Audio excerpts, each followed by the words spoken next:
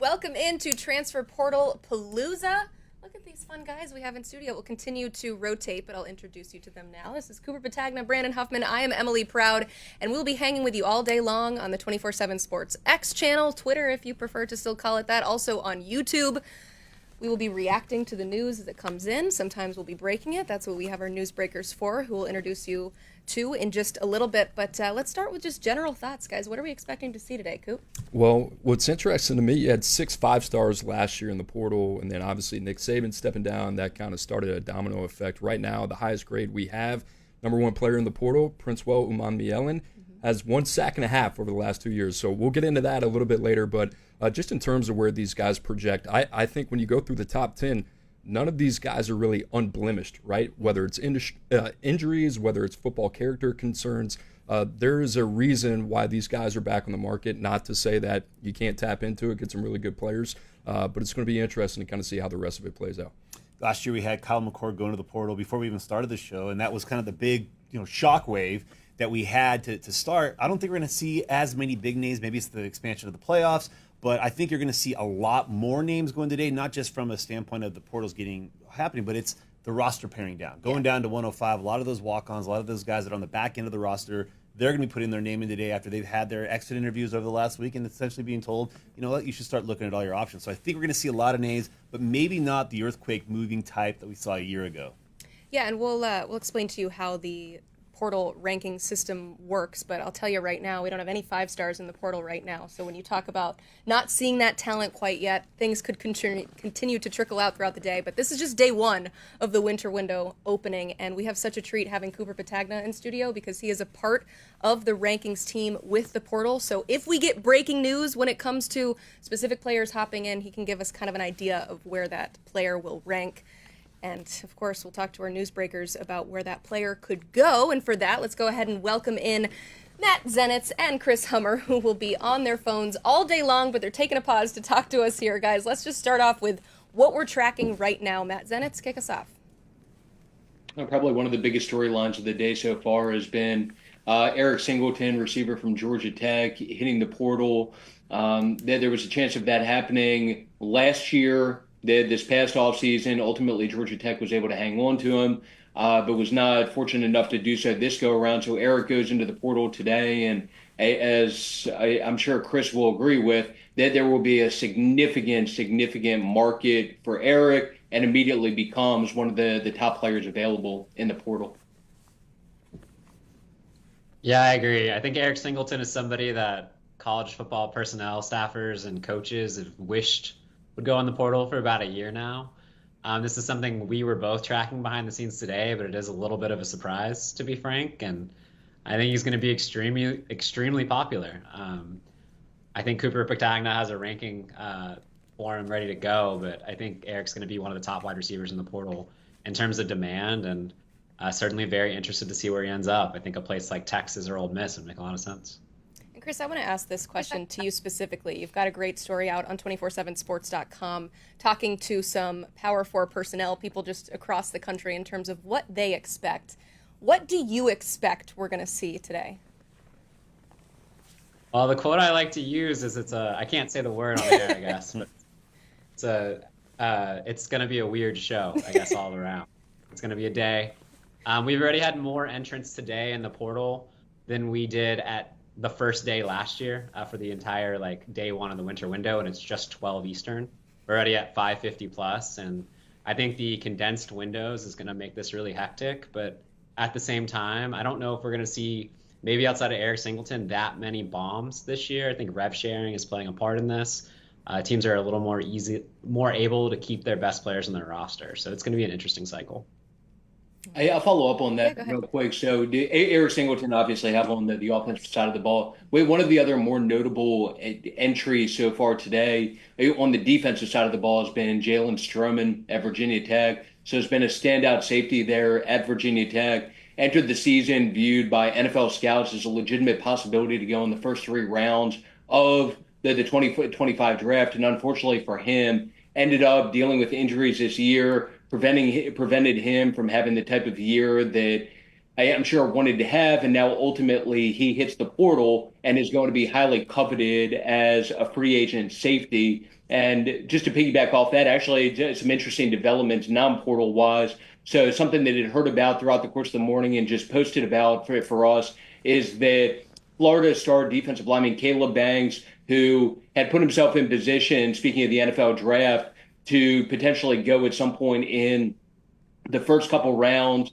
was legitimately regarded by NFL personnel as an early round draft possibility. He informed Florida's coaching staff this morning that instead of leaving for the NFL, he's going to be returning to Gainesville for another season, which is huge, huge news for Billy Napier in Florida. And not just huge because Caleb's 6'6", 325. It's huge all around. You guys will continue to track all the huge news of the day. We do appreciate you. We'll continue to check in throughout the afternoon as things continue to come out. Let's go back here in studio and remind you of a few things that are happening today. First off, this is day 1 of the winter window opening. It will stay open until December 28th. There's, of course, a lot of stipulations that come with that. Grad transfers can enter whenever they want. There's, of course, the teams that are playing in the postseason. They will have a 5-day window after their final game to enter the portal. But just a reminder, too, when it comes to this portal, this is just for entering. We'll continue to see players commit after that December 28th window closes, but this is all about hopping in the portal. Then you have time to take visits and figure out where you're headed next after that. Also, we have a special deal going on. You can use the promo code PORTAL on 247sports.com to get an annual VIP membership. And the special part of this deal, it's 60% off, but you can only use it while we are live. And we'll be live all afternoon, so you will have some time to do it, but go ahead and take advantage when you get the chance. Also, we would love to hear your questions, answer your questions, so you can use the hashtag Portal Palooza on X to submit questions. If you want to find a specific tweet to respond to, we have a pinned one at the top of the page that you can go ahead and get to. But let's explain to you how the portal grading system works. We're going to be throwing out a lot of numbers to you, and I feel like we've done a really good job of educating everyone on how things work on signing day, which was earlier this week on Wednesday. People know what a 5-star is and what a 4-star is and how that translates to the NFL draft. But when it comes to the portal in particular, Cooper, I'm going to start with you here. Can you lay out what these grades exactly mean as it translates to what we're used to seeing, which is the star ranking? Sure. It's not an exact science. I was talking with the portal team, Derek Chain, Clint Brewster. We're trying to figure this out. And right when you think you have it pinned in terms of weighing production versus projection, you go down the line, and then there's some guys that haven't played much, that have flashed a little bit. So you kind of have to move things around, be flexible with the way that you grade guys. But in terms of the rating, starting with the grading scale, 100 through 98, going to be pretty similar to how we view high school players. So those are going to be the 5-star guys. I mentioned that we don't have anybody there right now. Last year we had guys like Caleb Downs, we had Caden Proctor, those type of names, the instant impact, All-American, all-conference type of players would be there. 95 rating is going to be what we project as a day 2 NFL draft choice. And 95 to 94 would be round 2. Round 3, day 3 would be 93 to 90. So that's kind of the way that we see these guys. And I kind of want to circle back on Princewell Umanmielen, who is a former top 247 standout, a guy that really kind of blossomed late in the recruiting process, the brother of Princely Umanmielen, who's the starting edge rusher at Ole Miss and a guy that could go day 1, potentially day 2. It's pretty interesting because I mentioned the lack of production, but you turn on the tape, he impacts the game in a lot of different ways. So managing the eligibility that they have left versus some guys that maybe only have 1 year left versus guys that maybe have 2 to 3, I think that's kind of where the complexity comes into it. And then the way that we balance that is in terms of, okay, what is the production that they have, the projection to the NFL, and then, a part of that is going to be, all right, the level of comp, and then the timeline of peak performance as well. So a little bit of all of that baked into the cake. Some we weigh more than others, but our guys have done a really good job of kind of baking into an algorithm of sorts, but subjectively at the end of the day, us getting our eyes on all these guys, and that's really going to be the thing at the end of the day, how we're going to decide where these guys are going to be ranked. Because there's so many things that you have to weigh when it comes to the college game. And I know you do a little bit of this when you're projecting for college, and of course, all those projections are leaning towards the NFL. But we have to look at different levels of college football that some of these players are playing. We'll talk about some of the underrated gems that you will find in the FCS levels or Division II. But there's also how much production that they've been able to do. You mentioned the number 1 player with a sack and a half. There's so many things that you have to kind of take into consideration. I'm curious from your perspective, Huff, because you do a lot when it comes to the recruiting process and these high school prospects. How do you view this differently when you're grading a portal player versus somebody coming out of high school and all we have is what they've done in high school? Sure, and that's the thing. Like when you're looking at it from a high school vantage point, a lot of it is projection. Much of it is projection. It's not so much the production. That does help. Obviously, you want them to be guys that are actually making an impact on games on Friday nights. But this level, it's you could have a guy that's been a 3 or 4 year backup, hasn't done anything. Yeah. You can't then go back to, well, when he was a senior in high school, we projected him to be good. Maybe he's stuck in a traffic jam. Maybe there's a lot of guys at that position ahead of him that were more talented that are playing. Maybe he just wasn't talented enough. The projection, Coop and I were talking about it this morning. There's been a couple of guys that you did make a projection on. Maybe they were a little bit on the slider end of things coming out of high school, but they had the great frame that you thought, okay, get into a college weight program, they're going to put the weight on. Then they don't see the field for 2-3 years. So now that projection, we're in year 3 now. The projection has not hit. Are they going to hit a late college surge? They could, but you haven't seen any production. So now the projection is essentially off the table the later in the process that you transfer, the later in your college career. And that's why you're seeing a lot more FCS guys getting those early attention. Now, granted, a lot of these guys had an extra week. The Ivy League schools, they got done with their season 2-3 weeks ago. So a lot of those Ivy League guys that didn't have a redshirt year available, they graduated, they go into the portal quickly. They're immediately getting offers coming in. You're seeing a lot more FCS guys because they've got the film. They were producing at the FCS level. And so like what Coop was saying, a lot of it is the competition level. They will factor that into the ranking. But now you've got 2 or 3 years of production. So now it's not so much a projection when they get to colleges. Can they make that transition from the FCS level? For every Jared Verse and Cam Ward, there's going to be a Dakota Prukup who made the move from Montana State to Oregon. Never saw the field. Didn't hurt that, or didn't help him that Justin Herbert was also there. But for all the FCS success stories, you're going to have guys that jump was too big. So you've got to factor that in. But now these guys have 2 or 3 years of film on that they can now refer to, that the coaches can say, hey, this guy's really killing it at that level. He can play at this level. We're not making a projection in terms of what his body can become in 2 or 3 years. We're making the prediction that his body can handle that move from FCS to FBS. And a word that we hear a lot, too, around NFL draft time is system, too. It's the system that he's walking into. And so when we see these guys continually transfer and head to different places, that's something that we factor in, as he might have been put in a better situation at Team A as opposed to Team B. Speaking of potentially making that jump up to the Power 4 level, I want to get to this real quick. UAB quarterback Jacob Zeno is expected to visit Texas A&M on Monday. Sources tell 24/7 Sports Chris Hummer and Matt Zenitz. Just some stats about him: nearly 5,000 passing yards in his career. He started all of last year, he played in just 4 games this season, though, due to injury, and the Aggies are expected to pursue an older quarterback with experience to add to their quarterback room that already has Marcel Reed in there. We know Connor Wigman is in the transfer portal, and he is somebody that is transferring out. What do you think about this potential connection with Zeno making that jump to an A&M? I like it. He's a talented kid. You mentioned only played in 4 games for UAB this year, who struggled on the field, but when you watch him, you understand why Texas A&M is going to bring him in, because right now the name that you mentioned, the top quarterback on our board is Connor Wigman, who we have as a rating as 91. So essentially late day 3 NFL draft choice, was a guy that we had rated as a 5-star. I want to bring that back because Marcel Reed, I think when Texas A&M looks at the market, they would be one of those teams that would want to go in there and maybe try to upgrade that position. Now, have they seen enough from Marcel Reed? Yes. Now, what does that room look like, right? You talk about the departure of a Connor Wigman. They need to go out, get an established name. I think this is a depth move if Jacob Zeno does end up signing with the Aggies. But a guy that gives you a little bit of experience if the Marcel Reed experiment does not work out. I think you got a plan B there. But this is a guy that should create a little bit of competition. I still expect Marcel Reed to be the guy. What do we think about strategy in terms of building your quarterback room? I mean, it's very specific that the Aggies are expected to add in somebody with experience. Clearly, Jacob Zeno is a guy with plenty of experience. What do you think, Huff, about the strategy of when you're trying to put your quarterback room together, to not just say, okay, we want good players, but let's bring in some experience, too, to pair with maybe a younger QB? Yeah, I mean, I think you look at Washington. Washington this last offseason, before Kalen DeBoer made the move to Alabama, they brought Will Rogers in with the expectation Michael Penix is graduating. They had lost a couple of quarterbacks to transfer. They had Austin Mack, who had reclassified, so he was essentially a senior in high school when he was a freshman. So they were going to bring Will Rogers in to essentially become kind of that 1-year stopgap.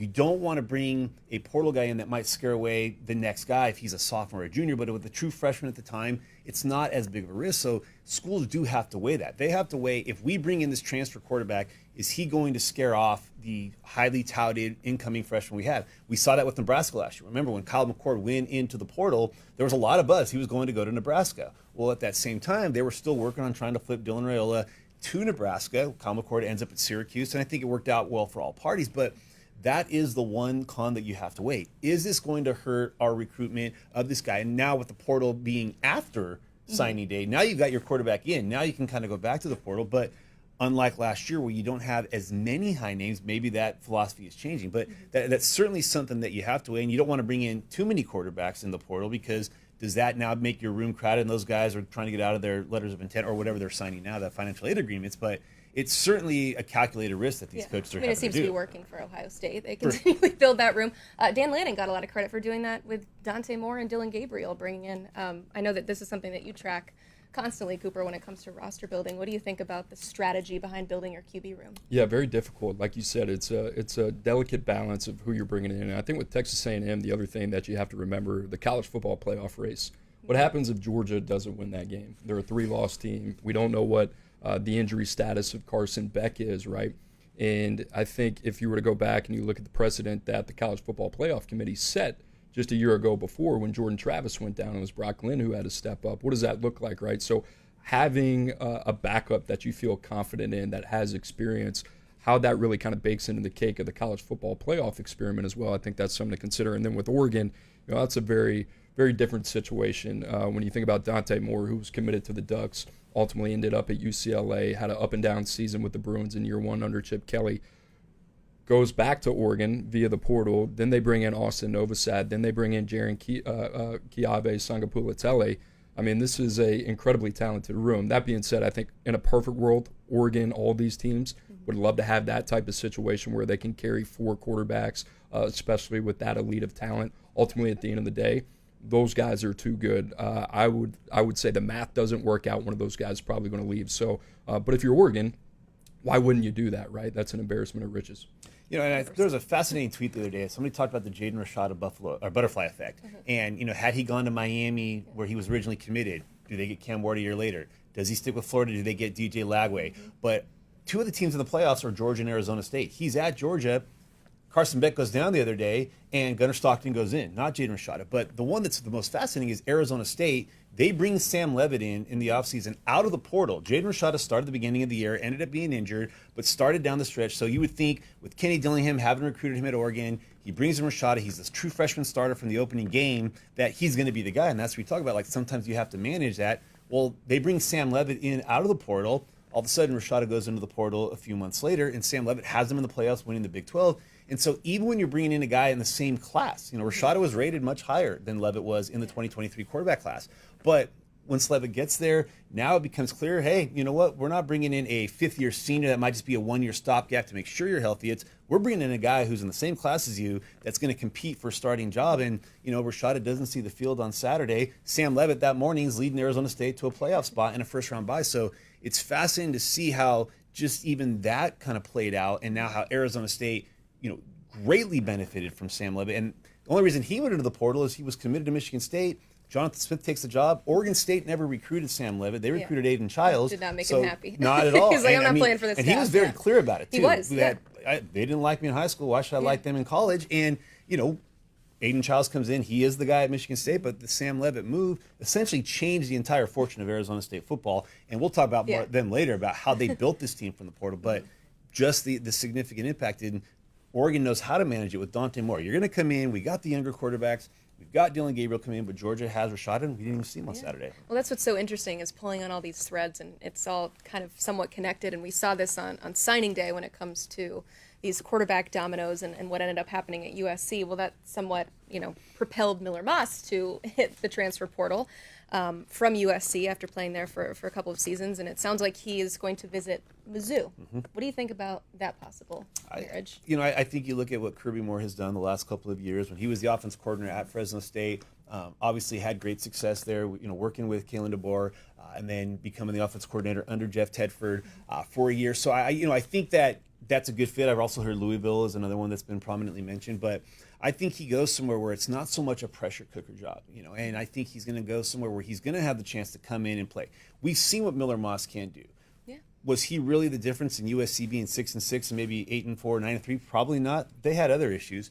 But I think that Miller just needs to be in a place where he gets a little bit more stream to work with, and I think he would be a great fit at Missouri. And I think Kirby Moore has done a fantastic job with his quarterback development at the previous 2 stops he's been. So that would be a really good fit. But that's one thing about the portal is you see some of these quarterbacks that go in that they leave these programs, then they just need to find fit at that point. What's the best fit? And like you said, the system. What's the best system? This is my last chance. I need that 1-year audition for the NFL. This might be it. I like the fit at Louisville. Jeff Brom's done a tremendous job. You think about the quarterbacks that he's brought in. Tyler Shuck was a guy that we recruited at Oregon. I don't want to say left for dead, coming from Texas Tech, but gets him in that system. Louisville has another really productive year. The year before that, Jack Plummer. So you're looking at these kind of like tier 1 priority free agent types, and I think Miller Moss is kind of in that conversation. I think best case scenario, probably late day 3 NFL draft choice, but I think more than likely kind of like a priority free agent system guy.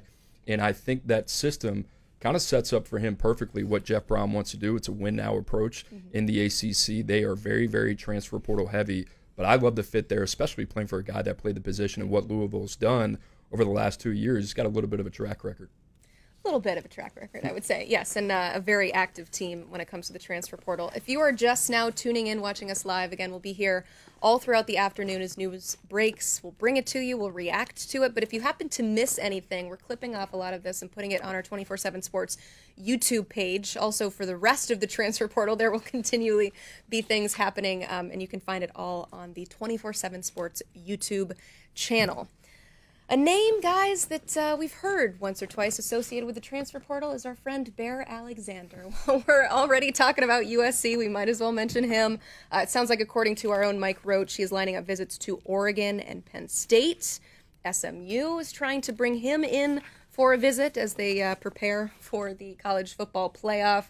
But Roach thinks that Alexander is also interested in Texas, Colorado, or even a return to Georgia. I think I named about 12 teams there. So, Cooper, when I throw all that out at you, what sticks when it comes to a potential fit for him? Well, this would be his 3rd program. That's what sticks out. I mean, the biggest thing is your best ability is availability, and for Bear Alexander, that's been a little bit of an Achilles heel towards his game. But you talk about a guy that can do a lot of different things. This is why he was really highly touted coming out. But he's long, he's athletic, he's position versatile. You can play him off the edge, you can play him inside. These big guys, they continue to get a chance. And right now for these teams, you got to look at it this way. This is a 1-year rental. So this makes a lot of sense.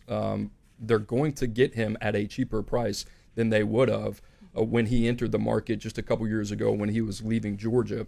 And they're going to say to him, Bear Alexander, you have one chance to get this right, because the NFL views you as a lens, as a early day 2 kind of NFL draft choice. This guy could go in the 2nd and 3rd. He's got that type of ability. But right now he's day 3 because of the football character and the character concerns. He hasn't been able to stay on the field. The one that makes a lot of sense to me, Dan Lanning, obviously coming over from Georgia. Oregon makes a lot of sense. Georgia makes sense. And if I was Bear Alexander, I'd be looking to team up back with Kirby Smart, because they've been missing that guy. We talked about it on signing day with Elijah Griffin, who they signed, but there's no Jalen Carter, there's no Jordan Davis, and they've been swimming in rarefied air there in terms of the type of talent that they've been able to bring back in.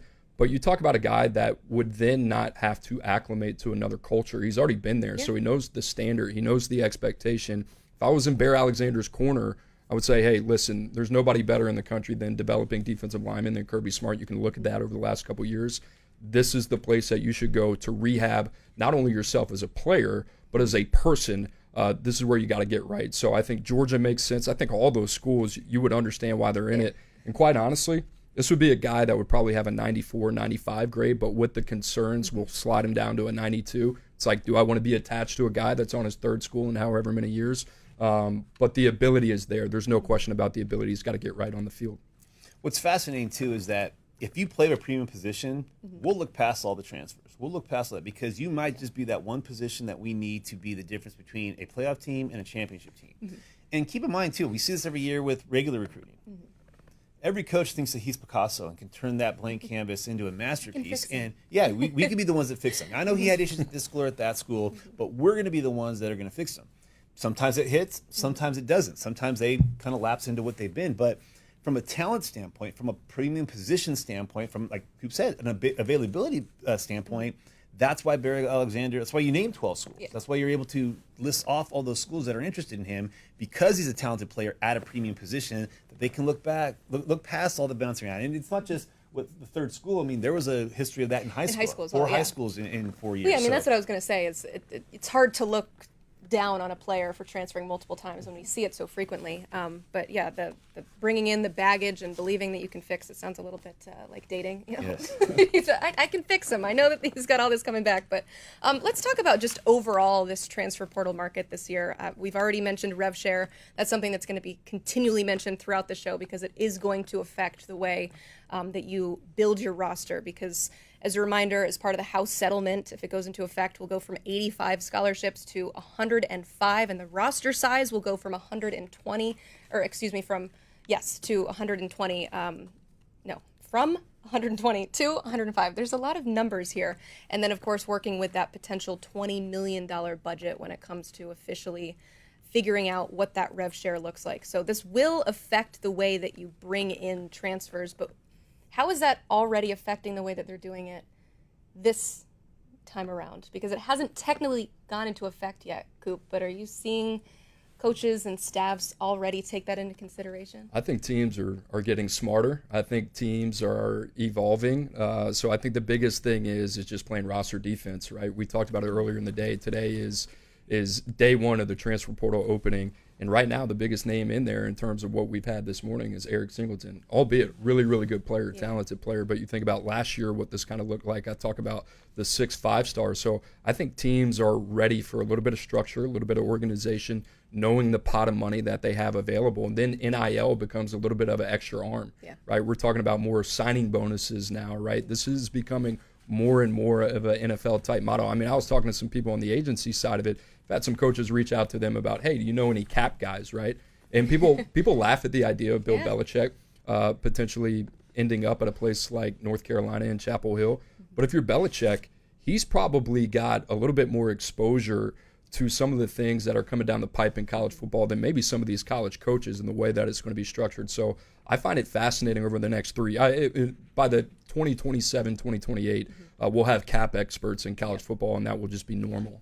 Yeah. You look at Stanford hiring Andrew Luck to come back as their general manager, and not just to be like, hey, we're going to do big recruiting weekend, we're going to have some official visits. It's like essentially you're running. Overseeing coaches and staff. Yes. Like, he's running. He's going to be telling Troy Taylor, hey, we need to make a position change here. We need to do that. And I think you're going to see more schools. It's ironic in a sense that Stanford is probably one of the schools that does the NIL game the least and does the portal probably the least. But does that change their philosophy moving forward with Andrew Luck in there? And again, I think you're going to see, like Coop said, more schools going to that kind of model. And I think you're seeing, I mean, with a lot of the verbiage that was being kind of explained with signing day last week, where, hey, we're expecting the House settlement to come to fruition in 2025, but we're protecting ourselves just in case. I think that has completely changed how schools are addressing the portal this year because the demands are higher. All right, we got to cut in with some breaking news. North Texas quarterback Chandler Morris is hitting the portal. If you recognize that name, it's because he also used to play at Oklahoma and TCU at one point. Coop, I'll toss to you. What do you expect his market to look like? Well, I don't know. I got to dive into him. That's kind of the part of the process. You've seen him play some football. A little bit reactionary here, but I think a guy spread offense, quick release. Obviously, I got to dive into the tape a little bit more. But the quarterback position is super interesting when you look at it, just in terms of the arms that we have there. And I know we're going to talk about that a little bit later, but like Matthew Sluka, Justin Martin, some of these guys, Anthony Calandria, guys that have played a lot of ball. And then you have some young guys like Ricky Collins, Marcos De Villa, that were highly rated coming out that haven't played a lot of football. So at the top of the show, we talked about, all right, how do we balance projection versus production and those type of things. Chandler Morris is in the latter of that conversation. We've seen this guy play some football, obviously, at North Texas. I'm excited to get into the tape and kind of see where he ends up. Yeah, just some stats from the last season, 314.5 passing yards per game. That's 5th in FBS, so definitely some production out on the field. 31 passing touchdowns. He had a 31 to 12 touchdown to interception ratio. Huff, what's your take on how Chandler Morris will be viewed in the portal? Well, it's fascinating. I mean, we're not far removed. I guess we are far removed when his transfer from Oklahoma to TCU was amidst a bunch of controversy because Lincoln Riley did not want to allow him to be able to play right away. And that was an era when Lincoln Riley was still at Oklahoma trying to recruit Texas. Now you have the son of a former Texas high school football coach. And was this going to hurt Lincoln Riley in recruiting the state of Texas? I mean, that's so long ago that he was at Oklahoma. But, again, you start looking at quarterbacks that are now, and we saw it with JT Daniels a year ago or 2 years ago, where he went into the portal after leaving USC and ended up at West Virginia. Then it was West Virginia to Rice, and I'm probably missing a school in there. Pitt may have been in there. But it was one of those where, like, by the time you get to the fourth or fifth transfer, and in this case it would only be his third, are you that stopgap? It's not like a Dylan Gabriel situation. When Dylan Gabriel left UCF to go to Oklahoma, there was a lot of reason for that. You had Jeff Lebby coming in as the head or as the offense coordinator. It made sense. But then him leaving Oklahoma was not necessarily of his own fruition. It's we've got this young guy in Jackson Arnold. We want to turn it over to him. Oregon said, well, we'll gladly take Dylan Gabriel. And now they're the number one team in the country, and Oklahoma went 6-6. Jackson Arnold's no longer there. So sometimes you have guys at third or fourth school. They're there for a talent upgrade at that position. The school says, this guy's produced everywhere he's been. Then you have others like, it just hasn't hit for you at any of these three schools. So maybe it's starting to become a you thing, and maybe you're just not necessarily worth the guy that we want to bring in, and we'll go get somebody a little bit younger. Do we think, so we saw him at Oklahoma and TCU and then North Texas. Do you think he's got enough to jump back into the Power Four? What do you think? Yeah, I think so. That one. Yeah, no, I think it's we live in the world, especially where it's like, we talked about Oklahoma to TCU to North Texas to see the path. Now you got to go prove yourself, right? So now you're looking at one of these guys just kind of a mercenary at the quarterback position. But I think if you're a first-year head coach in the Power Four and you're looking for a little bit of consistency, a little bit of steadiness, and we talked about the balancing act of when it comes to quarterbacks, I think Chandler Morris is kind of one of those names that kind of would pop into the conversation and saying, okay, somebody we could ride with, at least for a rental for 1 year. All right, we've got some more breaking news here on Transfer Portal Palooza. Georgia wide receiver Nitro Tuggle is entering the transfer portal. That is according to his own social media. Coop, you just scouted this guy. He is a freshman. He was a top 247 player for us last season.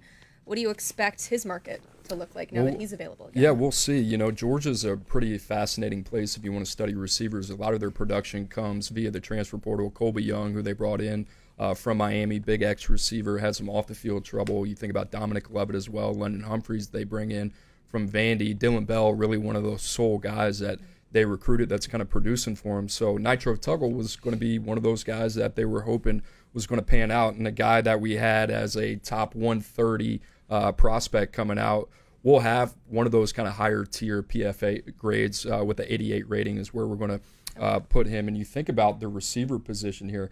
I mean, we have about 26 guys with what we call like winnable grades. Okay, so guys that have an 85 rating or higher, guys that can go and help a program out. If you need a receiver, we used to call a Washington dime a dozen, right? You can find these guys.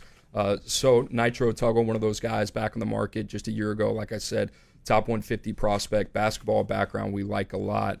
I think we'll have a strong market, but people are going to gravitate to production first. So we'll see what happens with him. Yeah, speaking of production, he had just 3 catches this year, but this is, again, somebody that you saw a lot of potential in coming out of high school and is barely a college player, having just played 1 season. So definitely will be some excitement for him as he enters the portal. Nitro Tuggle, the Georgia wide receiver, after 1 season, has hit the transfer portal. Hey, a reminder that if you have any questions for us, you can submit them using the hashtag Portal Palooza. We have somebody checking those out, and we'll pass those along to us. We'll answer any and all questions that you might have regarding the transfer portal. We, of course, have tons of questions and tons of things to work through, which is why we all have a million papers up on this desk. Cooper has about 6 monitors over there since he's pulling double duty, ranking these players and giving you analysis. Also, we are running a special right now for annual VIP memberships. You get 60% off for using the promo code PORTAL, and that only works while we are live. So go ahead, take advantage of that VIP membership. You're going to need it for this time of year. It is not just what's happening in the transfer portal today. The window will open for the next 3 weeks. There's also, I don't know, college football playoffs. We've got coaching carousel. Signing day just came and went, but there's still more player movement that's happening, and we're already looking at the 2026 class and 2027 class and looking ahead, so make sure you take advantage of that. Let's go ahead and talk about some of the quarterbacks in the portal. Again, we're not seeing those major flashy names that we saw last year. Give it time. There's still, of course, plenty of time for this. But, I mean, we saw tons of movement. Half of all starting quarterbacks in FBS last season, over half, were transfer portal players. And so let's go ahead and start with Jackson Arnold. He's somebody that we found out a couple of days ago would plan to enter the transfer portal, a former 5-star quarterback. He's got a new offensive coordinator coming into Oklahoma. So he is headed out and looking for that next destination. Huff, I'll start with you here on Jackson Arnold. How do you evaluate his college career thus far? It was an interesting situation this year with him getting benched and coming back in, but how do you evaluate it? Yeah, I mean, I think it's an incomplete in the sense that has it been fair to him with what he's had to experience? You know, they fire their offense coordinator in the middle of the season. They have the scapegoat, whether it's him, whether it's Seth Luttrell.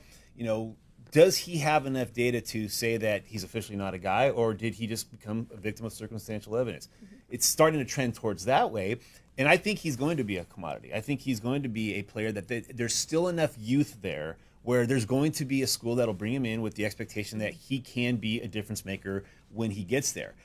Does he have a gigantic market? Is he going to be a Dylan Gabriel type, a Riley Leonard type, where he might be that one missing piece? Maybe not. But could he end up in a Kyle McCord-like situation where he needs to go with a young coach or a first-year head coach or a relatively newer head coach, and then he might just be the guy that a change of scenery is going to be good for him? I tend to think he's going to side on that side of it, where he's going to have more of a McCord-like presence where maybe they don't go 12-1 or 11-1, go to the playoffs, but they go 9-3, 8-4, 9-3, win some games that people didn't expect them to, go to a decent bowl game and kind of get things turned around because there's still enough meat left on that bone.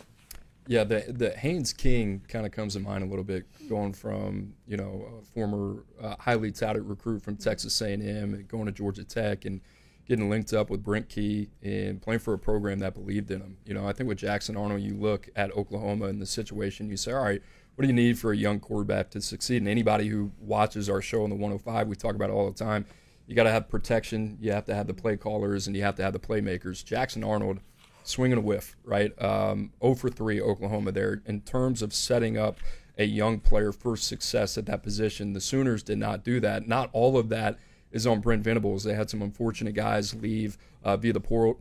Caden Green was one of those guys they didn't expect. Nick Anderson goes down for the season. Deion Burks was banged up. Then you look at Arnold, some of this is on him, right? Just in terms of all the things that we liked about him coming out of Denton Guyer was the poise, the accuracy, and the ball placement. All three of those things we have not seen. It's been a little bit of a chicken with his head cut off, quite honestly. He needs to find a spot where he can get his feet back under him. The game seems way too fast. Now, the biggest thing I take away from him, Oklahoma started to figure out, okay, this guy is a little bit more multidimensional of an athlete maybe than we've been giving him credit for. Rushed for over 600 yards. Turn on the tape against any of these teams, LSU, Alabama, what Jackson Arnold did, it starts with his legs. So I think whatever program he goes to is going to have to value that attribute of his, and then the passing game is going to have to come along.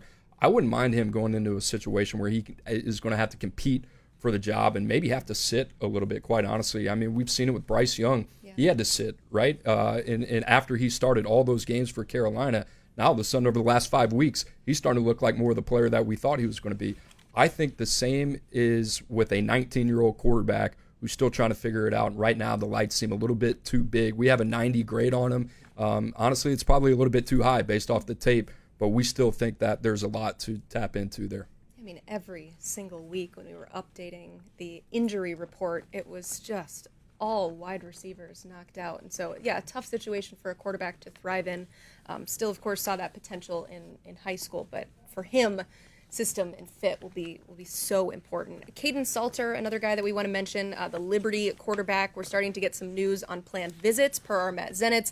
He's planning on heading to Syracuse, Colorado, and Florida State. Do any of those schools jump out at you, Huff, that you're like, ooh, I like that marriage? Yeah, I think Florida State makes a lot of logical sense. I think him and Gus Malzahn could be a pretty perfect match for the Noles.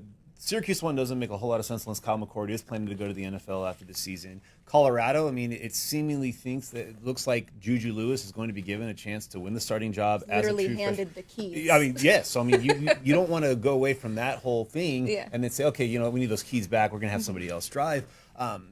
Is Juju willing to sit next year? Probably not. He's probably going to Colorado with the expectation that he'll come in and be the guy. So maybe Colorado's not a great fit. So the expectation would be that Caden Salter's coming in and starting wherever he's headed. And when guys like that are leaving, they're not going to be on the bench. Again, earlier in their career, and Coop hit on it with Jackson Arnold, maybe sitting isn't a bad thing. Or we see that with Dante Moore this year. Going to Oregon, know that Dylan Gabriel's coming in, but being willing to say, I'm going to need this year to just kind of get my legs back in me. The lights were a little too bright. Wasn't necessarily getting great coaching and play calling at UCLA. So now he kind of goes and sits, and now he gets that year to kind of get his own mental thing back and, get back to being what made him so highly touted coming out of high school. With Salter, the later you get, it's, no, I need to go somewhere and get tape. I need to get that film and be able to audition my ability to NFL scouts. And so I think Florida State, with whatever you want to call their quarterback situation this year, does seem like a really good fit. New offensive coordinator coming in and a new quarterback, that kind of makes for a perfect marriage, at least, from 30,000 feet above ground. Banner year for Caden Salter in 2023 when they went to, I believe, the Fiesta Bowl against Oregon. And, you think about all the things that he done. I believe he was 2,400 yards passing, another 1,000 on the ground, 32-6 TD to INT ratio. I think a lot of us thought he was going to end up with Auburn and Hugh Freeze as former head coach. But I think all three of these make sense. And this is kind of why I like the transfer portal for these quarterbacks to find the right fit.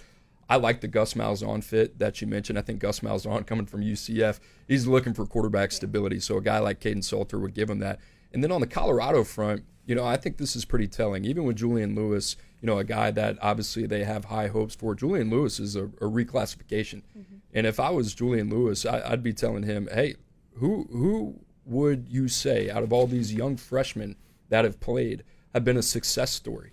And I'd look at those guys and I'd say, okay, Jaden Rashada, he transferred. He's now number 3 with Georgia. Dante Moore battling with Austin Novosad at Oregon. Jackson Arnold played early in the bowl game. Now he's in the portal. It's not exactly something that you want to do, even if you're prepared for it. And I would understand why he thinks he's ready to play, playing at Carrollton High School. But that being said, having the ability to sit is a luxury. So what Caden Salter could give Deion Sanders in Colorado, I'm into that. And then Syracuse is sneaky. They were super aggressive after Kyle McCord last year, where everybody was ready to throw him to the Wolves because he lost to Ohio State. He played well, and there are a lot of NFL evaluators that like him. And I think Fran Brown is one of those guys you got to give a lot of credit to. He's making Syracuse, New York, a really appealing place for these guys to step into, get the keys. And the biggest thing with these quarterbacks, you want to feel like you're believed in, right? In a place like Syracuse, I think Fran Brown is okay with saying, Caden Salter, you're our guy. We're riding behind you 110%. Where Florida State, Colorado, there might be some other options out there. I think Syracuse is in a position to push all their chips forward on Caden Salter. Pretty interested to see how this one works out. The one that we'll talk about, too, that it's fascinating because Matt Zennis just broke that there's the expectation that Cam Rising will not be back at Utah for the 2025 season. And you look at the Utah quarterback room where it was on Friday to where it is now. Is anybody left? I mean, no, which almost makes Devin Dampier leaving New Mexico a foregone conclusion that he's going to follow. Isaac Wilson also. Isaac Wilson, Sam Heward, Brandon Rose, Cam Rising now, after losing Nate Johnson a year ago. So that entire quarterback room is gone. And so Utah is going to have to find, they're probably going to bring Dampier in with them. But then the question becomes, do they need to go after another veteran, a guy who's just willing to be a depth guy and maybe in a pinch can come in and play? Now you're going to go try to get a 4th or 5th year guy, maybe not an 8th year guy like Cam Rising, but a 4th or 5th year guy that is content with, you might be a backup, you probably will be a backup. I've got my guy that's coming with me. But I mean, that's where the portal does help schools like this, where your quarterback, you talked about with USC earlier. Right now, Jaden Maiava is the only scholarship quarterback they have heading into their bowl game against Texas A&M. What happens if he gets injured? Who comes in? Hassan Longstreet can't play until next year.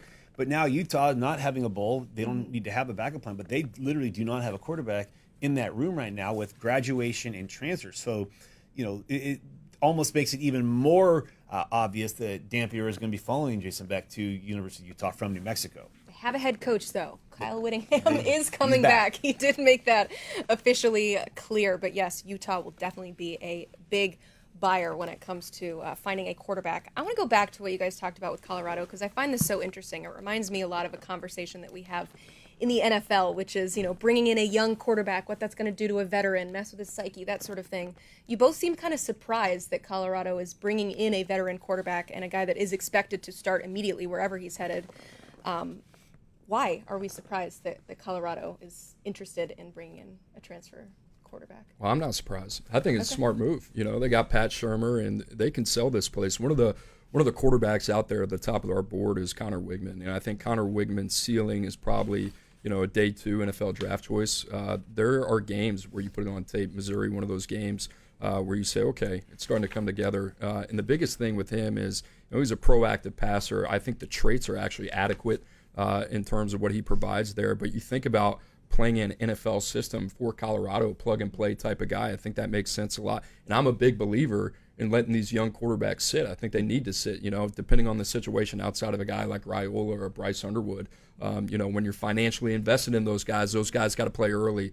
So, Colorado, that situation, I understand why they would be interested in a guy like Caden Salter. All right, we want to bring in our newsbreaker, Matt Zenitz, here to talk more about the news that he broke that Cam Rising is not expected to return to Utah. Matt, we briefly broke down the situation at Utah when it comes to their quarterback position, but as it pertains to Cam Rising in particular, what are you hearing as far as what's next for him?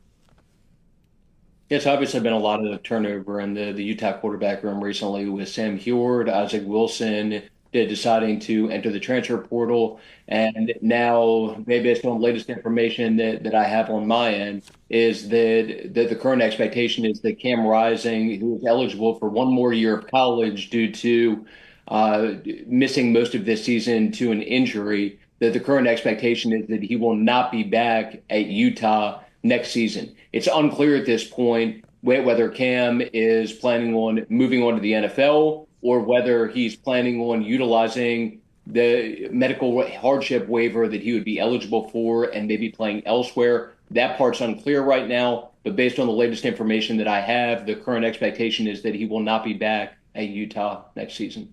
Matt, with all signs kind of pointing to Dampier following Beck to the University of Utah, we just talked about there's nobody in that quarterback room at Utah. Have you heard some other names, though, that could end up with Beck as maybe more of a stopgap from a depth standpoint, or guys that will go in there to compete with Dampier for that starting job, assuming he ends up there? Now, he's a big one to keep an eye on. So had 31 touchdowns this year under Jason Beckett. New Mexico contributed to New Mexico being number 4 in the country this year in total offense. He's definitely going to be a target for Utah, but at the same time, there's going to be competition for him. All right, Matt Zenitz, we appreciate you tracking the news for us and bringing us some context. I am sure that this is not our second ring to you. We'll have you back on in just a little bit. Already 2 times in the first hour. We love to have Matt Zenitz on this show. Let's continue to chat about Cam Rising because he said it. He said it's unclear what's going to happen next. Do we expect Cam Rising to have more college football left in him? I actually do. I think there's going to be some interest because when he was healthy, now granted that was 2 years ago, keep in mind he won 2 Pac-12 championships at Utah, took them to the Rose Bowl. A school that we had heard last year was a possibility was UCLA. With Ethan Garbers not necessarily having a great season with him and Dante Moore kind of jostling, there was a lot of talk that Rising could end up at UCLA, even though he had missed the entire 2023 season. Given that 2 of his injuries that have cost him seasons have happened in the Rose Bowl, maybe that's not the best fit. But he is a Southern Californian, grew up just a half hour, 45 minutes north of the UCLA campus. Ethan Garbers has graduated. Could there be some other schools? Could it be a Justin school? Martin also entering the transfer portal. Entering the portal, right. Could it be a school like Stanford? I mean, Cam's got enough degrees now where he should probably be able to qualify for a graduate program at Stanford. But with Stanford losing some guys in the portal, I mean, there's going to be some schools that will take. Again, this isn't a situation where he's transferring to his third school. Remember, he was at Texas. But when he was healthy at Utah, he was very, very good. There was a reason why Kyle Whittingham wanted to get him back as soon as he could this year. Maybe he came back too early, and it ended up costing him pretty much the season and essentially, really hurt Utah's efforts in the Big 12. But there is talent there. It's a matter of him staying healthy. Even when he was playing those first couple of games, he looked like he was getting back into shape. So the downside is it will be his 8th year of college football. Do you want a quarterback that experienced? Well, you look in the NFL. I mean, Tom Brady was winning Super Bowls when he was in his 20th year in the NFL. I mean, an 8th year is not that old when you're considering you're playing against a lot of younger players. But it's just a matter of, is he too much of a risk? There was a lot of buzz that he was getting significant NIL to stay at Utah. We were hearing in the 7 digits, and that's what kept him there. He's going to need to understand that the market has changed. It's now, do you want NIL or do you want the opportunity for the NFL? Do you want the film? Do you want a year where you're going to be the guy? We've got young quarterbacks. I think he's going to have to kind of enter the portal with the expectation that now it's just about getting film that can appeal to the NFL. He's in a prime spot. He's played 3 games over the last 2 years. So think about it. 2 years ago, had the ACL. You watch the tape this year, it was rough. And what I mean by that, you talk about a guy that's just been through it in terms of injuries, right? So if I was Cam Rising, I don't think Cam Rising has much of NFL upside at all. So if I'm Cam Rising and you want to look at this from a pure financial standpoint, I think he's going to be maybe one of the most highly sought out potential backup options for a potential college football playoff team. And that's kind of how I see Cam Rising. I mean, he's a Teddy Bridgewater, a Case Keenum, whatever, one of those guys, a guy that's played a lot of football. Now, that being said, is he going to go hunt snaps somewhere? Does he want to play? Or is this a guy that's okay, maybe bringing some leadership to a team, sitting behind, being the number 2, and then ready when his name is called? So it'd be interesting to watch. Devin Brown, could he potentially be an option for Utah? He could. He played his senior year at the Corner Canyon High School in Draper, where, interestingly enough, he preceded Isaac Wilson as a starter, and he took over for Jackson Dart. So Telling you, this is all connected. It's all connected. And we've world. heard Isaac Wilson potentially connected to Ole Miss, but with Devin Brown, there was buzz last offseason that maybe he was going to return to the state of Arizona, where he actually spent the majority of his high school career at Queen Creek High School, playing for Joe Germain, who was a former Ohio State quarterback. Does Arizona become an option? Does Noah Fafita go in the portal? Obviously, things didn't go that great this year at Arizona, or does he return back to Utah? I think, as Matt was saying, there's going to be a market for Devin Dampier. Right, there's going to be some competition that maybe is more appealing than the University of Utah. So then do they pivot to Devin Brown? That could absolutely be a possibility, but I think Devin Brown will have some options, maybe back out in the Western footprint as well. So it's going to be very fascinating to see how that kind of all plays out. Does Utah say, hey, you know what, Jason Beck, bring your guy? Or do they say, hey, you know what, let's go after Devin Brown. The talent is there. Maybe there's unfamiliarity with your play calling and his ability, but we can make this marriage work. Or do they pretty much stick to the script and say, you're bringing Dampier with you, and that's what essentially clean our room out? Is it too many Devins in one quarterback room, though? I think they can make it work. Another quarterback that I want to hit on real quick while we're on the Utah conversation is Isaac Wilson. I know his name has been thrown about here and there. Obviously a very young quarterback, only played 1 season and was thrust into the starting role when Cam Rising went down. But what do we expect the interest in him to be just so early on in his career? What have you seen from him? I think, this is a guy that's got to find the right fit. I think, I would have loved to seen him stay at Utah. Obviously, some things changing. The coordinator changed there with Andy Ludwig out. So, you mentioned Devin Dampier. The other thing I'll say on Devin Brown real quick, those two couldn't be any more different stylistically, right? So Dampier probably fits more what they want to do.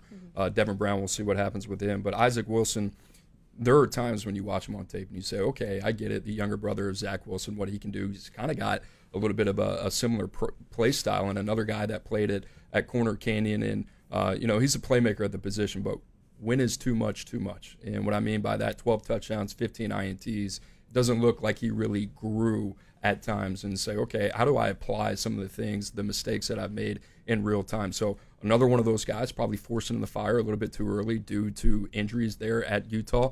Can you take the good from that, learn from that, apply that at your next stop? And the other thing with him, how does that really kind of impact his timeline a little bit? Does he have to play next year, or is this a guy that can go sit a year, get the confidence back, similar way we talked about Jackson Arnold? I'm fascinated with these young quarterbacks, kind of what's in their mind and what do they think's best, sitting or playing?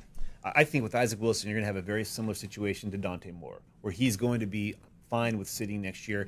And it was a very similar situation to him getting thrown into the fire. He was probably fine sitting this year. Correct. And I think there was the expectation when he committed to Utah that Cam Rising might be back for this 2024 season. So he goes there thinking, hey, maybe I can play as a true freshman, but they've got a little bit of upper class depth.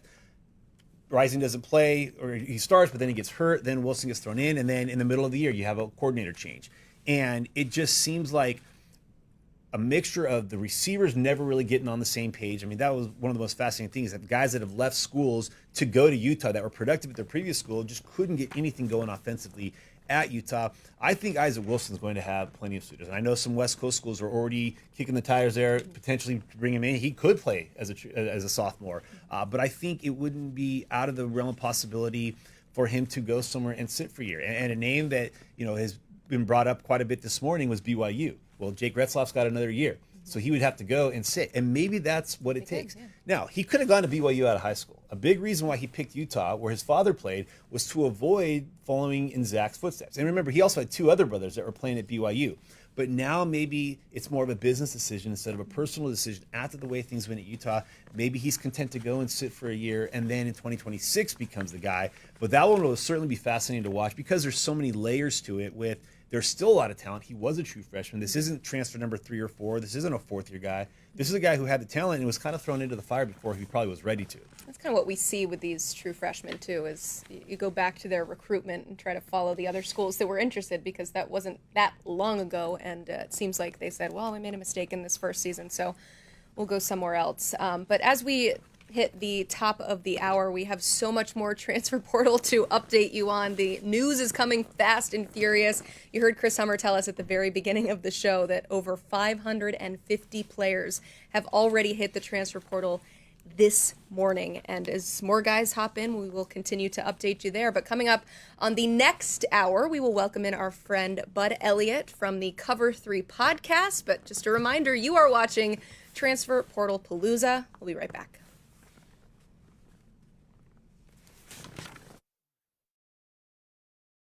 24/7 Sports is your home for college football, basketball, and recruiting. 24/7 Sports has you covered with industry-leading shows like Josh Pate's College Football Show, the College Football Recruiting Show, live commitments, and our mass network of podcasts.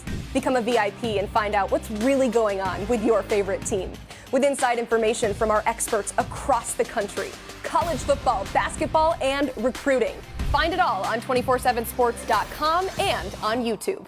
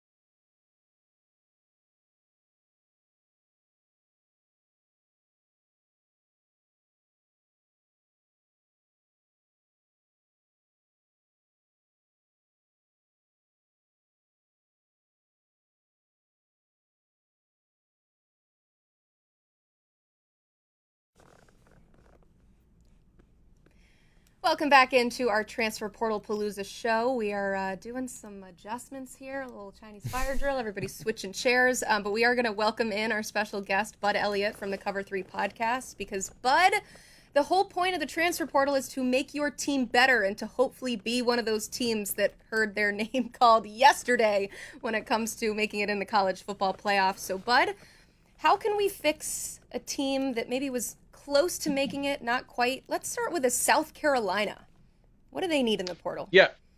I mean, I think it's a fascinating one because you have young quarterback Norris Sellers, obviously had a great year. You had a defensive line that has a lot of really nice young pieces, but also, lost some important veteran pieces as well to graduation or to the NFL.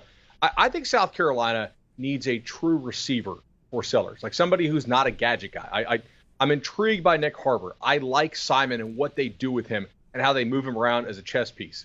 But when it's 3rd and 7, South Carolina to me needs a true X who can just get open and be the guy that if Sellers, he's still young, if he's just going to force the ball to somebody, or just kind of trust in somebody. I think they need a true X who can go and get it done. So probably some more defensive line depth so they can continue to throw bodies at people like they did this year. But on the offensive side, I think a real weapon for Sellers would help this team a whole lot.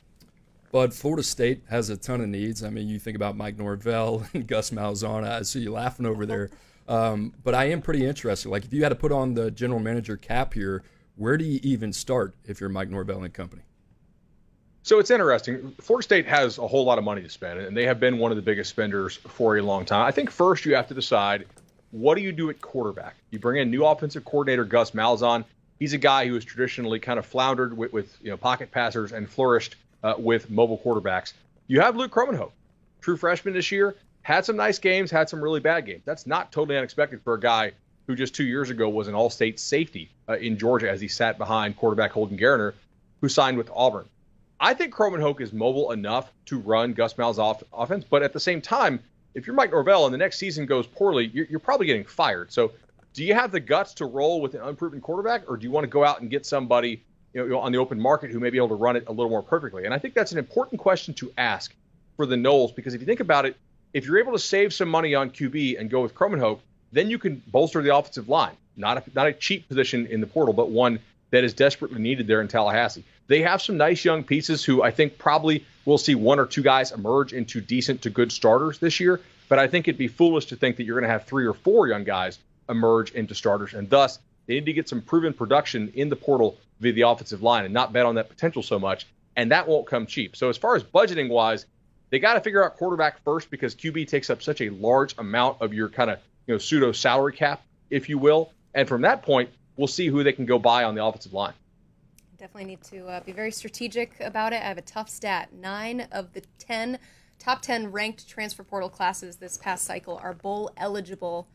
The only one is the Florida State Seminoles. So it's not just about getting that top ranked class, it's about getting the right guys and the right pieces, which is what Bud Elliott just laid out for us here. Let's stick in the Sunshine State in Miami. You have some suggestions about how they could potentially become a playoff team this next season. What can they do? Yeah, but I think the biggest thing that kind of stands out to me is Miami, that secondary, right? We heard a lot about O.J. Frederick and some of these young guys that are playing well, but at times I would say Miami fans would say they left a lot to be desired, right? So what does Lance Guidry, what does Mario Cristobal do? I think if you're Miami, you got to get that secondary, right? And you look at the board, but this is not a overpopulated board with a lot of talent there. Still, it's early. We'll see what happens. Maybe a couple names from some of these college football playoff contenders jump in the portal. But if you're Miami, I think priority number one, you got to fix that pass defense. Coop, completely agree. I went to bed as this game was ending. Miami goes out to Cal, almost loses, they win. And I'm running my numbers the next morning. I'm like, damn, Miami was top 10 nationally in defense success rate against Cal. Like, how the heck did they almost lose? I'm like, oh, they gave up 6 plays of 50 yards plus. I don't think Miami needs like 5 studs in the secondary, but I think Miami should probably be willing to overpay for some veteran presence who at least knows what the heck they're doing, won't blow assignments, and just kind of help the defense stay in check. That's a large part of it. Miami's going to be a high-pressure defense under Lance Guidry. Maybe next year as the young pass rush emerges, maybe they'll have to blitz a little bit less, but I think that's truly in his DNA. So you may not need guys who can cover dudes for 5 seconds, but you do need guys who know what the heck they're doing, can actually be assignment sound. And much like FSU with the offensive line, I don't have to get studs out of the portal, but I probably got to be willing to overpay to acquire some certainty that my defense in the back end can at least play at a certain minimum level. Because you can't have 6 50-yard plays in a game in which the other 60 plays you're actually playing really well. Like, that just kind of defeats the purpose. You broke down just what type of player they need, but overall, looking at this Miami squad, I mean, what are they going to be honing in on in the market? What are some of the most prioritized team needs for them? I think quarterback is got to be really up there. Obviously, Cam Ward carried that team. Is there a Cam Ward level player this year in the transfer portal? I don't really think so yet, but you can find some guys who maybe are a bit of an approximation. I definitely don't think that Mensah from Tulane has anywhere near the arm strength that Cam Ward has, but he is a guy who generally makes good decisions, knows where to go with the football, and was pretty impressive for a freshman for Tulane. So he could be interesting. A guy who came from a very similar offense, John Mateer at Washington State, a little more of a runner than Cam Ward is.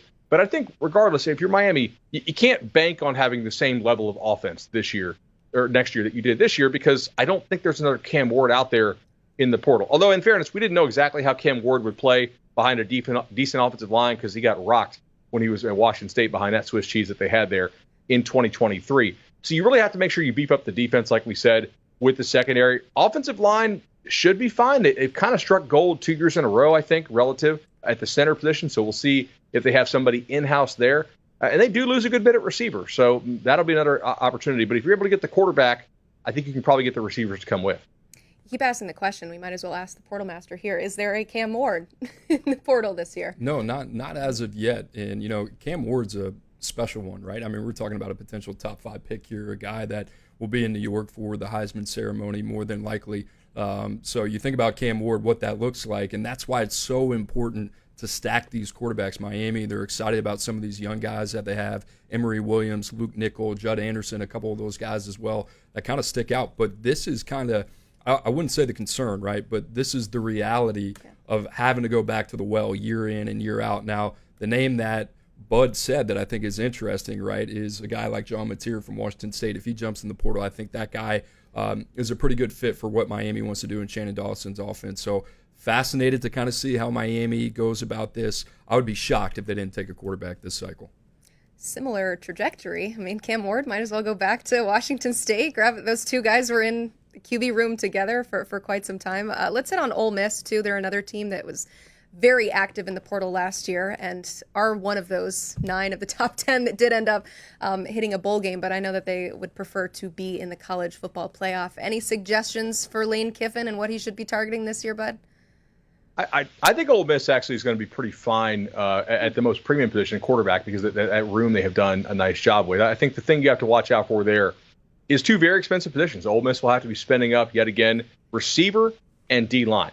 This year, they hit on those positions on the D-line. The receiver that they brought in, Juice Wells, he was not really a hit, largely due to injury. But I think if you get D-line right and you get receiver right, the offensive line should improve some for the Rebs. And I think the secondary is largely going to be okay. They might look to add one there. But receiver and defensive line for me are the real keys. If you want to tell me O-line, like that's also, I'd buy the argument. But I think that the real pressing needs that made that team special this year when healthy were that D-line and receiver. And now a lot of those guys are going to be gone.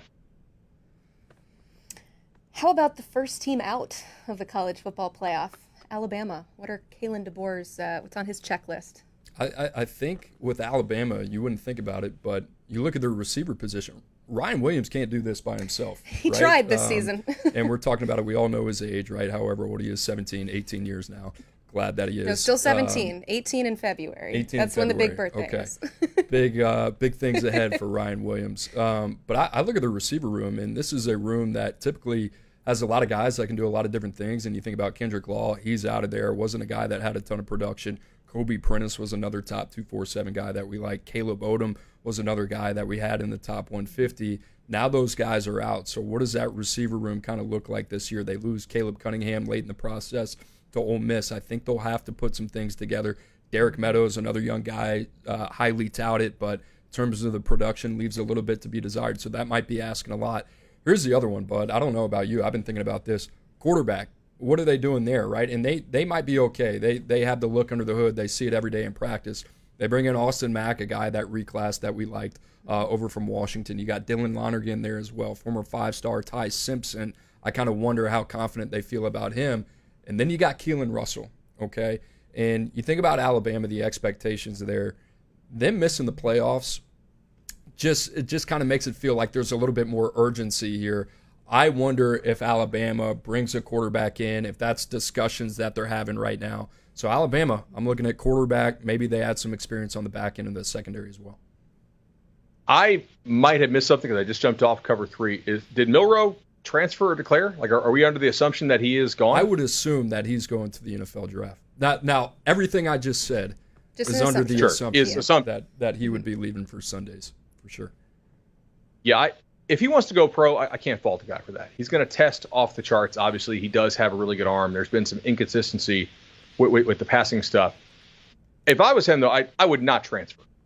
Kalen DeBoer, if you look at his history, everybody's going to point to the Michael Penix stuff. But if you look back, Kalen DeBoer has been an absolute killer with mobile quarterbacks. In fact, I think 3 times in the last decade, DeBoer has had a quarterback either rush for 1,000 or be their leading rusher. That's not even including Milroe, who accomplished that feat just this year. And I mean, like, he develops quarterbacks pretty well. I don't think it'd be a real smart idea for Milroe to transfer. If he wants to go pro, that's a different discussion. Offensive line-wise, Tyler Booker's probably not staying around, right? Is Jaden Roberts staying around? I think one of the two, Booker's definitively out, I would imagine, and then Roberts could be out. So we'll see. And they get another year of Brailsford at center, so like that should be okay. You know, I know they didn't love the tackle play this year, but when you get Proctor and Pritchett, like, they should be okay. So most likely they'll be in the guard market. If Roberts goes, they'll 100% be in the guard market, I would assume. They also lose a pretty good bit at linebacker, don't they? And those guys have been around the program. Yeah, I mean, like, that's going to be interesting, right? I'm curious to see if any of those guys jump early, because then linebacker's been a position, especially like off-ball linebacker. It's actually been tougher to fill in the portal than some GMs I talked to thought it would be in recent years. I'll add to that. The top-ranked linebacker that we have right now is Amari Campbell, a guy that played well out of North Carolina, but you go beyond that. You look at Bingley Kamara, already committed to Kansas, Josiah Trotter, the son of Jeremiah Trotter from West Virginia.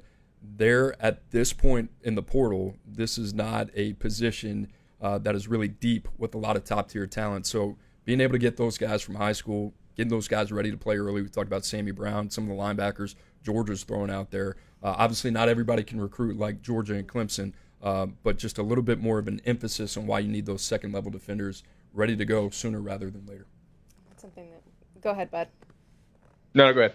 No, I was just going to say that's something that we always track during this portal cycle is the position groups that are available. I feel like one year, as offensive lineman, good luck finding one. This past year, defensive lineman was one that was probably more need than actual players. But let's go ahead and recap what's happened today so far. These are the top 5 players who have entered the transfer portal today. Bud, we talked a little bit in the last hour about Bear Alexander, what his market could potentially look like. It sounds like Coop thinks that a reunion with Georgia could be what the doctor ordered for him. What do you think? Look, if you are that big and you move that well, teams will put up with a whole lot, because God just does not make many folks who are that big and move that well. And if you're not that big, you don't move that well, certain way you got to kind of conduct yourself and handle your business. But if you're as big and fast as Bear Alexander is, people are going to put up with it. And, Georgia, I'm sure, like all the Georgia fans that are mentioned, like, oh, we're not going to miss Bear Alexander at all. We're glad he's gone. Well, guess what? The guy's still really talented, and it's probably his money year for the NFL. I mean, I guess every year is a money year for him because he transfers every year. But, look, if he goes back to Georgia, I have no doubt that he'll probably play really hard, give good effort, and get drafted higher than we ever would have thought he would 2 years ago. So, yeah, like, you don't have a lot of options if you are in the market and you're trying to play at the level that Georgia's playing at, which is where you need absolute killers on the interior defensive line. So I love the fit because there's just not many out there. Yeah, no, there's still going to be a pretty robust market for him based on, you bring him in for a meeting and you shake his hand and you go, yeah, that seems like a football player. He I grabs want you my up the defense. wrist. Yeah. Exactly. Yeah, good off the bus as well. Yeah. Another player that we haven't quite discussed too much, who I want to mention, is Fluff Bothwell. He's somebody coming out from South Alabama, the running back. We have him kind of tied, I guess, for the number 1 running back right now with Wayshawn Parker out of Washington State, has a 91 grade. When we talk about these players potentially making that step up from a lower level to a Power 5 level, is he somebody that fits that mold, do you think? Oh, for sure. There were some discussions about maybe putting him as running back 1, and the way that we stacked him, we kind of wanted that to be the conversation. Like, hey, these are the 2 guys that we kind of see as the top options in the portal. And the other one, you talked about Parker from Washington State. I mean, really exciting. 2 different styles. One's more of an all-purpose back in Parker. The other one, a little bit more north-south, kind of geared to play in these power conferences. But I like him. I mean, you think about the production this year, 830 yards on over 100 attempts. So, I mean, this is a guy that didn't run the ball in one game more than 17 times. So he's making the most out of his touches, a name that we kind of monitored early coming out of South Alabama. Now he's in the portal. But certainly kind of a guy that kind of reminds us a little bit of Damian Martinez, maybe not as big, but the same type of physical style runner. So I think he's going to have a big market. He'll probably have a bigger market than Parker. I think long-term, we just kind of like the way Parker maybe projects to the NFL a little bit better. Bud, we have a few Huge examples fan of running backs making the jump up. I mean, Scadaboo is somebody that comes to mind immediately. Also, who was the back who crushed it for Missouri last year, in 2023? He came from like D2. Cody we have Schrader, seen this. yeah, from Division Yes. 2, yeah. Yeah, I would personally like to thank Bluff Bothwell. He absolutely crushed it on the props against Appalachian State. That was huge, and I do think he can definitely play at the P5 level. All right, let's look at some teams that are in win now mode. We talked about the ones that just barely missed out on making the college football playoff, but there's still plenty of other teams that I wouldn't say one guy away, because that's not how this transfer portal thing works. It's usually multiple guys, but some that should capitalize on success that they had last season. But who's a team that maybe is just a couple of players away if they get it right this year? The team that we've been talking about in Cover 3 for a while that basically has to have chips to the middle of the table here for the 2025 season is Auburn. Auburn has been spending tremendously at the high school level for the past 2 years. They tried to basically do a more of a traditional approach with build up the high school, build up that kind of in-house talent base first for a minute, and then figure out what you have and supplement that in year 3. Auburn notably didn't take any kind of expensive quarterback in the portal this offseason. They missed a bowl, so maybe perhaps they should have actually done that, but they didn't.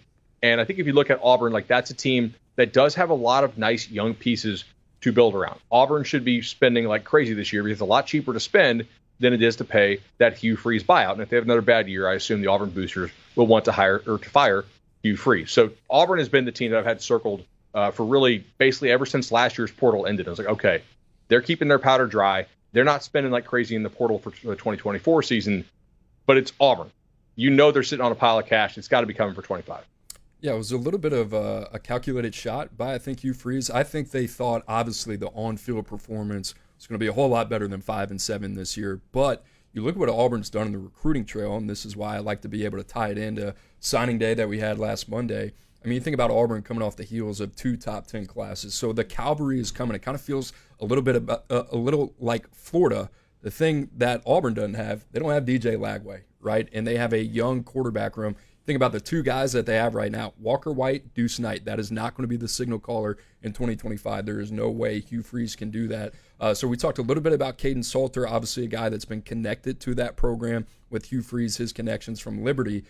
I want to know if Auburn's going to go big game hunting here, and then what this portal market at the quarterback position is going to look like. They need to win. A couple other teams, USC, what do they do? I think about Brian Kelly going into next year in 2025. They had a little bit of a rough signing day. You lose Bryce Underwood. I think getting Garrett Nussmeier back would be huge for another year to kind of let them, mend the fences a little bit. But, LSU, Oklahoma, the other one I kind of look at is, all right, Penn State, if you have one more year of Drew Aller, you got to get him some weapons at the receiver position. And then Michigan, the clock is starting already. So what I mean by that is, if you're going to pay Bryce Underwood all this money, which by all means they're paying a hefty lot, that's your window. Yeah. You got 3 years, right? So you got to make it count. Starts for his freshman season? Absolutely, 110%. And you go all in, especially in an expanded college football playoff format. You got to look at it that way. But in terms of, hey, I got a quarterback that we're building around here. I got a 3-year window to try to win a national championship or 2. What do you think about Michigan, Bud? Completely agree. I think it's interesting because I totally agree. If you're going to pay the guy, reportedly $12 million over 3 or whatever the actual number is, we know it's a pretty good chunk. Do you bring in a bridge quarterback, maybe like a Miller Moss type? I think obviously you're going to have to consult with Underwood some, but if you're paying him the money, the money, that's kind of what the money's for, as Don Draper would say. But I think maybe you bring in somebody to at least establish a floor for the quarterback room that you lack this year, with the hope that Underwood arrives maybe a year early at a certain level and is able to beat out a guy like Miller Moss, who he's like a fine player, but he's not scary. He's not like a major NFL prospect at this point in his career, so he shouldn't really be threatening. And I think if you bring in Miller Moss, it probably would be a real competition during fall camp, maybe with the expectation like a Mertz Lagway type situation, that maybe Lagway beats out Mertz later in the season. Ultimately, he started and played well, but that's because Mertz got hurt. Maybe Underwood is able to beat out a Miller Moss type of player later in this season. I think Michigan definitely fits that. I totally agree with LSU, assuming Nussmeier doesn't go pro, which if I'm Nussmeier, given who they're losing on the offensive line and who they could lose, and given what this quarterback class looks like for this draft, I'm going pro. I'm not waiting around to face the guys from next year. What do you think? I think he's in an interesting spot because I agree with Bud. I think NFL evaluators want to love Garrett Nussmeier, and I think in their hearts they're saying go back to school, but at the same time they're going to be the first organization to say once it goes from day 1 to day 2 of the NFL draft, all right, somebody's going to run up there and grab Garrett Nussmeier because there's a lot to work with. Garrett Nussmeier needs to come back to school. I think this is a guy that loves LSU, but to Bud's point, Will Campbell's gone. Emory Jones probably gone. You think about LSU, we're going to talk about them in a second. What does that offensive line look like? You lose C.J. Daniels in the portal, Kyron Lacey as well. There are a lot of different pieces. Is Joe Sloan back next year, right? So we'll see what happens with LSU. I think there's a good argument for either side for him to go and for him to stay. I think he ultimately stays at the end of the day. What about transfer as an option? Because I think if I'm Nussmeier, I'm not staying at LSU unless they bring in a lot of studs around me. Because that offense is getting rocked via NFL graduation. If I'm playing another year of college, I'm going somewhere that's more set up for me to win. Personally. So interesting what you guys consider win now mode. I just think that that's a term that maybe needs a little bit of explaining, I guess. So when it comes to LSU, you mentioned some of the pieces that they have to work with, but I'm hearing lots of things that they need to accomplish in this portal season. But why do you consider LSU maybe a win now team based on what they have, or maybe perception could be a part of it, head coach could be a part of it? Well, I thought they should have been win now this year, and we gave LSU we gave some hell for this on Cover 3 because I'm like, think about who you're going to lose after this year, right? Don't you lose 2 interior players as well? You lose two of the better tackles in the SEC. You lose a couple of receivers. If you think Nussmeier is the goods, and he played pretty well for you this year, you kind of need to be all in the portal. And LSU really botched the portal because they went super cheap this year. They thought they were going to save that money for high school, and they ended up losing Underwood. They ended up losing a number of other key players who were once committed to that class.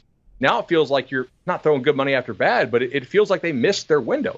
Good luck filling all these holes if you're LSU. Maybe they can, but Nussmeier's got to play incredibly well for this to be a win now mode. Now, granted, for Brian Kelly, it probably is win now. Otherwise, I know he's got a huge buyout, but LSU fans won't be super happy if they have another year like this season, especially when you fail to make the playoffs in a year in which Bama doesn't even make it, but Bama still smashes you in Baton Rouge. I just think they really botched this thing this year. They should have been all in. This is a team that if you had the right pieces through the portal for the 2024 season would easily have made the playoff, in my opinion. Come on, Bud. We're all about looking forward, looking ahead. How do we fix it now? That's why we bring you guys in here to help do some of the work of these general managers with programs. But we want to hit some breaking news right now. We're just hearing that Bill Belichick has talked to the UNC chancellor. I know that was a big point of contention when it comes to could this potentially happen, is that alignment within the UNC program and making sure that everybody is on board. But I'm assuming that you might have talked to your friend Chip Patterson about this, who knows a thing or two happening in Chapel Hill. What can you add on this breaking news? Yeah, I think Belichick is probably the leading guy there. It seems like he is really motivated to coach. When I first heard the news, I was like, I wonder if this is just kind of a signal to the NFL that, hey, I love coaching so much, I'm even willing to put up with all the nonsense that comes with coaching college football, but I really want back in the NFL. But no, it appears like he really does care about that. I know there have been some rumors or reports about maybe some involvement with his son, some kind of coaching waiting. I don't know if that's actually legit or not, but I will tell you, we are absolutely on emergency podcast watch for Cover 3 if North Carolina hires Bill Belichick, because that headline will absolutely eat on YouTube, and we will be there to discuss it live. Hopefully they hold it for after Transfer Palooza, but if Bill Belichick has the energy to coach college, you can't really say no to Bill Belichick, right? If he thinks he still has it, you kind of got to trust him. I think the quote here from the interview with Pat McAfee a little bit earlier today, he said, I'll just say this, I think there are a lot of football programs being structured similar to NFL programs. Mentioned high school recruiting and portal is now comparative to the draft and NFL free agency. I think that's it. I think that sentence right there. We talk about Bill Belichick maybe more equipped than some of the coaches out there right now in terms of understanding, all right, what does the revenue share look like? What is the model of some of these personnel offices look like as well? I think the other thing here that we're completely missing on is Bill Belichick in the NFL. I think there are a lot of owners. I think there are a lot of front offices that don't align with Bill Belichick, because you're talking about one of the greatest coaches of all time. If you hire him, you have to give him the authority and the autonomy to run the organization or the program the way that he wants to do that. Right now in the NFL, that's probably not going to happen. At North Carolina, they're going to say, here are the keys. Go run it the way that you want to run it. So the people that you want to bring in, we talked about cap analysts, we talked about scouts structuring it that way. I don't think we're too far off from the college football calendar just being completely torn to shreds and this looking more and more like the NFL. So, as weird as it sounds for a 72, 73-year-old to be categorized as a progressive hire, I mean, you could really kind of put it in that bucket a little bit. So I find this one completely fascinating. And, man, what a case study it would be if North Carolina was able to pull this off. But a progressive hire for a young 72-year-old. I get it, though. You convinced me. Also, don't we think UNC is kind of a job that it has some untapped potential? At least I do. They have money. I know football will, I won't say always, but probably for the foreseeable future, be second fiddle to basketball. But it doesn't have to be second fiddle by a ton, right? Maybe it's kind of more 1B to a 1A. I don't think Belichick would take that job if he doesn't think that there's real potential there. And we know there are some other really good coaches who are also interested. There were some reports about Matt Campbell, depending on how well he interviewed, if he did interview. So I think it's the best job on the market. I think it's a very smart time for UNC to be open because we have, I would say 4 or 5 SEC openings coming next year, depending on, somebody's going to lose ball games because you have to, right? They all play each other, and they're going to have fan bases that are really upset. I think we're going to have a lot of SEC openings next year. Very smart time for Carolina to be open because they get their pick of the litter, really. I mean, I think it's tough to compete with a guy who can walk into the meeting room with more rings than fit on one finger when it comes to winning Super Bowls. But when you go to compare Matt Campbell, as you mentioned, with a Bill Belichick, what's the thought process maybe that UNC is trying to figure out when they are prioritizing what they want in their next head coach? I think a lot of it's fit. Campbell has done such a nice job there at Iowa State, but not an amazing recruiter, not great resources at Iowa State. And I think a lot of the places that have looked at Matt Campbell over the years, okay, does he fit what we want to do? Can he bring in the talent that we think we need to compete, to be at the top half of the ACC, to compete annually? Because we play a lot of season opening games against the SEC and also recruit in many ways when we're doing well against the SEC. Belichick doesn't have a whole lot of recruiting chops, but he does have, as you mentioned, Emily, 6 Super Bowl rings. So that probably is going to sell pretty well in living rooms, assuming he can fill out a nice staff there. I think I would rather have Belichick at this point than Campbell, but clearly Campbell, because of the college success that he's had, and this is crazy to say for over a guy who had 6 Super Bowl rings, but maybe the floor is a bit higher because he has been in the college game, and we don't really know what the transition will be like as far as a 1-for-1 for Belichick, but it worked out pretty well for Harbaugh. It did, and you can always go back, too. There's probably some more time for Bill Belichick if he wants to do a few years in college and then maybe go back to the NFL and win a few more Super Bowls. Man, that is it's crazy that this is something that we're talking about. But, yeah, the breaking news is that Bill Belichick did speak with UNC officials, the chancellor specifically, about this head coach opening. We want to get back to some more players. Houston wide receiver Joseph Manjack, what stands out about him? Well, first of all, he doesn't wear gloves, so we love that. It's the first thing. Kind of reminds me a little bit of Wayne Corbett back in the day. Okay. That's a little bit of a pure. throwback. Started at USC, then went to Houston with Willie Fritz, and a guy that I think has started 23 games, played in 35 production-wise, had over 350 yards this year. So, a guy that I think should have a pretty solid market bouncing out of Houston. It will be interesting to see if he can find a little bit more opportunity somewhere else. But I think definitely a guy that will get power forward consideration. Bud, you got anything on him? Well, you got to remember this year, the Houston passing game was horrid. So I think you have to go back and look at kind of prior years to see some of his better production. But obviously the guy does have some juice to him. And so far, I'm not seeing a lot of amazing receivers in the portal. Maybe Coop disagrees, but a lot of your better young receivers are on teams who have a lot of cash to keep them. So they're probably not going to be entering the portal. So we are going to have to look a lot towards the G5 ranks this year, I think, to grab some of those better guys. What do you think about the wide receiver market? I think, at the top, it's pretty fascinating. Maybe the deepest. I understand where Bud's coming from in terms of, top-tier talent. You look at some of the names at the top of the board. Dane Key, I think, is going to be a guy that a lot of teams are after. I heard Georgia being connected to him. Nick Anderson is another guy who had a phenomenal freshman year, then had a hip injury. So, a little bit of a drawback. I think a guy with that type of frame, he plays so hard. The hip injury kind of concerns you a little bit, but 10 touchdowns his freshman year. He can go. Eric Singleton, quite honestly, you can make a pretty good case that he could be the number one player in the portal. Like, I'm in love with him, his game, what he can do. He's a speedster. Concepcion plays the game with more of a running back type of mentality. Micah Hudson, another guy that was highly touted 5-star that didn't play as a freshman at Texas Tech. It didn't work out. Barian Brown gives you some playmaking ability as a run after catch receiver and a deep threat. The hands aren't as dependable. He's probably an ideal number 2 that you can get involved in the return game as well. Jonte Cook, another guy, very talented, just really kind of got pushed out of probably the most talented receiver room in the country there in Texas. So you got different guys. Eric Rivers from FIU, I think, is a spark plug. Had over 1,000 yards. He's playing predominantly on the outside. I think this guy's a slot receiver as well. So one of the more explosive cats, C.J. Daniels, Kendrick Law.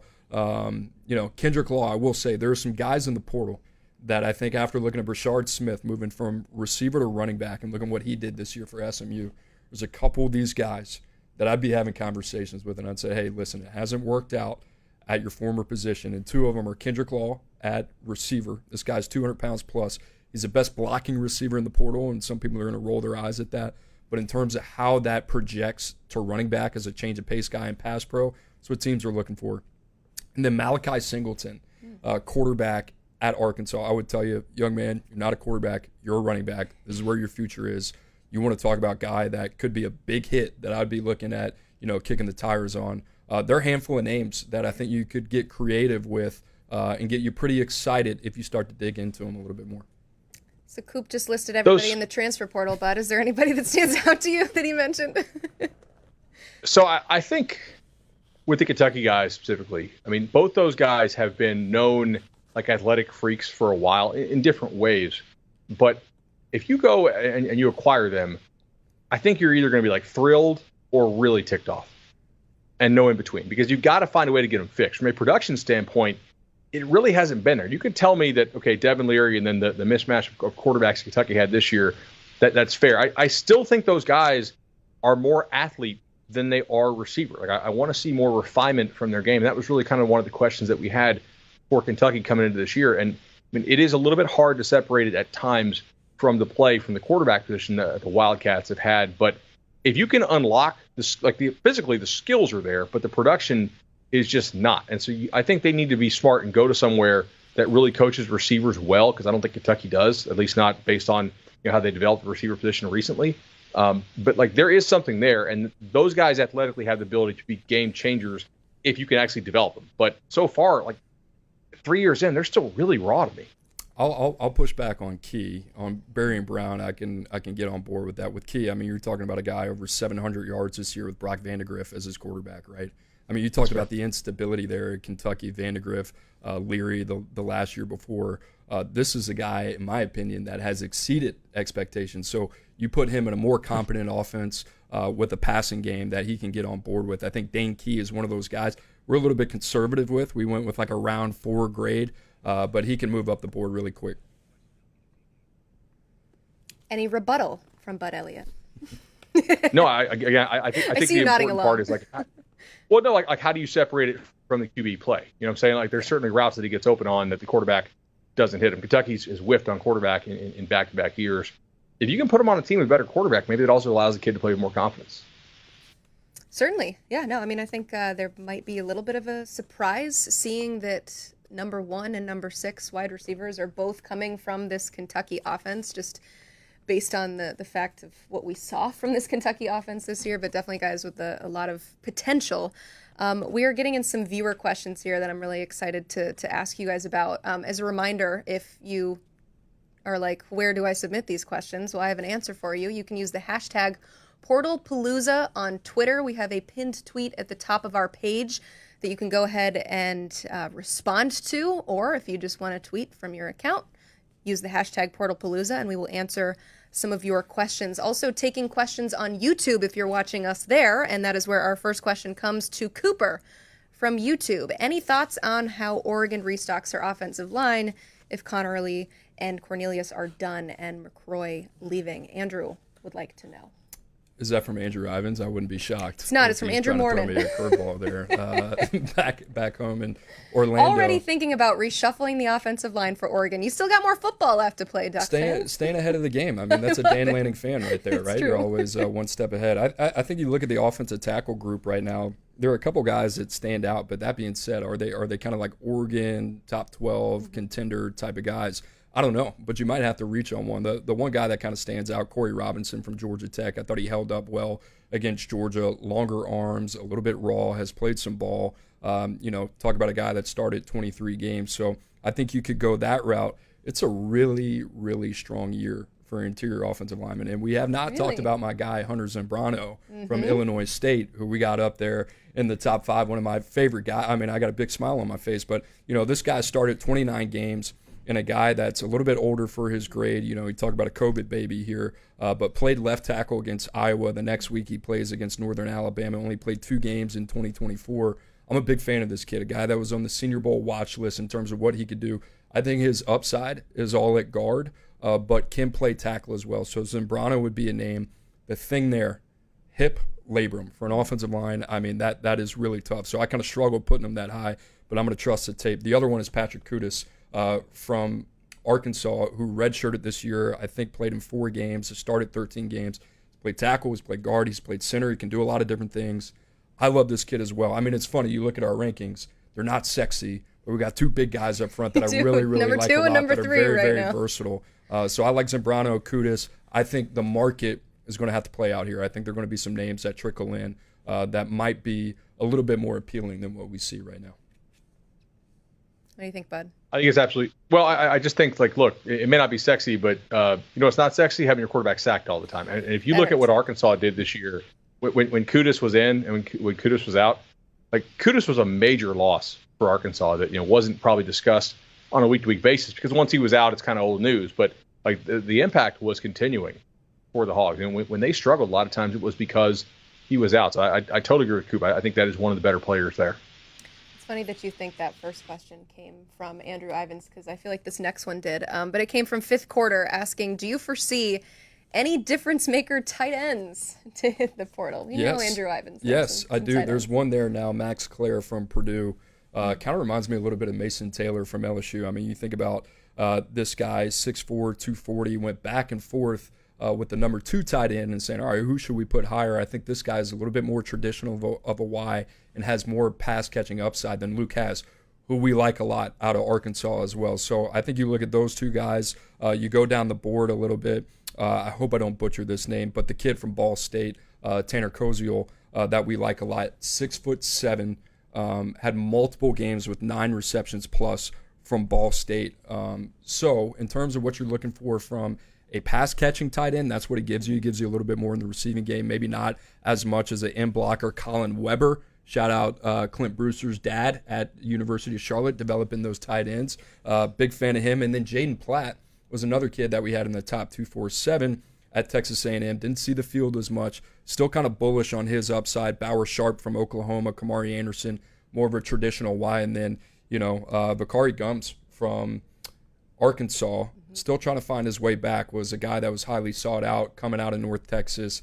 Didn't work out at Arkansas, but I do think a guy that can be a 2nd or 3rd tight end for a Power 4 team. So, yes, the tight end position is a position that we like a lot. And the kid from Purdue and Luke Has from Arkansas would be the names that I would circle there. But I have a question that I want to toss your way. This is from in-house, our own Trey Scott. He's got a very specific question about his Texas Longhorns here. He says that our partner at Horns 24/7, Hank South, thinks that Texas should break the bank for a backup quarterback in Cam Rising. He was a former Longhorn signee, so there is somewhat of a connection there. He transferred after the 2018 season. Yes, 2018. He's been playing football for a long time.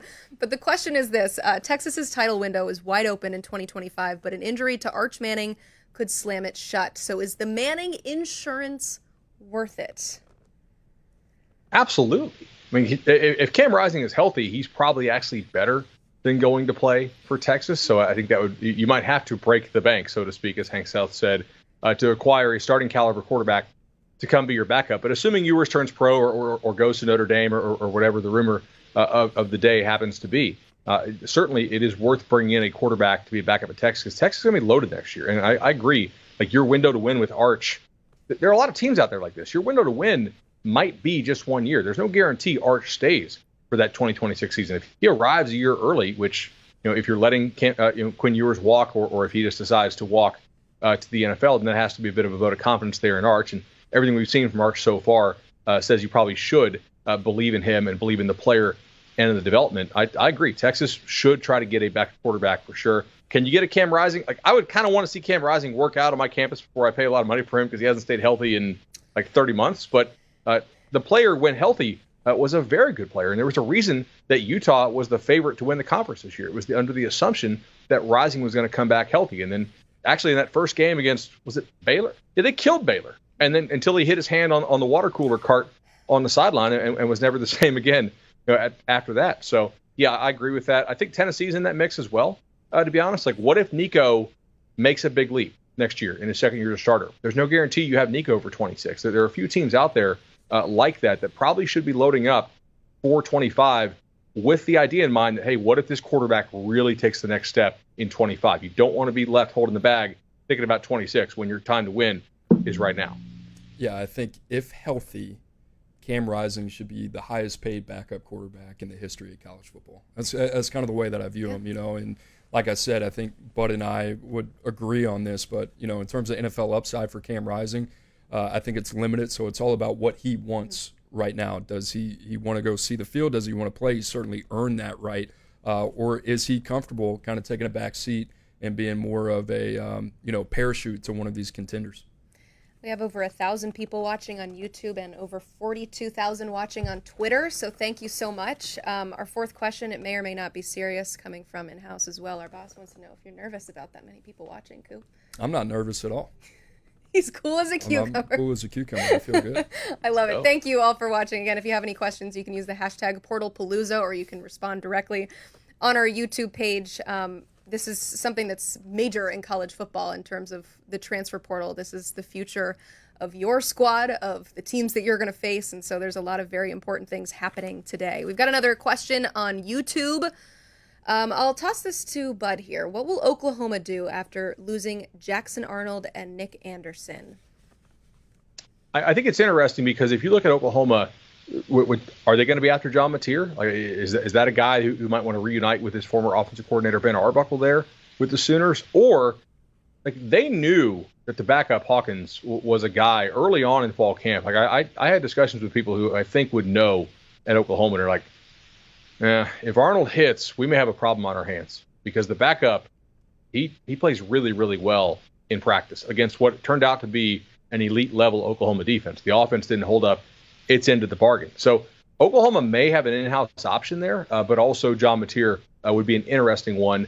They're going to have to probably go out and get another receiver, because obviously a couple guys are going to graduate off that team. And then they have to do a better job of evaluating offensive linemen this year in the transfer portal. We had talked to a couple staffs, and they were like kind of wondering what the hell was Oklahoma doing with who they picked last year in the transfer portal. And that wasn't second guessing. Like, that was first guessing in the off season. I mean, Illinois ended up getting a much better player for New Mexico that Oklahoma had on their board, because they chose Spencer Brown from Michigan State. And they were like, cool, we'll take it. But like, what the heck was that? And it turned out they were right.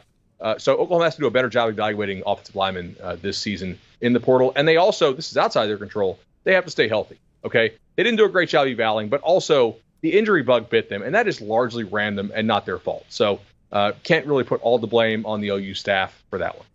I think quarterback, offensive line, and receiver, I think anybody who watched Oklahoma would agree with that, just in terms of what they need. But really quarterback. And, Michael Hawkins did some good things on tape this year, Bud, but in a similar way, we just talked about it in the last segment about, all right, who are teams that need to win and go all in, and that's kind of got to be the mentality. Oklahoma is one of those teams, and you need quarterback play. And I think John Mateer, when you're dealing with an offensive line, and talk about this all the time, if the offensive line struggles to pass protect, the best thing you can have is a quarterback that can scramble, improvise, and do some things with his legs. And that's exactly what John Mateer is. And that's what he gives him. Now you have that continuity with the play caller as well. We'll see what happens if he sticks. And if he does stick at Washington State, that's a big blow to OU, because I'm looking at the quarterback market right now. And, Bud, you brought up the point about Michael Hawkins. If you're looking there and it's like, yeah, maybe I could get on board with a Wegman. I could get on board with, a Darian Mensah. How much better does that make you at the end of the day? I don't know if that's 2 to 3 wins better, which is what Oklahoma needs to be. And then the offensive line, I think you said it. There are actually some pieces on the interior offensive line that I think Oklahoma would be smart to be aggressive with and go after pretty hard. You got Michael Fasusi, who they signed, the 5-star offensive tackle out of Louisville. So they've done some good things there, but they got to supplement it as well through the portal. Yeah, we've been talking about the John Mateer hypothetical. The only thing that has actually happened is Ben Arbuckle is going to be the offensive coordinator at Oklahoma. Mateer's not even in the transfer portal as of, what is this? Like almost 2 o'clock Eastern time. So we'll continue to track that. But do you have something? If he does go in, and assuming that Oklahoma and Miami would have interest, which again, there's a lot of assumptions. We're assuming he goes in. We're assuming that both the Canes and the Sooners would have interest. But hey, it's a Monday in the offseason of college football. We're talking portal. What do you do if you're Mateer? Now, you have the familiarity with the Sooners offense because Arbuckle is going to call it, but you also know that the guy who came from your system played pretty well for Miami. I'm assuming that the Miami offensive line is almost certainly going to be a lot better than whatever Oklahoma can cobble together. Receiver-wise, I think it's kind of up in the air depending because both teams stand to lose a lot at the receiver position, but that's going to be a fascinating choice. Assuming the money is close, which maybe we should or should not assume that. Miami broke the bank this year for Cam Ward. But assuming the money's close, do you pick the Canes or do you pick the guy who called the plays for you this year with the Sooners?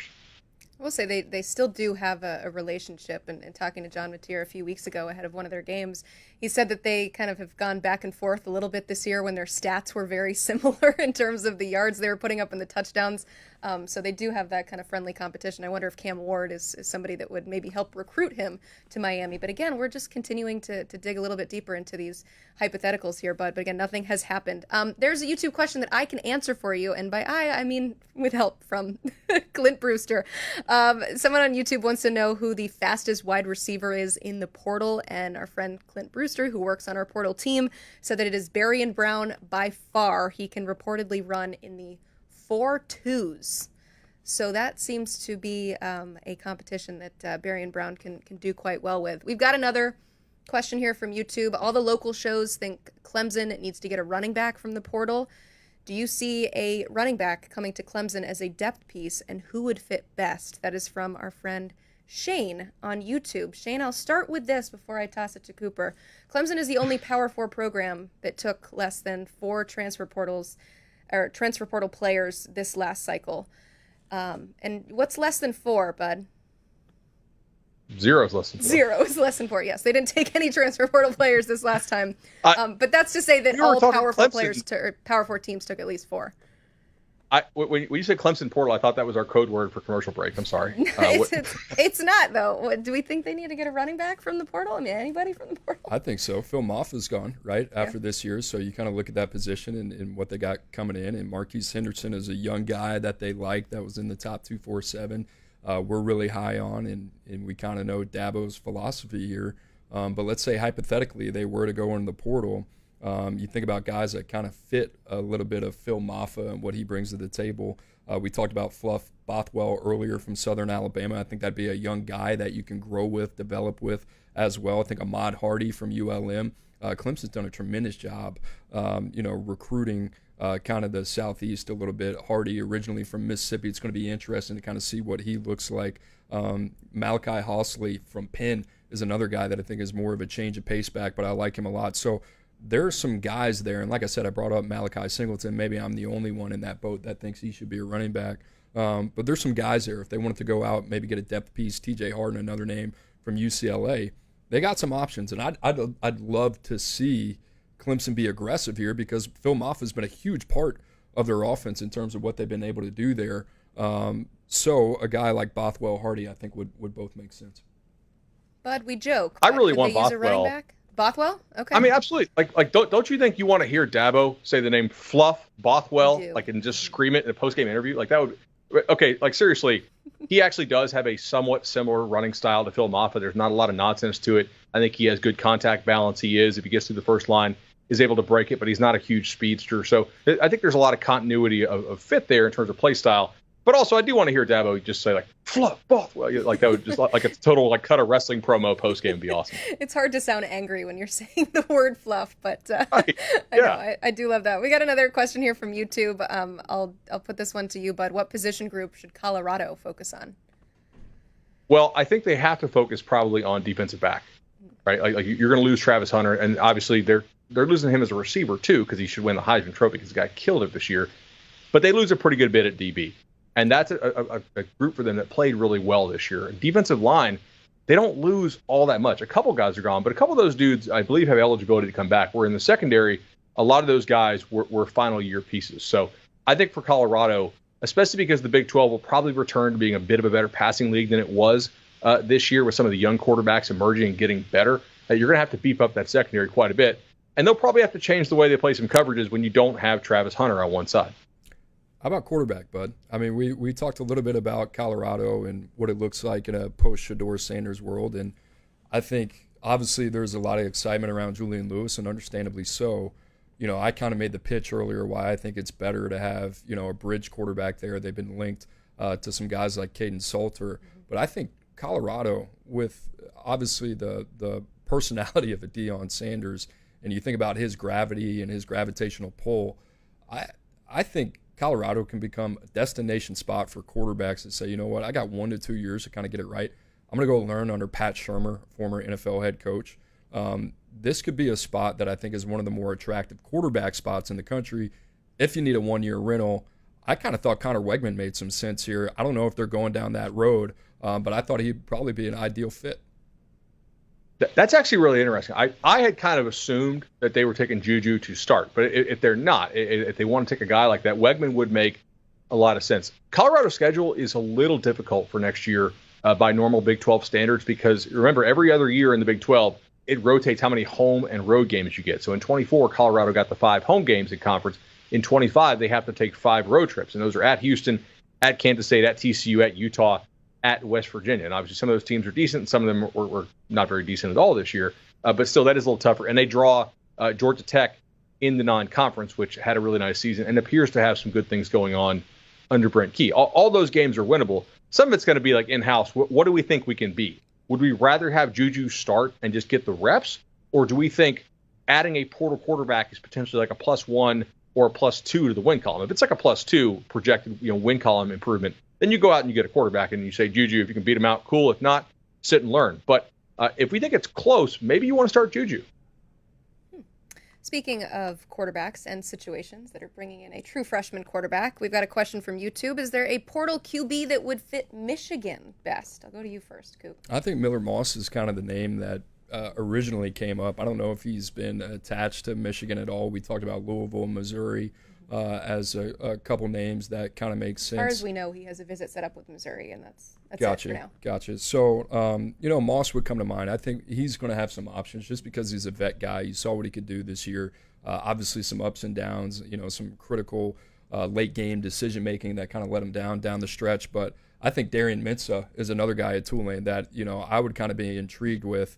The thing there that Michigan would have to balance is talking about a guy that's going to be a redshirt sophomore. So how do you sell him that with Bryce Underwood kind of breathing down his neck, So I don't know. I don't know if there's one fit that really kind of makes sense other than Cam Rising's one of those guys. Maybe you can talk him going into Michigan and saying, hey, Cam, listen, you're really going to be the bridge guy. Underwood's going to push you until he's ready. And but I think we're looking at a situation like you mentioned earlier. I think it's going to be Graham Mertz, DJ Lagway up until they get to a spot where it's whether because of circumstance or, hey, he's just ready to go. We got to roll with the younger guy. Would you put Mendoza in that category as well? Like he'll be a redshirt sophomore, I think. So probably the same thing if he was going to enter. I think, yeah. I've got to double check on the classification, but Mendoza is definitely a name that has popped up for sure. That I think a lot more teams out there covet maybe than people really kind of understand. So yeah, I think he would. Definitely be a guy that would kind of pop into the mind. Right now, the quarterback board to me is just kind of wide open. There's some other dominoes that need to fall for this thing to kind of get shaken up a little bit. One more guy to maybe think about here is a player who got hurt at the end of 2023 and started 2024 as a starter. Didn't look right to me, but he played really well in 23 at times. And that's Preston Stone. at SMU, a guy who's not super mobile, but is I think when healthy, a pretty good pocket passer. So I don't even know if he's in the portal yet. I'm running down a huge list of like possibilities here, but he's not going to get that job back from Kevin Jennings. I'm relatively certain, given that Jennings just took SMU to the college ball playoff. But that could be an interesting kind of reclamation project for Michigan to take a look at. And he only has, I believe, 1 year left to play. I've got Fernando Mendoza is coming out of Cal. He did redshirt, so he is a redshirt sophomore. This would be his 4th season, but 3rd of eligibility. Another question from YouTube. This one is for Bud specifically. I think you can guess why. Is there any quarterback that can save Florida State? And how does Norvell save the sinking ship? Oh, my man Andrew is down bad right now. Oh, man. No. There's I don't think there's one quarterback who can save it, but there's also like wild turnarounds in the sport nowadays because the best teams just aren't anywhere near as good. So every game is a little more winnable than it used to be if you can get your team to kind of like a minimum baseline level. I would use the example, like over the last 5 years, 14 teams, according to any like the major power ratings, are rated higher than any team is this year. So like all the teams this year would have been like 5 or 6 seeds in the playoffs in prior years. They're just not quite as talented, not quite as good because the talent in the sport is so spread out. So if you want some hope, it's that you probably have a lot more coin flips than you realize. You did lose to multiple playoff teams this year and a lot of teams that ended up making bowls, and you played poorly, and also I think you were like really bad, but also like badly unlucky at times too. So it's a great combo to have if you want to have a terrible season. There's not really a quarterback, I think, who is gettable, who is capable of like saving it. But that also depends on what you mean by saving it, right? Or does that mean going back to like 11-1? Probably not. Could you go 8-4? Very possible. We'll see. Bud Elliott joining us from the Cover 3 podcast for the last hour. We so appreciate it. Thank you so much for adding your great perspective, Bud. Enjoyed it, y'all. Love it. All right, I'm going to take a quick lunch break. Coop's going to stick around. Brandon Huffman's going to come in the chair. But for now, we'll be right back. 24/7 Sports is your home for college football, basketball, and recruiting. 24/7 Sports has you covered with industry-leading shows like Josh Pate's College Football Show, the College Football Recruiting Show, live commitments, and our mass network of podcasts. Become a VIP and find out what's really going on with your favorite team. With inside information from our experts across the country. College football, basketball, and recruiting. Find it all on 247sports.com and on YouTube. You were tuned in to the 24/7 Sports Transfer Portal Palooza. Busy day already. Eric Singleton from Georgia Tech jumping in the portal along with Bear Alexander, former USC and Georgia standout, along with Fluff Bothwell from Southern Alabama, Jalen Stroman, the safety from Virginia Tech, Amari Campbell, their linebacker from North Carolina, who also had a productive season. We're now joined by Brandon Huffman, national recruiting analyst. We also have a promo code PORTAL for 60% off. Right now is the time to get it. Huff. College football playoffs, they're here. 12 teams in the playoffs, and who would have thought? Boise State, Arizona State, little West Coast flavor. Let's start with Oregon. I know you're hosting this segment, but I'm teeing you up. Let's start with Oregon here, just in terms of, all right, how they built this, right? You're thinking about how the transfer portal really kind of intertwines with high school recruiting. And we know Dan Lanning, the Danimal, has been getting after it these last couple of years, another top 5 recruiting class. But really the portal is kind of where they're getting it done as well. And it's not a little West Coast. 3 of the 4 teams that have playoff byes, Coop, are West Coast teams, because where it just means more is out west. The Pac-12, 2 of those former Pac-12 schools and a future Pac-12 school. But yeah, you look at Oregon, and I think back to last year's national championship game. Obviously, you're very familiar with the Washington roster. The majority of those players were homegrown players, and then Michael Penix comes in as a transfer. Michigan, the majority of that roster, homegrown players. We look at Oregon, they've done a great job of balancing with players that have come from the portal, with then players that were recruited by Dan Lanning. Some were left from the Mario Cristobal era, but Mateo Uiagalelei, Josh Connerly, 2 of their best players on the offensive and defensive line, respectively, both homegrown products. But you look at the quarterback, Dylan Gabriel, a transfer. You look at their receivers, almost all transfers. You look in their secondary, almost all transfers. Defensive line, a number of transfers. And so is the move going to be continuously for Oregon to hit the portal as heavy as they did? Or are we going to see them tinker with it kind of like Ohio State did this year, where a number of those players were homegrown products, but then they were able to plug in a few players at quarterback, at running back, at safety, out of the portal? Will that be Dan Lanning's philosophy going forward? And I think based on what they did in the recruiting rankings this last week, and in last year, I think they're going to tend to be more of the, we're going to go pick and choose a few players here and there out of the portal, but we want to go homegrown. But you look at that roster, it's, especially the starting lineup, it is heavy on portal impact players. I think over the last 2 years, they have been the best portal program, just in terms of what they've been able to do year in and year out. You talk about 14 transfers that they took last year. And Dylan Gabriel, that was that guy we talked about.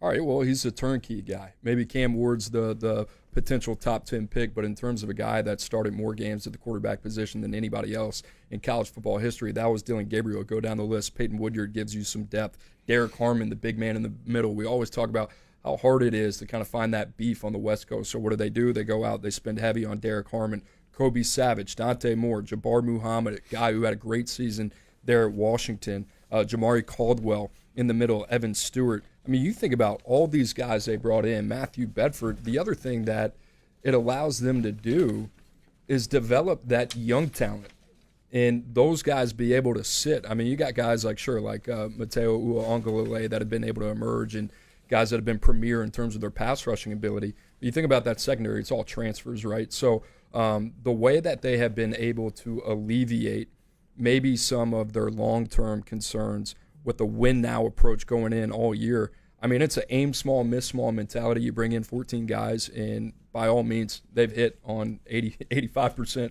plus of these guys. So if you're Dan Lanning, I don't think there's any issue going back to the well anywhere from 10 to 14 guys a year. No, and I think, when you look at Dante Moore, we talked about it earlier in the show, where he went there with this, an understanding that he was going to be a backup this year and that Dylan Gabriel was going to run the show. He was going to get some significant playing time here and there in blowouts, but he went there with the understanding, and I think that that's the difference. When quarterbacks leave, when players leave and they go into the portal, they want to play right away. But I think Dan Lanning's done such a good job of using the portal wisely that you can go and get a guy like Dante Moore to kind of offset whatever the high school attrition that you had. And now you've got a quarterback that will be basically turnkey in 2025. But the bigger question is with Oregon, is it going to continue to draw like that? And we talked about a little bit earlier that you don't see a lot of the big name players in the portal like we did a year ago. There's not a lot of those high impact players yet, at least.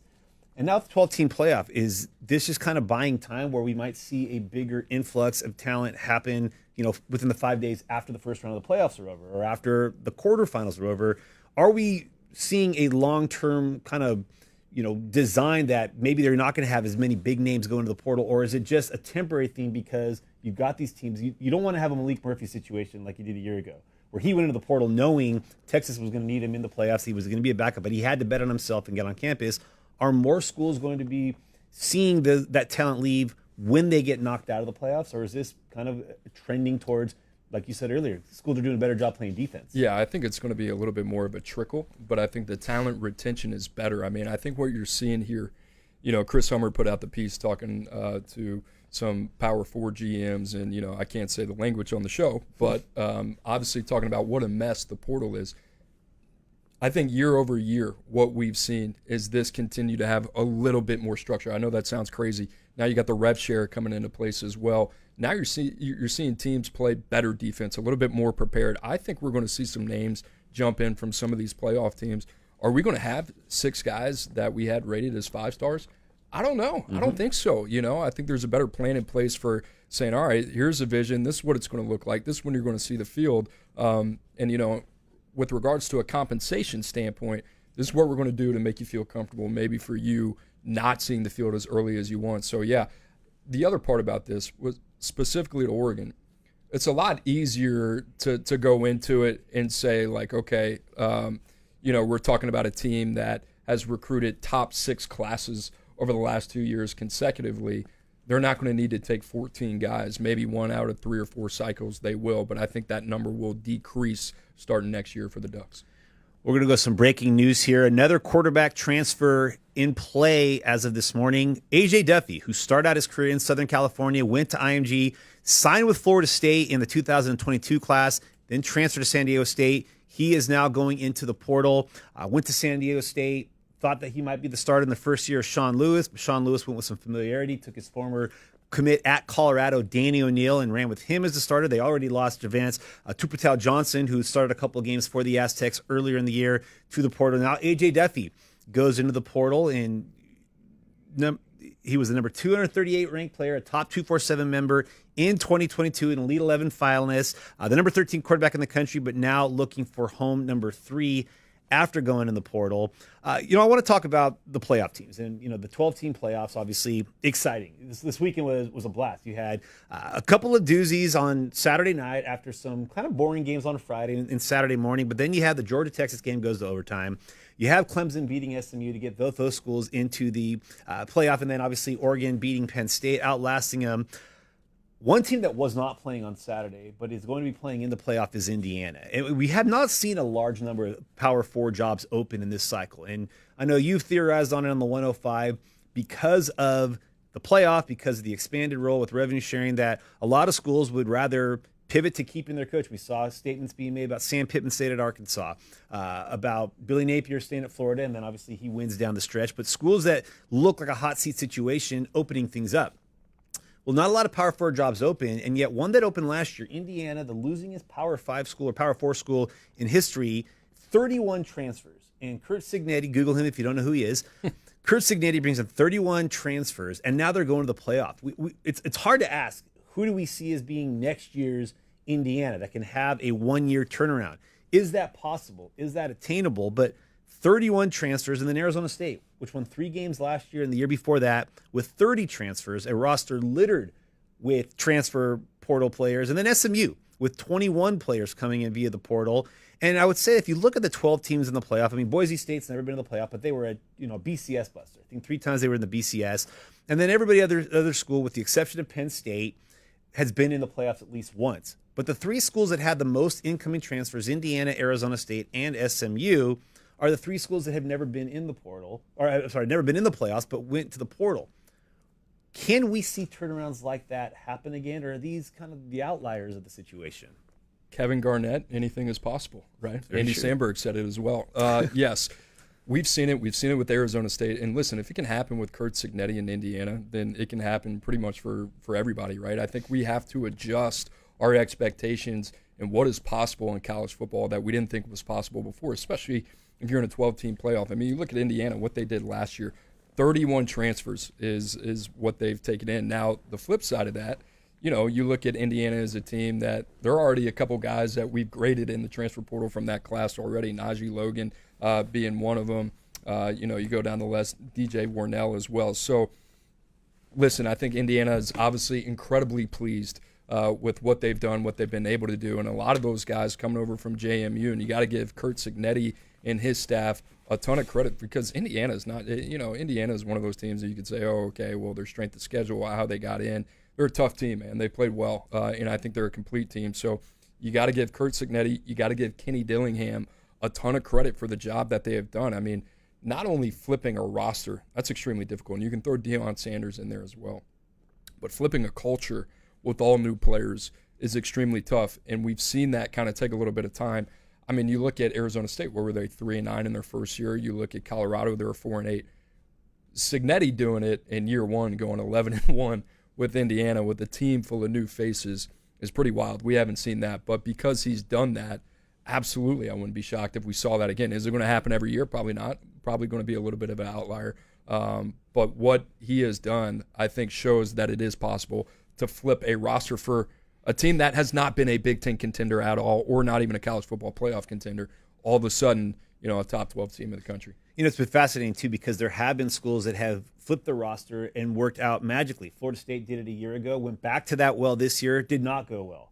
USC, the first year of Lincoln Riley, went heavy in the portal, won 11 games, won the Pac-12, or played in the Pac-12 championship game, then lost to Utah in the Pac-12 championship game, lost to Tulane, and then last year kind of everything fell apart, but went with the portal. So there is the danger of dropping off the cliff. But there's also the quick fix that it could make you have some success, but yet put you in the playoffs. Again, I don't think we expected either Indiana or Arizona State to be playoff teams. We didn't expect Indiana to be essentially an at-large team. You would have thought in the Big Ten it would have been, the Ohio State, the Penn States, maybe Michigan. We didn't expect Michigan to have as much of a drop-off, but Indiana, certainly. But I want to talk about Arizona State because they are loaded with players that came in from other schools. And you think about the situation with Sam Leavitt. We talked about it earlier in the show. him coming in when Jaden Rashada looked like he was the guy. Jaden Rashada's dad played at Arizona State. He starts the season opener, has some injuries. But then Sam Levitt comes to Arizona State and does so well in the spring. Talking to Chris Cartman this offseason, he said, keep an eye on Arizona State. This roster is going to be good. And, like you said, it's one thing to get players out of the portal. It's one thing to get them to buy into the coach, but then also meshing all of that talent on the offensive side of the ball, on the defensive side of the ball. Remember, in 2023, Bo Baldwin started out the year as the offensive coordinator at Arizona State. Kenny Dillingham took the role midway through the season, but then he hired Marcus Arroyo in the offseason.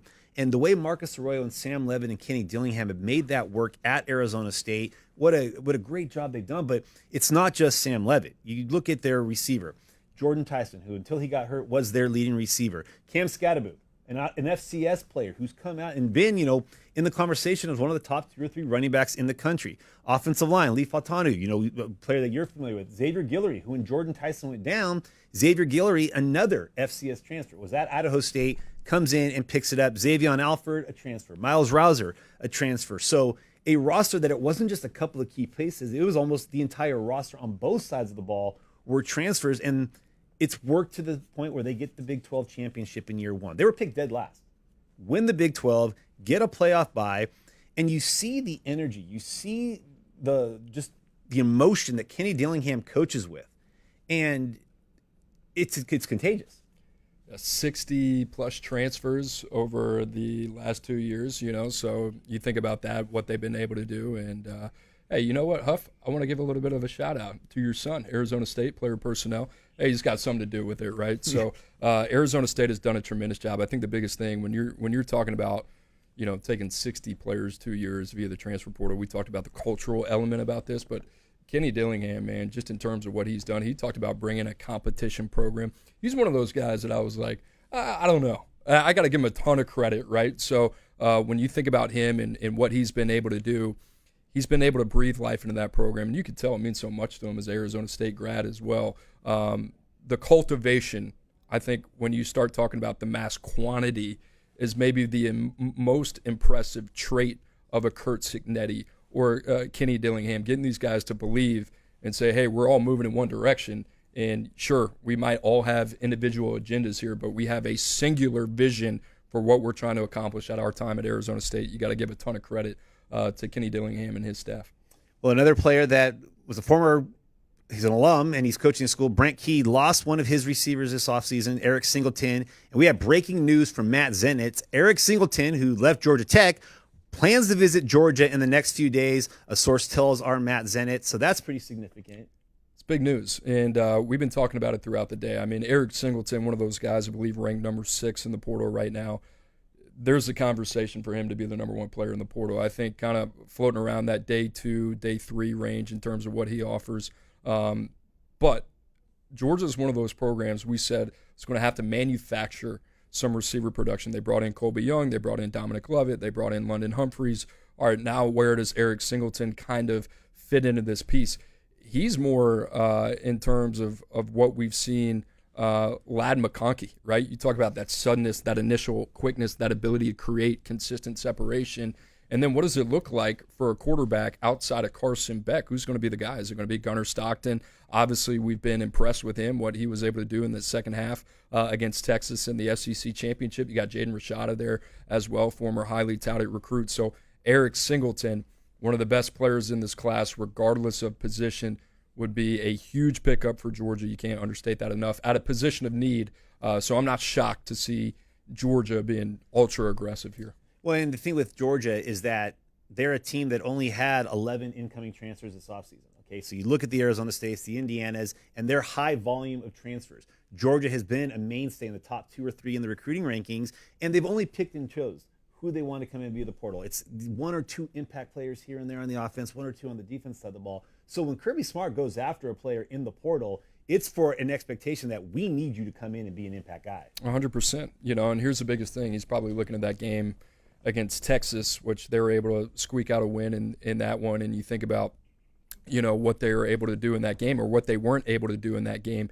Arian Smith, another guy that I think struggled with drops throughout the game. So you look at Georgia, what they need to get done at the receiver position. Eric Singleton, you understand why he would be such a priority. And like I said, one of the more dynamic run after catch, vertical receivers in the country. So Eric Singleton, Georgia, and quite honestly, let's be honest here, this is probably something they've been working on for quite some time.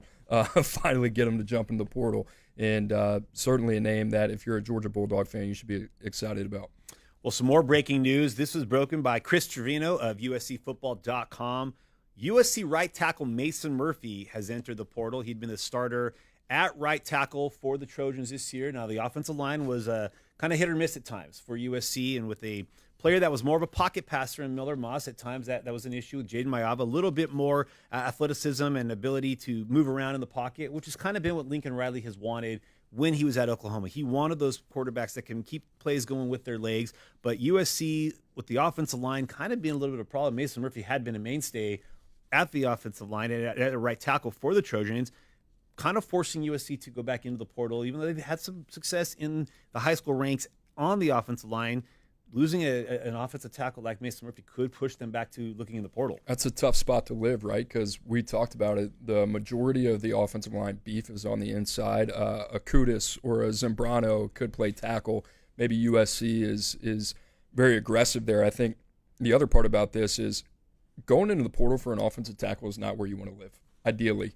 Mason Murphy, is a guy that we recruited out of Washington. I think a guy that could play tackle, could play guards, got some flexibility. Winnable player. I think he struggled at times. So USC, I think they've been in this position before, but guys like Elijah Page that they've recruited, Aaron Dunn, right? Can he play early? That's asking a lot of a freshman from Utah. But USC, obviously in this position, maybe a guy like Corey Robinson stands out, Carver Willis from Kansas State, Derek Simmons kid that I think is going to be over-recruited coming out of Western Carolina because he can play tackle, he can play guard, he can do a lot of different things. So going to be interesting to see here because as of right now, the tackle market is not in a place if you're a contender or if you're in win-now mode like USC where you're like, all right, I feel comfortable about this. You're probably going to have to overpay a guy that you don't really feel that comfortable with as a player. I want to get back to the playoff talk and the schools that built their programs in the portal. Well, one school that has been known to not even look at the portal has been Clemson. 0 portal players out of the portal in 2024, and yet Dabo gets the last laugh, winning the ACC, getting into the playoffs. Coop, with the decision to not hit the portal hard, and Clemson had one of their lowest rated recruiting classes in quite some time, yet here they are in the playoff. Does this confirm that Dabo is doing it the way he wants to do it and there's no need to change by making the playoff? Or does the 9-3 season, losing a couple of home games, does that maybe prompt him to be a little bit more aggressive in the portal? I mean, he's definitely confirmed doing it the way that he wants. I think we know that. I think the biggest thing with the portal is Dabo's going to sit there and listen. This guy's earned this with however what are we talking about? 9, 10 ACC titles that he's won. He's won 2 national championships. If I was Dabo Swinney and I heard all that outside noise, even if it had merit to it, I'd say let's put it on pause. But, you look at Clemson and what they've done, and you look at the recruiting class, and the recruiting class is sitting number 27. And that's kind of where I'm like, all right, listen, if you're only going to recruit the high school ranks, and we talked about it a little bit earlier, how Bill Belichick talked about high school is the NFL draft, and then the transfer portal is free agency and how they supplement each other. If you're building only through the draft, that's difficult, right? Then you're talking about your margin for error being incredibly slim in terms of what you have to do on the high school side. So if I'm a Clemson fan, yes, I'm a little nervous. Yeah, is it great to win an ACC championship? The ACC, in terms of the league right now, in terms of them being able to navigate it, it's frustrating because on one end, Dabo can continue to win 10 games, win ACC championships, get in the playoffs. We'll see how much of a contender they look like when they play Texas. On the other end, you see this window of opportunity for Clemson. I think the other thing that Dabo has built is an incredible culture, and he's so protective over that. I also think spot recruiting like Georgia has done, taking 8 to 10 guys a year, you can be one of the biggest portal destinations in the country. They have yet to turn that faucet on. I'm very intrigued to see if Clemson ever goes that route, if that's something that he's actively considering. And then to the point is, quantity, quality. You only took 15 guys this year, so the pressure mounts not only on those players, mounts on your coaches as well. You've seen Wesco, TJ Moore, those guys thrown into the fire. And I'll tell you this, man, Clemson's one of the better evaluating programs in the country, but at some point it can catch up to you. So I think they're kind of threading the needle right now in terms of program outlook, where it's going, and the way that they're recruiting. You mentioned spot recruiting out of the portal. Only 5 of the 12 playoff teams had less than double digits incoming portal players. Including that mix was Ohio State with 7. Now, the majority of that roster that returned this year was homegrown talent. Emeka Egbuka, obviously Jeremiah Smith coming in as a true freshman. But the running backs, Quayshawn Judkins was a transfer. Will Howard was a transfer. Caleb Downs was a transfer. But Ohio State does not really spend as much time in the portal as some of their brethren that are in the playoffs. But when Ohio State does seem to go into the portal, it is at an impact player. Obviously, with Caleb Downs coming over when Nick Saban retired, getting Julian Sain to come in, who now may be the number 2 quarterback with the departure of Devin Brown, in contention to be the starter. But do you think Ohio State, with all the attention paid to this roster that they developed this year, and I know you and Andrew Ivins have talked about this consistently on the 105, of the roster management, what is Ohio State's move? 0-4 in the last 4 years against Michigan.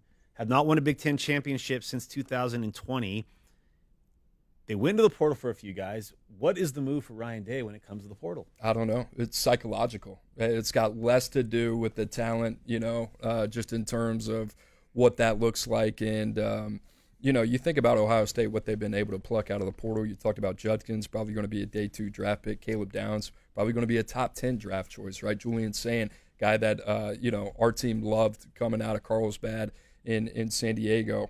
Seth McLaughlin they get from Alabama. So, they plug and play 4 starters there, not to mention Will Howard coming over from Kansas State. It was all meant to go all in this year and win. Now, here's the beautiful thing.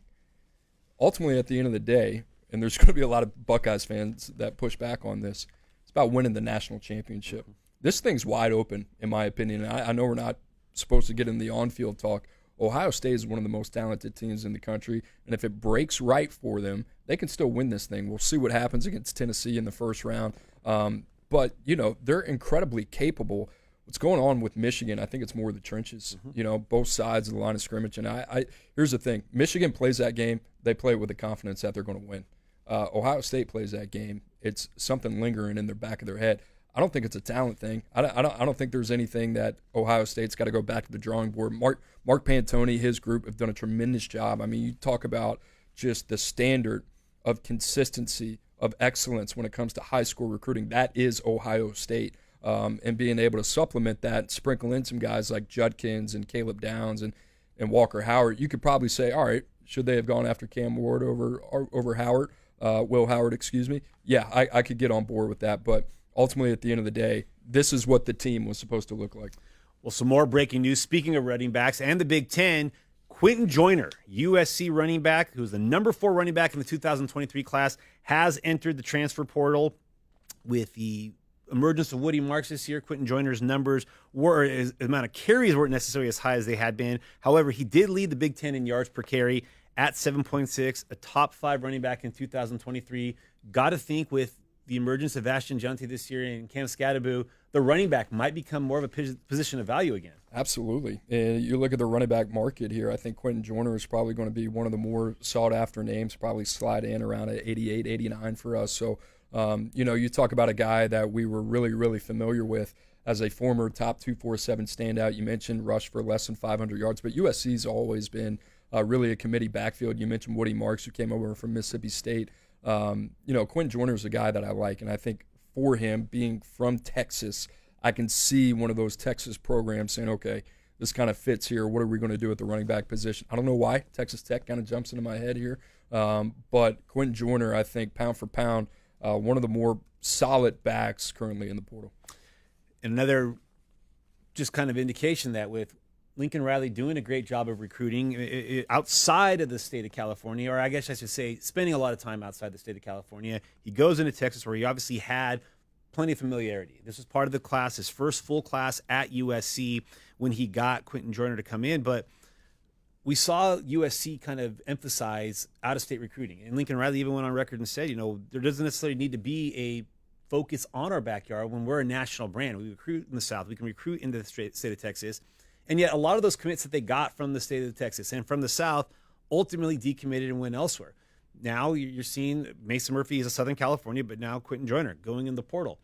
Philosophically, what does he need to do with their recruiting class? Having some players that, you brought it up on the recruiting show, on the Sunny Day show. They had less players in this top 15 in California than Alabama and Texas A&M, and the same amount of players from the state of California in the top 15 as Penn State. Yeah, pretty crazy. I was pretty vocal about it on the signing day show because I think USC is a major missed opportunity here with what they can do in their backyard. Huff, you cover this region. You know the type of players that come out there. I think you and I could probably go down a list of guys that we've had in the top 2, 4, 7. And, you listen to people and they talk and they say, oh, it's a 7-on-7 state. You're not giving California enough credit in terms of what they're bringing out every year, we've watched Kingston Biliamuasa go. We've watched Madden Faremo go. I mean, you can go down the list of certain guys that have come out of that state that you would say, if you're Lincoln Riley and USC, why would you not recruit the state of California? It just doesn't make a lot of sense to me. So that being said, you got to give credit where credit's due. They have a top 15 class. I think this is a win at all costs type of year for Lincoln Riley. He's got to prove that he's got the chops philosophically, that what he's doing is making sense. So we'll see what happens in 2025. All right, well, let's take a quick look at some of the more recent grades that have gone in for portal entries. Rayon Strader with an 89, Clev Lubin with an 89, both a couple of defensive players. Terrion Stewart at an 88, Chandler Morris, 87, leaving North Texas, TCU, Oklahoma previously. Braylon Braxton at number 86. Those are the most recent entries. You can see more of the grades that, Coop, you're working on doing double duty right now, putting those grades in. Continue to use the promo code PORTAL for 60% off while we're on the air for another few more hours. Promo code PORTAL for 60% off a subscription of an annual VIP membership as part of our Transfer Portal Palooza. We also have some more breaking news. Speaking of USC and Georgia, wide receiver Michael Jackson III, who was originally from Las Vegas, went into the portal last year, started his career out at USC, transferred to Georgia. He is going back into the portal. The question will be for him, does he come back west? He had some ties into the Georgia program with David Hill, a former assistant at his high school before he went to USC, and now David Hill on staff at Georgia. But now Michael Jackson goes into the portal, so Georgia could be adding receivers, but they're also losing another receiver. Yeah, big fan of this guy. And then, when they brought him in, I think it was more of a depth play. I think Michael Jackson kind of served his role for the Bulldogs and what you thought. Kind of reminded me a little bit of Kyle Ford. Maybe not as big, but just tough, the way that he can play over the middle. So I think he can provide some value, whether or not he wants to go to the Power 4 ranks. I think there's opportunity for him at the Group of 5 ranks. That's what I would say. He's probably hunting snaps at this point, but a guy out of, Pembroke Pines, Nevada? How about that little throwback?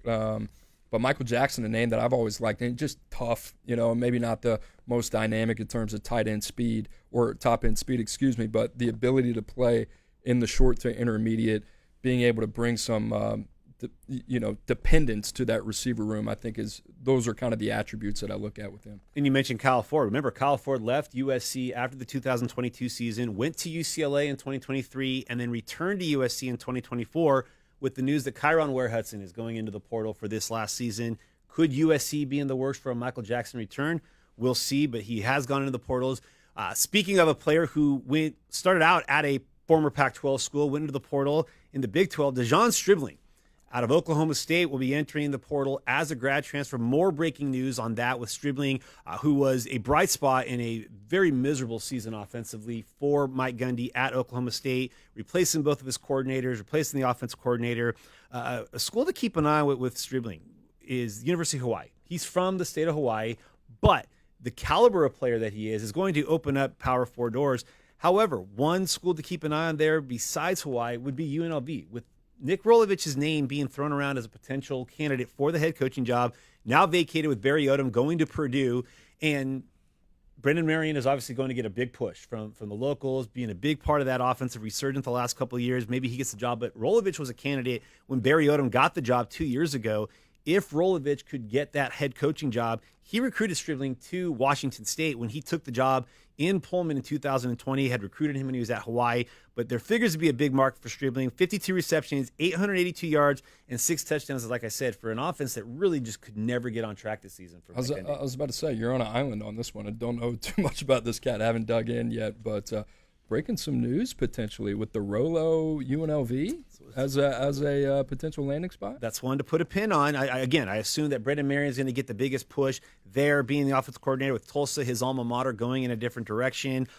But Nick Rolovich, knowing that he was a candidate in 2022 when Barry Odom ended up being hired, potentially UNLV. And remember, he was an offensive coordinator at Nevada, did not get really any attention there when they ended up hiring Jeff Choate. So maybe he goes to UNLV and tries to keep things going there.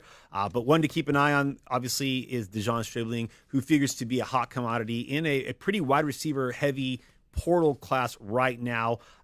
But again, very productive with Oklahoma State not having the season. And again, this is a guy that he's got 1 year of eligibility. So it's going to be a plug and play expectation. And there's going to be some schools. But when you look at the portal, who are some schools you think maybe just be one receiver away from being the difference between 7-5, 8-4 team to putting themselves in the conversation for the playoffs? That's a great question. I think initially Georgia comes to mind, and they might be already down the road here with Eric Singleton, a top 10 player in the portal and number 3 receiver in the portal, a guy that we love. I think one of the more dynamic receivers in the portal.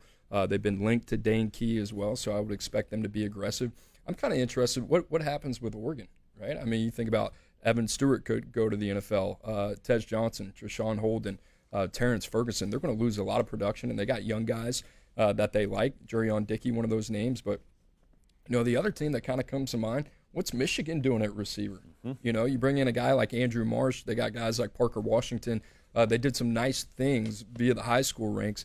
But what does it look like from a college football portal standpoint? I think Michigan right now has shown that they're one of the most aggressive teams in the country when it comes to NIL. So we talked about it. How do you surround Bryce Underwood with all the things that he needs to be successful? We talked about what Oklahoma didn't do. How do you learn from that, put this young guy in the best position to be successful? If you're going all in with the quarterback, you might as well go all in everywhere else. So receivers actually a deep position in this class. I'd like to see Michigan get pretty aggressive here.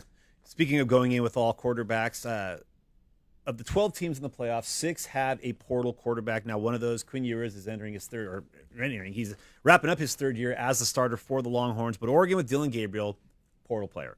Sam Levitt at Arizona State, out of the portal. Will Howard at Ohio State, Curtis Rook in Indiana. And then Riley Leonard at Notre Dame. A year after they got Sam Hartman out of the portal from Wake Forest, went back into the ACC to get Riley Leonard. But you mentioned this a little earlier. You were talking about how the spot recruiting in the portal is important. A lot of times you had a young quarterback that is going to be the guy at some point. Just might not be the guy just yet. And obviously with Texas, they had Arch Manning. So when Quinn Ewers came in, I don't think Arch had even committed to Texas. But you look at Oregon, they've got Dante Moore back. They had some talent. But Notre Dame with C.J. Carr at quarterback, they bring in Riley Leonard. They're not ready to turn it over to C.J. Carr. They've got other quarterbacks there as well. But Riley Leonard coming in takes them to the playoff, get over that one loss to NIU at home, and now they're a playoff team. Is Notre Dame a team that you could see going back to the portal, or are they ready to turn it over to one of their younger guys? I think they're ready to hand the keys off, man. I think Notre Dame doesn't get enough credit for what Marcus Freeman has done since he has arrived, and you got to give credit to Gino Guidugli. You got to give credit to Mike Denbrock, the offensive coordinator over there, and what they've been able to do. I mean, you think about the arms that they've been able to bring in. All right, so Sam Hartman at first, right, kind of puts you in a position to compete for a playoff spot. The next year you bring in Riley Leonard. The marriage between him and Denbrock has certainly gotten better throughout the year. And then you think about, all right, well, now we got a young guy in Carr, and we talked about the balance of all this in terms of, all right, well, what does it look like with the expectations, managing expectations? And now you got a room with C.J. Carr, Stephen Jelly, who will probably be in the portal, Kenny Minchie, that we like a lot, and Blake Hebert that they bring over, that they flip from Clemson. So the way that they have managed this has kind of been a quarterback masterclass. And I think it's going to be C.J. Carr, but I think they're going to have some healthy competition in that room. And they're not playing these guys until they've seen enough and they feel like they're ready, right? So when you talk about managing the portal along with the high school side of recruiting, I think Notre Dame has done a phenomenal job with that. And the results show, outside of one blemish against Northern Illinois, Notre Dame's right where they're supposed to be. This Saturday, the Heisman Trophy will be awarded in New York City, and one of the players that will be in the Big Apple this weekend is Ashton Genty. So why do we bring him up? Well, a year ago, he was a name that many people thought would go into the portal. originally from the state of Texas, went to Boise State, had a great first 2 years, but a lot of people thought, okay, there's no way he's staying at a G4 school, G5 school. He's going to go into the portal. He's going to command a large number, and he's going to make a good team great. He did that at Boise by staying with the Broncos. Spencer Danielson, shout out fellow Azusa Pacific Cougar alum, keeping him, and now he's been, arguably one of the two most electric players in college football. Going to win every running back award that's available, Doak Walker lock, and be in contention for the Player of the Year. But when we think the Group of Five schools, we see a number of players that have jumped from a Group of Five to a Power Five. We saw with Curtis Rourke this offseason, making the move from Ohio to Indiana, changing the fortunes of Indiana with Kurt Signetti. But are there going to be Group of Five players that stay at their Group of Five school in this era, like Ashton Jeanty? Is he going to be somewhat of a unicorn? Maybe he was a unicorn in that he was a 4-star, a very talented player who went to Group of Five school.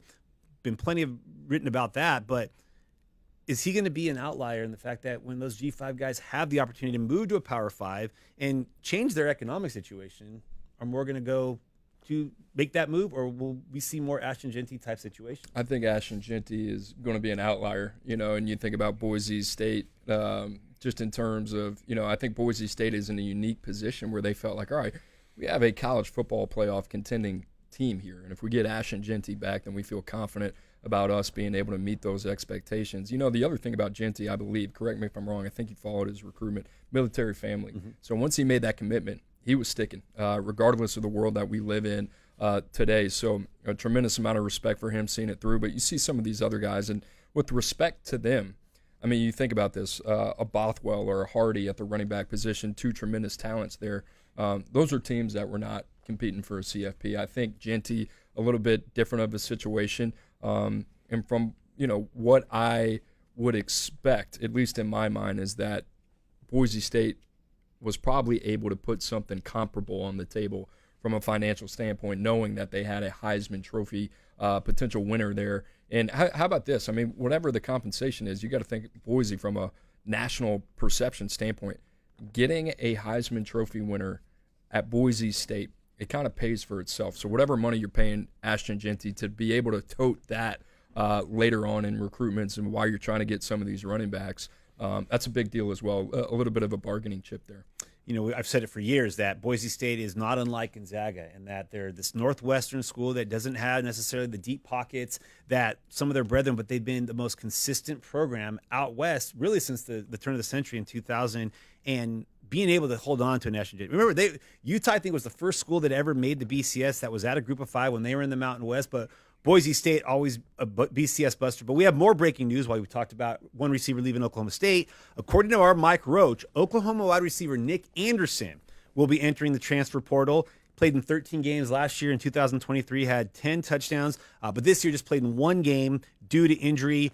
Originally was the number 2 wide receiver and the number 5 overall prospect in the transfer portal, but LSU, Ole Miss, and Florida all in play for Nick Anderson. Sounds about right. I mean, you think about those schools, all SEC schools. Let's start with LSU. LSU, in terms of what they're missing there, I think Kyron Lacey, C.J. Daniels in the portal as well. And then you think about Ole Miss, too. I mean, they're going to lose a lot of production. Trey Harris off to the NFL. Juice Wells was not the result that I think they hoped they would get. Watkins has broken out for them as well. All three of those guys now off to Sundays. And then Florida, I talked about this with Bryce Underwood. I would expect Florida to be really, really heavily in the mix here because they're going to try to surround DJ Lagway with all the weapons possible, because now all of a sudden, who would have thought 7-5 Florida, Billy Napier coming back for another year, and now you're looking at a team that wants to compete not only for a college football playoff spot, but for a national championship. So how you do that, you go get them a big X receiver that can do a lot of different things. They've done a tremendous job at the receiver position in the portal with what they've done over the last couple of years. So they have something to show Nick Anderson. All these schools do. LSU, Ole Miss, and he's going to have the pick of the litter here. Florida State making moves last week, bringing in Tony White, the defense coordinator at Nebraska, in for their defensive coordinator role. Well, he's going to have to replace a linebacker, with Chris Hummer reporting that linebacker Omar Graham Jr. intends to enter the NCAA transfer portal, leaving Florida State. Former 3-star player who was a part of a defense that was much maligned this year. Obviously, there was major changes necessary there. 39 tackles this year, 1 sack, 3 tackles for loss. But as we talked about earlier with Bear Alexander, defensive linemen seemingly find a place. Linebackers seemingly find a place on rosters. So even with pedestrian statistics, there still figures to be somewhat of a market for Graham. Yeah, I don't blame him at all because it is a super thin linebacker class, at least what we've seen right now. Amari Campbell from North Carolina jumped in the portal a little bit earlier today. That's a name that we really like. You look at Bengley Kamara, he's already committed to Kansas, left South Carolina a little bit earlier in the season. Josiah Trotter, Brian Parham as well from Washington, Sione Hala from Boston College. So you look at these guys, there's not kind of one guy where you're like, all right, yeah, maybe at a late day 3 draftable grade. Graham, one of those guys not so familiar with the tape, obviously know the reputation. I think jumped in the portal last year, briefly came back. So this is one of those guys that I think will benefit from the lack of names in the current market. We'll see if it stays that way. But certainly if you have a need at the second level, he'd be one of the names at the top of the list. North Texas losing another player to the portal as well. Wide receiver DT Sheffield, according to Chris Hummer and Matt Zenitz, he will be entering the portal. And another blow for North Texas, where they're back in the bowl again this year. But North Texas has done a great job. And you mentioned Clemson earlier and their good evaluation. North Texas has done a phenomenal job of evaluating under their previous staffs. They had the twins, Grayson Murphy and his twin brother, both with UCLA, right. Ended up being all Pac-12 defensive linemen. So North Texas, and that's kind of going back to the Ashton Genty situation. G5 schools have the ability to evaluate and make a little bit more of a better evaluation and development, but it's holding on to those guys after they produce that I know becomes a very frustrating part of being at a G5 school. You don't have the pockets that are deep like the Power 5 schools.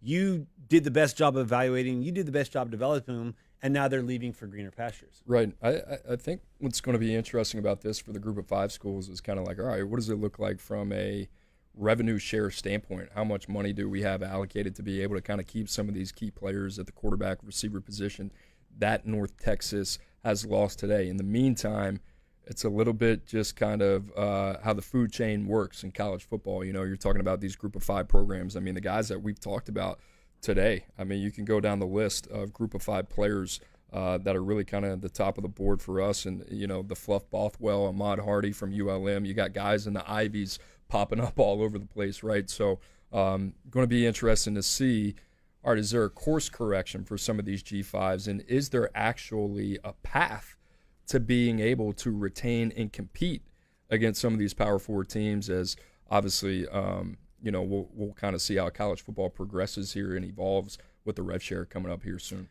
DT Sheffield figures to get plenty of attention. This last season in the American Athletic Conference, led the conference in touchdown receptions with 11, was third with 66 receptions, and tied for third with 822 receiving yards in 2024. So a very productive player. You kind of hammered the point home about productivity over projection, and this is a player that's been pretty productive and figures to be a guy that's going to be a hot commodity. North Texas losing receiver DT Sheffield to the portal. Now, I want to go back to revisit the playoff discussion and talk about some of the other schools that have used the portal very well. And staying in the state of Texas, SMU has used the portal, the third most incoming portal players of a team in the playoff with 21. They did lose 17 players to the portal, but Rhett Lashley has built a very good program in year one, coming within a field goal, a 56-yard field goal at that, of going to overtime to potentially win the ACC title. It's a nice kick. It was a beautiful kick, and the confidence and the wink. And I don't know if you saw the kid's tweet afterwards, but it was just the winking eye emoji. And we got to see Dabo celebrate. Rhett Lashley did not celebrate on Saturday, but did on Sunday when they made the playoffs. But with SMU now making that move to the ACC and showing that they can compete in that conference, given the fertile recruiting base in which they sit in Dallas, in the state of Texas, will they be hitting the portal as hard, do you think, or do you see more of an adjustment to let's hit the recruiting? Remember, they were the ones they had a commitment from Keelan Russell from the jump. So great evaluation early, just couldn't hold on to him. But will their philosophy be changing? And they still want to kind of hammer home, staying home and building something from within. I think now SMU has proof of concept, maybe something that they didn't have last year. I mean, obviously competing in the American Athletic, but if you were to tell Rhett Lashley, hey, you were going to be in the ACC championship against Clemson and you're going to be in the playoffs and have an opportunity to compete, in Happy Valley against Penn State, one of the better teams in the country, best case scenario. So what this has done has really kind of flipped SMU's recruiting strategy on its head, and that's something that already begun before the season really started. You look at SMU, what they did this year, they finished 32, which I think is good. I think SMU is going to climb into that top 25, really kind of be one of those top 25 type of ACC teams. I think we can see a similar climb to what we've seen with Brent Key and Georgia Tech. But you look at what they've done over the last couple of years. I don't have the exact numbers on me. 21 transfers last year in terms of what they brought in. They brought in a lot of guys, especially on the offensive line. Talk about Savion Byrd, a guy that was highly touted out of Oklahoma. The other side, P.J. Williams, that came from Texas A&M. We talked about Brashard Smith, the position change from receiver to running back. Rhett Lashley's got it good, man. Not only from a compensation standpoint, but he's got deep pockets there in SMU. Those guys want to win. And you look at the teams that have the commitment to winning, that's a good place to be. So SMU is kind of in a unique spot now where they can say, hey, listen, we're year one in the ACC. We're one play away from winning the championship, and we're in the playoffs.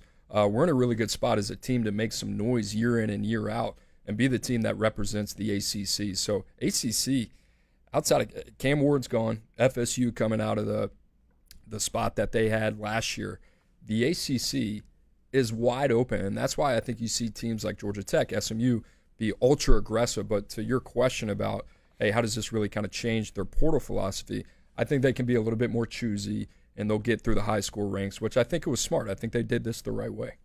Well, more breaking news from the transfer portal wire. According to his own social media, Nebraska defensive lineman Keanu Davis will be entering the transfer portal. Now, he had kind of a circus of recruitment, was committed to Washington. I think he was originally committed to Arizona, then flipped to Washington, then decommitted from Washington, ultimately chose Nebraska, although it looked like he was going to UCLA. Then the rumors started to pop up that Chip Kelly might be leaving, goes to Nebraska. Well, big reason for that was Tony White recruiting him to Nebraska and getting him with Tony White's departure for Tallahassee to Florida State.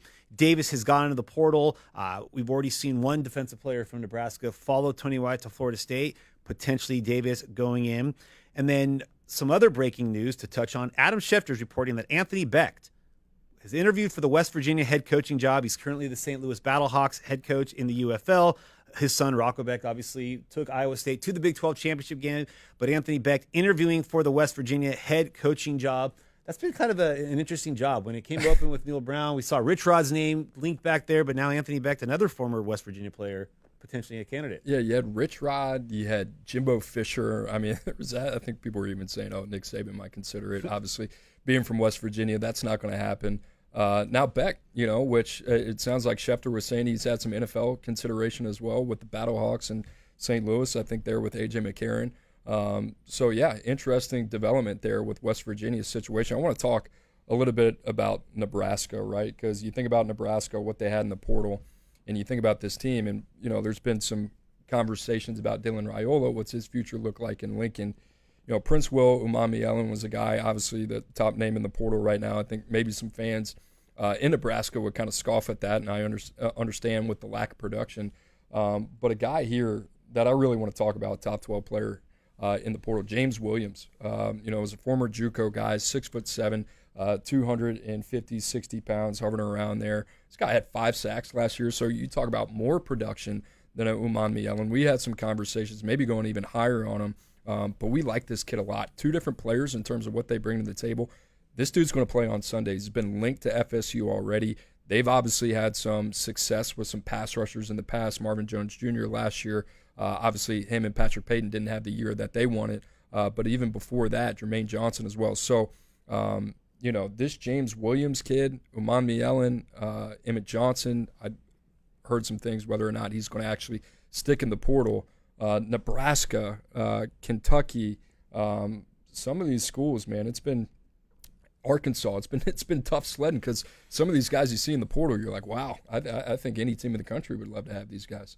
And I think that's what's fascinating about some of the names that kind of emerged, guys that weren't necessarily big names coming out of high school, guys that maybe went the FCS route or went smaller school route, become hot commodities. And you see, and we'll talk more about that later with FCS players that have made that move. I mean, shoot, the Heisman Trophy frontrunner, by the letter of the law, Coop, is an FCS transfer in Travis Hunter, who originally signed with Jackson State. But that's what kind of the portal does. It allows for a lot of recalibration. Okay, the players get developed and they go to another school where they're not really highly thought of. Jared Verse comes to mind. And you're seeing the value of players. You look at one of the highest rated players in the portal right now, being an offensive lineman from Illinois State or Southern Illinois. Hunter Zambrano. Hunter Zambrano. And all of a sudden, everybody in the country wants a piece of him. And that's what the portal allows for, much to the chagrin of the G5 schools and the FCS schools. Like I said earlier, they do a great job of identifying, evaluating, and developing, but they can't hold on to them. Do you want your roster to have too many players that made the jump from the FCS to the FBS level? I think it's about being selective. I mean, what's interesting here, and we talked about it, just grading these guys, it's a height, weight, speed game, right? So if you're trying to really kind of sort through the conversation or the fog of confusion, what they say in the scouting community of, all right, well, how are we going to compare a kid from the Ivy Leagues? Like, how do you compare Bryson Canny from Columbia to Kyron Hudson at USC, right? It's a height, weight, speed game in terms of what they do with the versatility. What do we think travels or translates to the Power 4 game as well? So sticking to those basic principles, which I think the hard part for us is you don't always have all the information, right? So you're trying to parcel this together a little bit. But, what's true is true. Ahmad Hardy is a tough, physical north-south runner, even though he ran for 1,300 yards at ULM. Bothwell, who we've talked about, has showed that he's capable. Hossley as well at the running back position. Talked about Bryson Canny, Colin Weber out of Charlotte. These are all guys that have put it on tape, not only in 1 year, but maybe multiple years as well. And that's what the portal's for, really kind of designed for, to give these guys opportunity. And inverse, we're talking about a guy like Michael Jackson, who maybe has gotten buried at USC, gotten buried at Georgia. Now he's going to have an opportunity to go down to a lower level, compete there, and maybe show his ability on a little bit of a broader stage. We talk a lot about the FCS players that make the jump to Power 5. We talk about the group of 5 players that make the jump to the Power 5 or Power 4, I guess it's known now. But we don't talk as much about the Power 5 guys or Power 4 guys that make the jump down to a group of 5. Maybe there is a traffic jam at the position that they're at. With Boise State only having 8 transfers on their roster right now as part of the 2024 cycle, 2 of the players that have transferred that were at Power 4s that have been a significant impact on that team, we know all about what Ashton Genty does. All right, but Spencer Danielson's a defensive guy. And their defensive backs, Devon Banks, who was at Washington originally, and then Jeremiah Irby, who was at Cal, both a key part. Jeremiah Irby had a fantastic Mountain West Conference championship game. With now the group of 5 getting at least one team into the playoffs each year, you're going to see that those teams now have a chance to win a national championship or compete for a national championship. Is that the ticket, though, to develop like Boise State has, but maybe as we talk about spot recruiting out of the portal with the schools like a Georgia and an Ohio State, for even some of those group of 5s, is it going to find a guy who maybe just for too many bodies couldn't get in, then they come there and that 1 or 2 players, the difference between them being, playing in a pre-Christmas bowl game to now playing in a playoff game? A lot of different ways to skin a cat. I mean, we talked about SMU, what they've been doing in the American Athletic Conference before they went into the ACC, and a lot of it had to do with the success that they had via the transfer portal. And then you talk about Boise State only taking 8 guys, via the transfer portal. Somebody asked me this the other day. What's the answer? What's the formula? Do you have to take 20 guys, or you got to take 8 guys, you got to take 5? You got to take the right guys. That's what it comes down to. So Boise State obviously getting 2 starters that they can rely on from the Power 4 ranks. I think that's what it comes down to. And if I had to guess, Boise is one of those places, even with Danielson, just driven on relationships. Guys they probably recruited early and then at some point maybe outgrew that recruitment and then come back and give them a warm spot to land. So I don't know if it's one particular way or the other. Like I said, we've seen it with SMU. We've seen it with Tulane, who's done a really good job developing through the high school ranks. But if you can go out and you can get Ty Thompson, who's now probably going to have the opportunity to compete, or a Mario Williams from USC, then sure, why wouldn't you try to add that type of talent? You know, what's interesting about Jeremiah Irby is that when he left Cal, he had a number of Group of Five offers. He had quite a few coming out of high school at the same high school, Menlo Atherton, as Troy Franklin, who went to the University of Oregon, now plays for the Denver Broncos. But with Irby, you know, he had the opportunity to go to a number of Power Five schools after he left Berkeley, but ultimately settled on Boise State. And like you said, Spencer Danielson does such a great job relation. You could see, I mean, you saw it if you watched when the playoffs were announced yesterday, and they did the live cut into the Boise State room. You saw the way the players reacted to Danielson, and he really drives that program. So I don't think you're going to see a heavy amount of transfers because he wants to develop those guys as young men. And we haven't really seen a lot of guys go in the portal from Boise State. But the ironic thing, and Emily mentioned it this morning, for a school that didn't really hit the portal hard, they did bring in one of the most highly touted names in the portal this last offseason in Malachi Nelson, the former five-star quarterback. And he spent the year basically signaling in plays to McKay Madsen, who's got them in the playoffs with the bye. It doesn't always work out. But here's the other thing for Malachi Nelson, and obviously backing up Madsen there in Boise. You know, Malachi Nelson was a guy that I believe signed with Rich Paul coming out of high school. You know, you talk about the NIL era, everything that comes with it. Sometimes this is just a course correction. You know, for a guy like Malachi Nelson going to Boise State, not winning the job, being able to sit, breathe a little bit, you know, recalibrate. What does that look like? Is his future at Boise? But it kind of gives him some time to think and say, you know what, it's in USC where I lost out. This is Boise State, you know, so maybe I got to look at myself in the mirror and say, hey, maybe it starts with me. And I think that's the other thing that, you know, we've kind of seen it play here. And Chris Marshall was another guy who's a former five-star receiver that went from A&M to Ole Miss and ended up at Boise State. So Boise, not afraid to take some shots. But I do think these guys, there's a level of humility that comes in terms of going through the portal and traveling that journey. Well, it's going to be fascinating to watch if we have any other names that go the G5 route, thinking that there might be a better opportunity to play, but maybe don't see the field there. Is there another transfer in Malachi Nelson's future with McKay Madsen being, or Maddox Madsen being a youngster, still has some eligibility left, but certainly would be fascinating to watch. Can I bring up one name? Please. Justin Martin. We haven't talked about him at quarterback. It would be hard for any of these Power 4 teams to say, you know what, I'm going to go in on this kid. He started one game, was a former four-star, you know, coming out of California, and a guy that we really like. You turn on that game against Penn State, and there's some things there where you're like, why isn't this guy starting? I'm a big Ethan Garbers guy, you know, recruited him out of high school. Justin Martin, in terms of the physical toolkit, has got a lot of things that you like. And then not only that, it's not just the physical traits. From a timing, anticipatory standpoint, he showed some things. So you think about a guy that probably grades out a little bit higher. There are probably some people saying, why do you have Justin Martin over Anthony Calandria? Well, we love the physical toolkit. And then the other thing is, I think this is going to be a guy that ends up at a Group of 5 program. People are going to be looking back and saying, how do we miss on this kid? So I'm excited for him to get some more reps and eager to see where he ends up. A name to keep an eye on with Justin Martin is Fresno State, according to 24/7 Sports. Greg Biggins could get the change of scenery he needs without having to go too much further north of Los Angeles, where he's from. Also, the possibility with Tino Sunseri, now reportedly the new offensive coordinator at UCLA. Once the playoffs are done with Indiana, maybe he talks Martin into staying, but maybe there is a complete change of scenery for him. But again, a lot of breaking news in this last hour. A lot of the blue bloods, if you will, losing players to the portal. We are halfway home, still plenty to cover the rest of the day. We'll be touching on some of the FCS schools that have been losing their player to the next level, some of the players that have gone to the Power 4 and flourished by making that jump from the FCS. We just spent a good hour talking about those playoff teams, but breaking news keeps coming with Chris Hummer, Matt Zenitz, Mike Roach, Greg Biggins, Blair.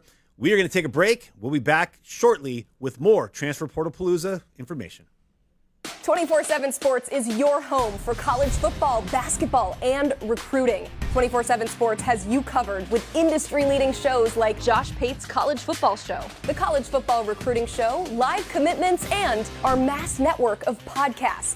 Become a VIP and find out what's really going on with your favorite team. With inside information from our experts across the country. College football, basketball, and recruiting. Find it all on 247sports.com and on YouTube. All right. Thanks for joining us today on the first day of the Transfer Portal opening. Use the promo code PORTAL for 60% off today, only while we're on the air, for an annual VIP membership. Go to 24/7 Sports, click to sign up for a subscription, and put in the promo code PORTAL for 60% off of an annual VIP membership. Emily, welcome back. Have a VIP membership, So do I. need this, but I'm sure you do. Yeah, we love this VIP membership. So if you've not already taken advantage of that, go ahead and do it. A reminder that this only extends through this show, which I know has felt like it's been going on for a long time. It will go on for a few more hours, but there is a clock ticking there. Huff, what'd I miss? You missed Anything happen in the last hour in the transfer portal? Georgia getting a visitor at receiver. Georgia losing Okay. a visitor at receiver. USC losing a running back. USC losing an offensive lineman. A former USC receiver leaving Georgia, but potentially going back to USC where he started. No, you didn't miss much. Didn't miss anything. All right, that's fun, because when I was here an hour ago, we were talking about a USC defender and Bear Alexander potentially going back to Georgia. So a lot of connections with what you call the blue bloods of the sport. But I think this next hour we're going to focus on some of the smaller schools, maybe some FCS Division II, where you find those diamonds in the rough, those gems. But before we get into some actual names, I want to discuss just how you go through the process of evaluating some of these players that maybe come from a lower level. There's things that, we have this production versus projection, and there's some of these players coming from lower levels have all the production, but against what kind of competition? So how do you project them to the next level? We're going to take a little trip down memory lane. About 10 years ago, Vernon Adams, who had been a very productive quarterback at Eastern Washington, made the jump from Eastern Washington to the University of Oregon. Oregon had just lost Marcus Mariota to the draft, won a Heisman Trophy, took Oregon to the national championship game, and Oregon wasn't ready to turn the keys over to a young quarterback, so they get Vernon Adams to come out of the portal.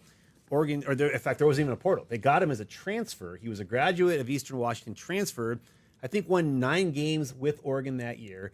The next year, Oregon went back to that well. Mark Helfrich had some quarterbacks. He had signed a couple quarterbacks that had very similar arcs to Marcus Mariota. Didn't start. One of the quarterbacks he signed was Jared Goff's backup until his senior year. Brought him in thinking there was going to be Marcus Mariota magic. There was not. So he goes back to the FCS well. Gets Dakota Prukop to leave Montana State. It did not go so well. It also didn't help Prukop's chances that there was a freshman from Eugene named Justin Herbert on the roster who Helfrich went with about midway through that season, 4-8 season, got fired at the end of it. You have a lot of guys that can make that jump. But then you have some guys that the jump becomes much too big. Maybe they were putting up and you see that a lot in the high school recruiting ranks where a guy's putting up big numbers, but it's not always against great talent. So what's it going to translate like when you get to the next level? So that is something, and you saw when Coop was talking about it earlier, what goes into the evaluation process. I think they said 10% is level of competition. You got to take that with a grain of salt. You got to take that into consideration that just because he's putting up big numbers in the Ivy League or in the Big Sky or in the Missouri Valley, is that necessarily going to transfer to the SEC or the Big 12? All right, we're going to put a pin in this conversation real quick because we want to get to some of the latest news that's happening in the transfer portal, which means we have called our friend Matt Zenitz to check out what is currently happening. Matt, I'm just going to throw the floor up to you. What do we need to know that's happening at this hour in the transfer portal? Well, first of all, I have to say I appreciate the Dakota Prukop reference. So actually covered his recruitment going back to, 2016, back when he was considering Oregon and Alabama, back when I was still Alabama beat writer at that point. So that just took me down like memory lane right there, which really appreciate. Down memory lane. And made me feel old at the same time, which also appreciate. Sorry. But some of the more interesting stuff that's come up just during the course of the last hour or so has been just teams to watch for some of the top guys that have gone in. So actually, I'll start with a couple of defensive linemen. So Jaheim Otis, who is leaving Alabama, going to be one of the top defensive linemen this portal cycle.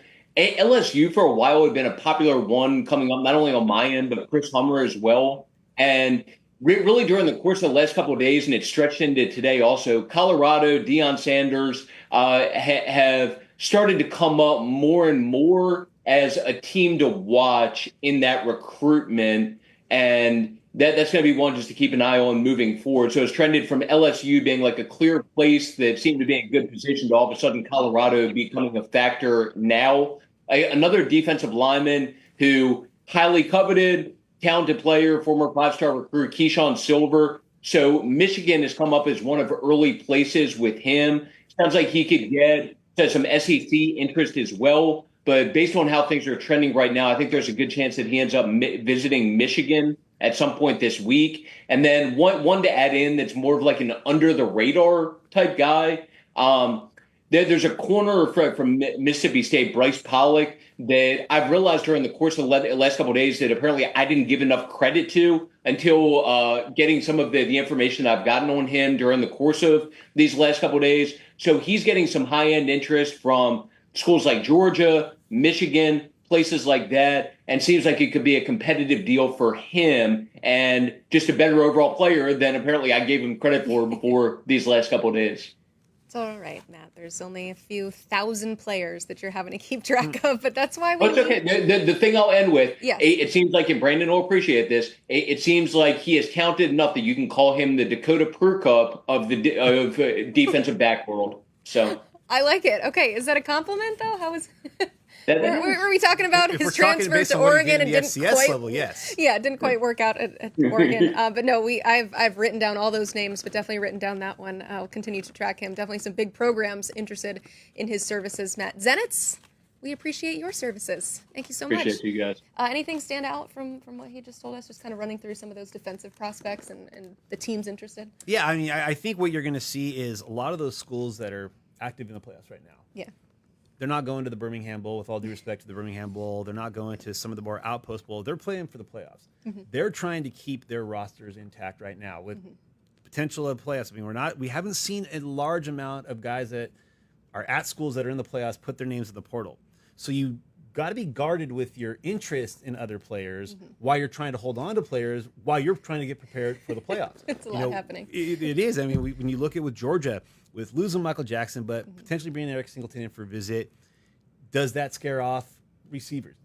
Does that scare off other players where you need that depth right now more than ever as you prepare for, granted you have a bye, but you're still looking at the potential for 3 playoff games if you want to win the national championship, 4 if you're trying to come out of the home playoff games. So you've got to be very measured in how much interest you're showing. And I know that's something that we want to talk about this hour too, is how are you evaluating these guys on the front end, on the early end? When do you start evaluating them? But it's also massaging and managing the roster right now in December as you prepare for the playoffs. You don't want to hurt anybody's feelings, especially when you may need that player to emerge. I mean, going into Saturday, did we ever expect to see Gunnar Stockton in a game for Georgia? No. But and yet to play meaningful minutes, second half of an SEC championship and game, overtime until he got crushed at the line at the goal line. But that's the important right now is you need to still play right for right now. Yeah. You can't just play the long game. You're all in on these playoffs. So does by showing interest in another player, and we saw this last year with Ohio State. Now, granted, there was only 4 teams last year. They had lost to Michigan, but Kyle McCord goes into the portal the day up. Started 12 games, went 11-1, but loses that one game. Ohio State goes into the Cotton Bowl with Devin Brown, I believe he started. Lincoln Kane-Holtz ended up playing, but they looked abysmal. Yeah. Now you expand the playoff. Now you have 12 teams. You got to keep your starters for as long as possible. Does showing interest in somebody else deplete your depth?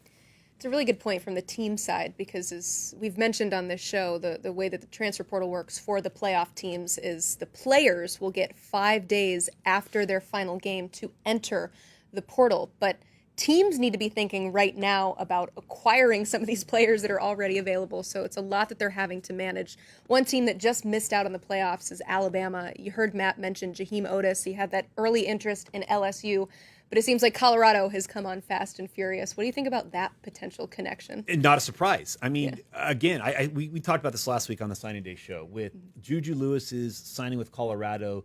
Does that show that Deion's going to be there for the long haul? I have a feeling that you're going to see Colorado, they've been no stranger to the portal in Deion's 2 years there. But now that there's more security, if you will, there's more discussion and talk that Deion will be there longer time. Does that expand the caliber of player that they can get out of the portal and give them the opportunity to continue this 93 season? I think they were, 1-11 2 years ago, 3 or 4-8 last year, 3-9. Finished the season ranked in the final college football playoff rankings. Yes, and potentially get their second Heisman Trophy winner come Saturday in Travis Hunter. They're going to attract some top-end talents, top-tier talent, and Jaheim Otis might be the next kind of that guy, a top 10 player that could come in there and be the impact player. We've seen, now granted, there are different situations with Shedeur and Travis Hunter, both coming from Jackson State to Colorado, but we've seen those transfer players come in and be immediate impact players to a high level for Dion. Well, because they've needed the bodies too. I mean, it's Yes. not just the matter of the incoming transfers, which for Colorado has been 94 incoming transfers under Deion Sanders. There's been 97 outgoing prospects as well under those 2 seasons. And so they've had to come in and make an immediate impact. But have we seen maybe a little bit of a shift in terms of the type of player that Colorado can bring into the portal? Because when you look in the 90s in terms of prospects they're bringing in, that screams to me there has been some quality, but mainly quantity. Yes.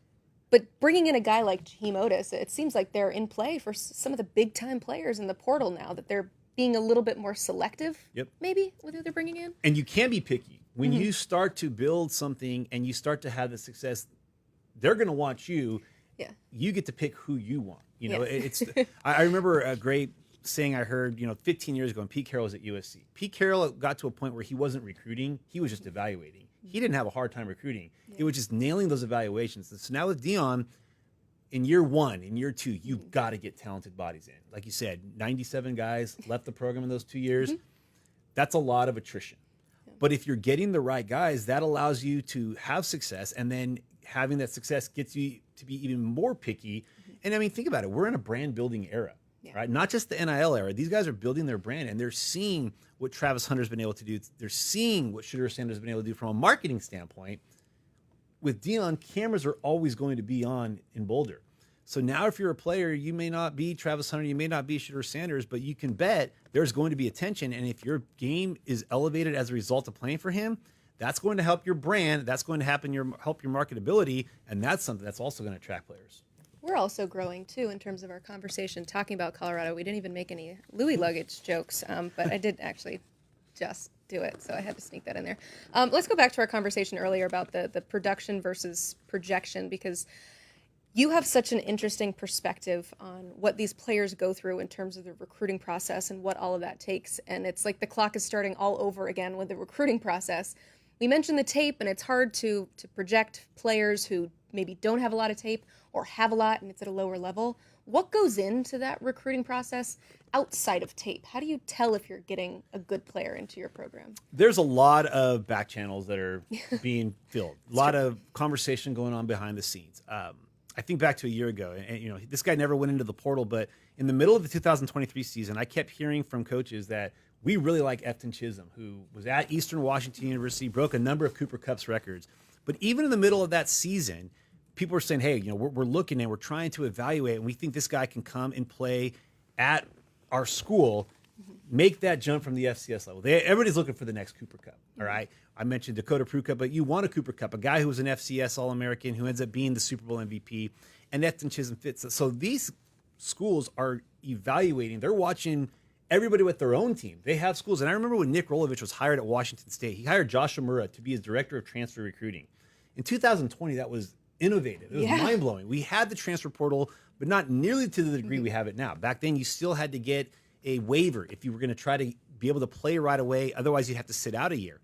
And it was so innovative at the time to now where you have personnel staffs growing. You have general managers. You have this entire operation at your school that is doing evaluations. It's not just about evaluating high school players. You're watching the PFF of other teams. You're watching film of other games and seeing who are the players that are maybe in situations where there's going to be a coaching change. There's going to be a coordinator change. That team's not having success.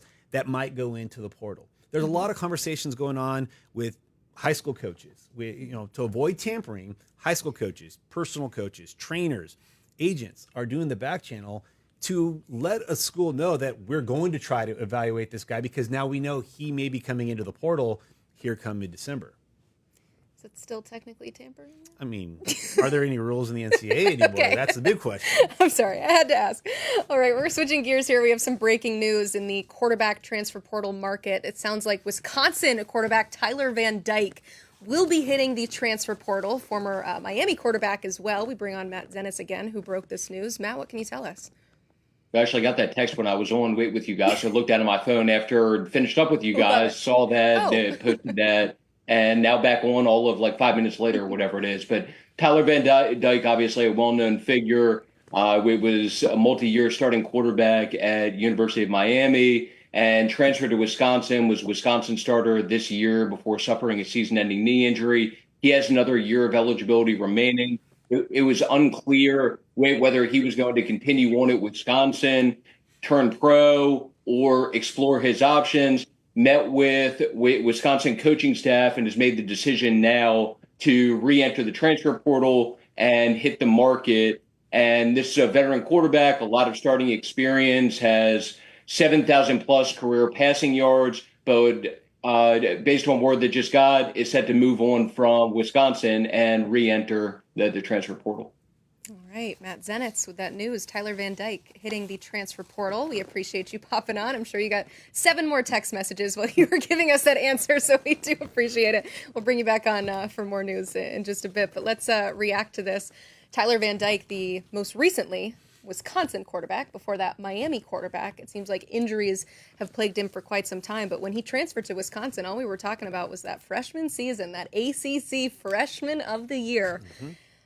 It's been a while since his freshman year. What do you expect his market to be like? I think his market will be similar to Cam Rising, where you've had some injuries, you've had some issues that have kept you from really becoming the player that you were probably looking to be when you first came into college. But there might be a school that's like, we're not ready to turn the reins over to our guy. We're not a championship caliber team, but we still need a quarterback for those 12 games next fall. We've got a young guy. We don't want to throw him to the wolves just yet. So maybe Van Dyke becomes a attractive piece for a school that's looking to, hey, we were 4-8.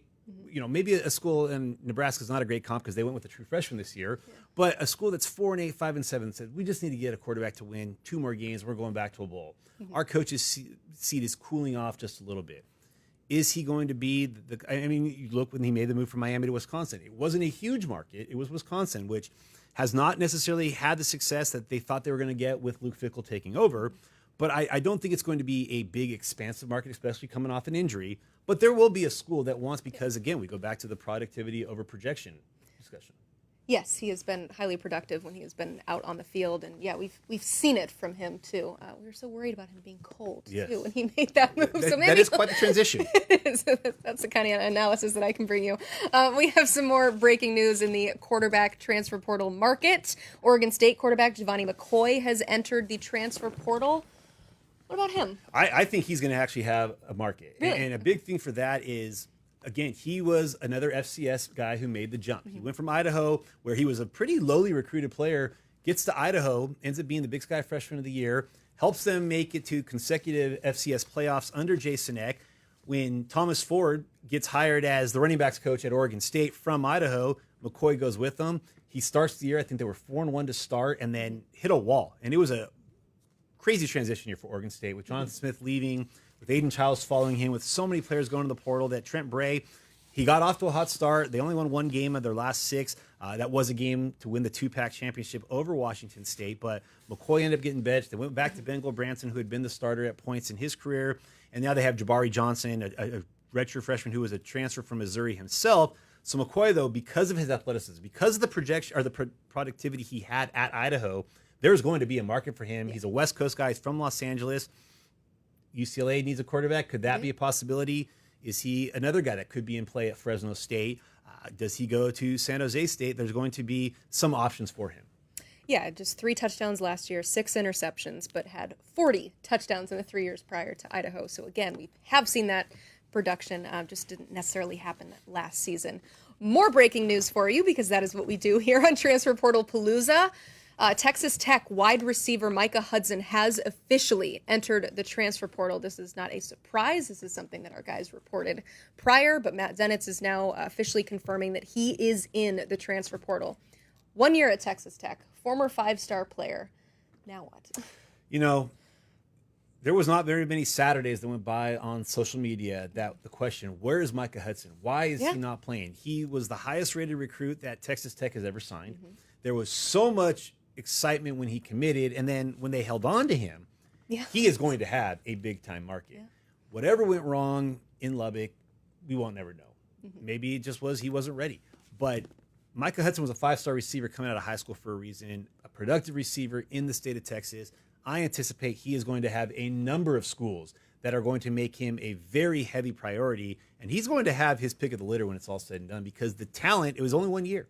The talent is still there. And we've seen it, we've talked about Barry Alexander. We saw it even with Jaden Rashada last year, where you could do it after your freshman year, and there's still going to be a lot of schools that want you, because the talent didn't just disappear all of a sudden. Maybe it just wasn't the right fit. Maybe you just needed a change of scenery, and you needed to be somewhere else where there was less pressure. Keep in mind that when you are the highest rated player the school's ever seen, there's the expectation that you're going to come in and be an impact player and be the most dynamic player to put on this uniform. We saw it last year with Dante Moore when he went to UCLA, the highest rated player that they had ever signed under Chip Kelly, and really in 20 plus years. He had some flashes of brilliance followed by some moments of very limited success. But the pressure to be the guy that comes in with that attention, it doesn't always get worn by the player all that well. So Micah Hudson may just need to go somewhere where he's not going to be the guy. There's not the perception that you're going to come in and change the program you get here. There's going to be plenty of teams that want him. Our portal rankings team has ranked him a 93, which is technically in the 4-star range. And so the way that my simple brain works is, less than a year ago, we projected him as a 5-star player. 1 year after playing in college football, he is a 4-star player. You mentioned the lack of production and all the things that could have potentially added to that, but how did he affect his market by playing at Texas Tech 1 year? Well, and I think that's the issue, is that you were at Texas Tech and you didn't make the impact. You would have thought, if you're at an Ohio State, it's understandable. You go to Ohio State, you got Jeremiah Smith, you have Vivek Egbuka, you have Carnell Tate, Brandon Ennis, you have all these guys, so you're just stuck in traffic. All right, you're in the back of, you don't have the pole position, you're in the back. That's why you didn't crack. When you go to Texas Tech, there was no real comps to him from a physical standpoint, and you couldn't crack the rotation or make an impact with very limited bodies in the receiver room. So that goes to the question. Was there something more to it? Was it an injury? Was it character concerns? None of that we know. But what was keeping him from being the impact player that he was expected to be at a school that didn't have many impact players blocking his path to the receiver room? Yeah, I mean, he was one of the best wide receivers to come out of the 2024 class, if I'm doing the math correct, not that long ago. But now we have him as the 5th-ranked wide receiver in this class. There's a lot of talent at the wide receiver position, so that brings us to kind of our next big picture topic here, which is, what are you starting to see? This is day one. We have over 600 players in the portal, but what are you starting to see as maybe some of the best positions that you can find this year in the portal? Well, the receiver room is going to always be really talented because there's just going to be so many bodies. Yeah. You're going to sign 3, 4, 5 receivers a year out of high school, and you're going to have guys that are going to leave. I'm the 5th best receiver on this team, or I'm the 5th leading receiver, but my numbers Not get enough touches. Exactly. My numbers are greatly affected. And I think one of the best success stories of that was Jameson Williams. He leaves Ohio State where he couldn't crack the rotation because you've got Garrett Wilson and Chris Olave, and you've got Jackson Smith-Njigba, goes to Alabama, wins the Blitnikoff Award. Okay? Sometimes you just have that traffic blocking you. So there's going to be a lot of talented receivers that didn't necessarily crack the rotation this year. They didn't get the touches that they wanted, but they want to be the guy. It's okay to be the number 2 receiver. You're still going to put up big numbers.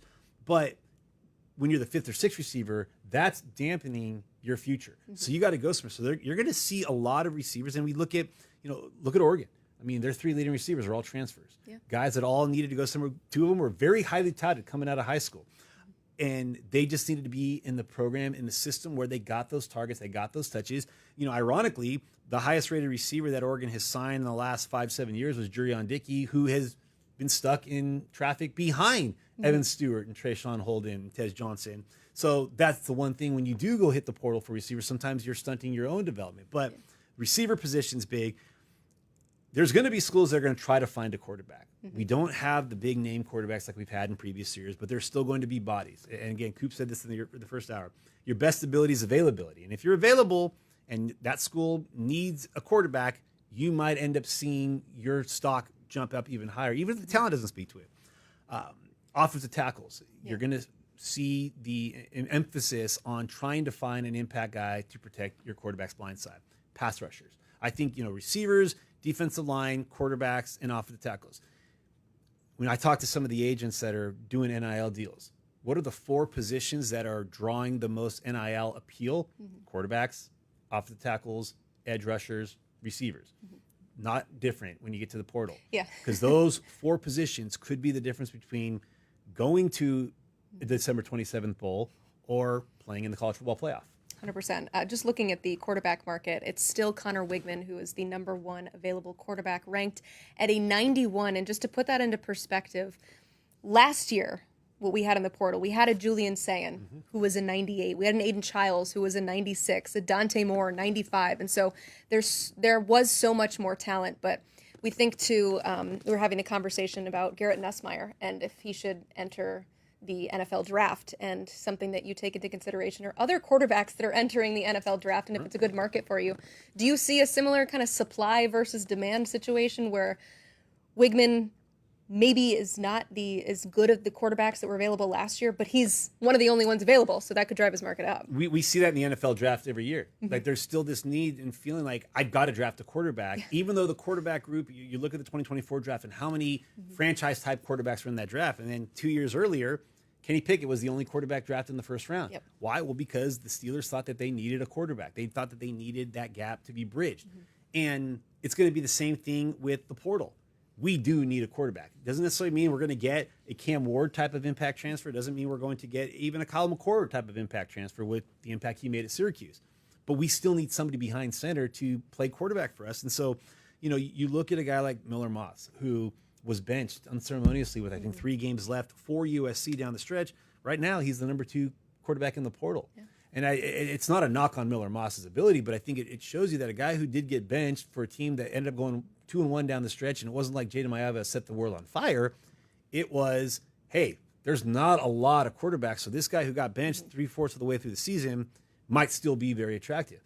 And I think that some of these guys, their value is going to be overvalued because of the position that they play. When we were talking about wide receivers, it made me think of the tie-in with the quarterback position, and that you're not just looking at depth charts and saying, I'm going to be wide receiver 5 here, so I don't want to go here. But how much weighting is there for wide receivers in terms of trying to figure out who your quarterback is potentially going to be? Is that something that you have to take into consideration when you hop into the transfer portal as a wide receiver? Is not just the system that I'm going to, am I going to get more passes thrown my way, but who is throwing those passes? Absolutely. And that's why I think the quarterbacks, like in high school, they kind of drive the car. Yeah. And you see why when a school is recruiting a high school quarterback, they want to get that quarterback's commitment earlier. They want that Pied Piper effect. If this quarterback comes, he's going to draw elite receivers with him. He might get elite offensive linemen that want to come block for him. Then those defensive players want to go play with him because they know they got a game-changing type quarterback. That's not unlike how it is out of the portal. If I can get a big-time quarterback out of the portal, if there's one available, and I'm a receiver that's leaving a situation where I got 15, 20 touches this year, 30 targets, but I know what that guy can do as a passer. I know that system and that guy as a passer are the perfect marriage. I want to join that marriage and be a part of that and be his wide receiver 1, be his wide receiver 2. With the way that offenses spread the ball out so much, the days of one receiver having 60, 70 more catches than the rest of the team, they're kind of few and far between.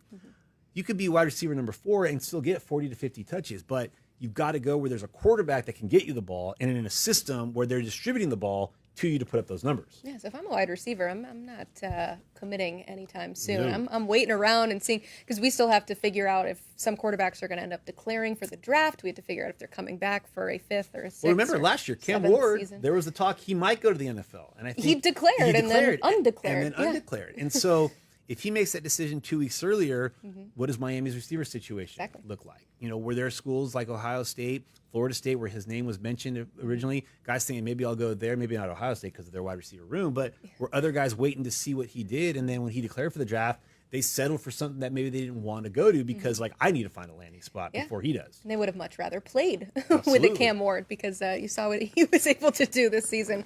And when we have this conversation about supply and demand, it makes me think of the strategy for players in terms of entering in the spring portal window versus entering in the winter portal window. What are some factors that they might need to consider when they're trying to figure out which is the correct portal window to hop into? I think it's a matter of timing. What entering in the spring gives you the opportunity to see how spring practice went at respective schools. You get to see how the depth chart, including your own, but then also to see how the depth chart, shook out at some of the schools you're looking at. And I think that that's one of those periods where there's not as many options, there's not as many opportunities, but there might be very selective. It's like we talked about with the spot recruiting the portal. You might have a few spots where you might be the difference. Obviously, December is the more optimal one because you can get on campus in January, be there for the off-season weight training program, be there in time for spring football. You get there for the semester, the quarter that starts in the winter, but you're also going in at a time where thousands of other players are going in. So the supply is great. The demand may not be as great, especially in an era where we're now seeing the rosters dwindle to 105. There's a lot of guys that are going to the portal today that aren't going in because they're looking for a change of scenery. They're being told there's going to be a change of scenery in their future, that they no longer have a spot there. And I always say this when we see people on social media, oh, you're afraid to compete, you don't want to be here. No, a lot of these guys want to be there more than they want to be anywhere. But they're now being told there's not going to be that opportunity for you. And so the coaches get a little bit of a free pass because the player's the one putting out the social media post saying he's leaving, but he didn't want to leave. And so that's the one big issue with this December period is how many guys are going in. Not as many guys come out, and now we're seeing smaller rosters, so even less guys are going to come out. That's the thing with the transfer portal is you don't always know the backstory behind it. There's also the players that enter to try and help their market that have full intention of heading back to the schools that they are transferring away from. But that's, an under-discussed topic is the players that didn't want to enter the transfer portal and would have been totally fine staying with where they were, but had that conversation with their head coach and some of those end-of-season meetings. It's worth mentioning here that New Mexico running back Eli Sanders is currently on a Michigan State visit and has a visit lined up with Arizona. Is that about what you expected for him in terms of the schools interested? I think so. And, poor New Mexico. They lose Bronco Mendenhall. They lose Jason Beck, their offensive coordinator. At Vanderbilt now. Yeah, exactly. And then they lose their quarterback, Devin Dampier. Now they lose Eli Sanders. And New Mexico looking like things are turned around, a 5-7 season, which was great for New Mexico. They lost that first game of the year under Bronco Mendenhall, where they lost to the number one team. Yeah, it was in the a great FCS. game, too. Great game to the number Super one team, the number one seed in the FCS playoffs. They beat Washington State to kind of get some excitement there. And then after a year, they lose Bronco Mendenhall, but then it's everybody else that they lose. So with a player like Sanders, in Arizona is not too surprising.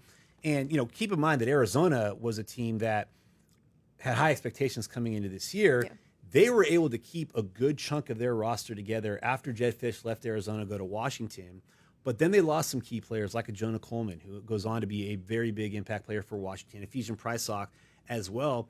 And so that's the collateral damage here. When you have schools that have a coaching change after the portal opens in December, when it gets into January, and now you have less to pick from, you may lose your guys and you don't have as many options to fill that. So if you are in New Mexico, you still have some time to kind of backfill these spots. You got to find a head coach first, but you got some time to backfill.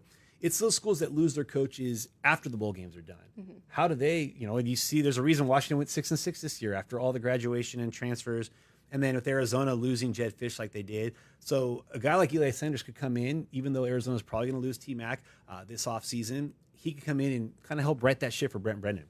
I think of both of those programs as similar situations in terms of their coaching staff. Michigan State and Arizona both had new coaches last year, so are continuing that rebuild. It doesn't just happen in one offseason, unless, of course, you're Kurt Cignetti in Indiana. But either way, let's bring on our friend Chris Hummer, who has been breaking news all afternoon. But we want to get some more perspective, Chris, on some of this news.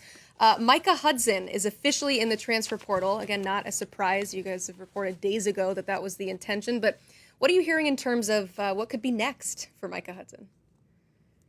Yeah, Micah Hudson's not going to lack options. There's a lot of teams that are going to be in the mix for him. I think some early ones to keep an eye on include Texas, LSU, Ole Miss, Tennessee, Oregon, maybe even Ohio State. But I would keep an eye on the Longhorns. He grew up 30 minutes away from Austin and Temple, Texas.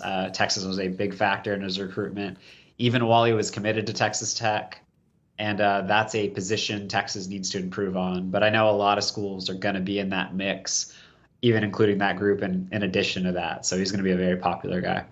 What about the interest for tight end Luke Haas? What are some early schools you're hearing? Yeah, Luke Haas, I think, is a name people should know. As a true freshman, he was on fire the first 4 games of the season. He was one of the best tight ends in the country that year. Then he got hurt. His target share dropped a little bit when Bobby Petrino came in, but he is going to be very popular in the portal. He's officially in today. Some schools I would kind of keep an eye on there include South Carolina, Michigan, Oregon, LSU, and Colorado. I think there's going to be an immense interest in Luke Haas, and there already is behind the scenes. He is going to be a very popular guy.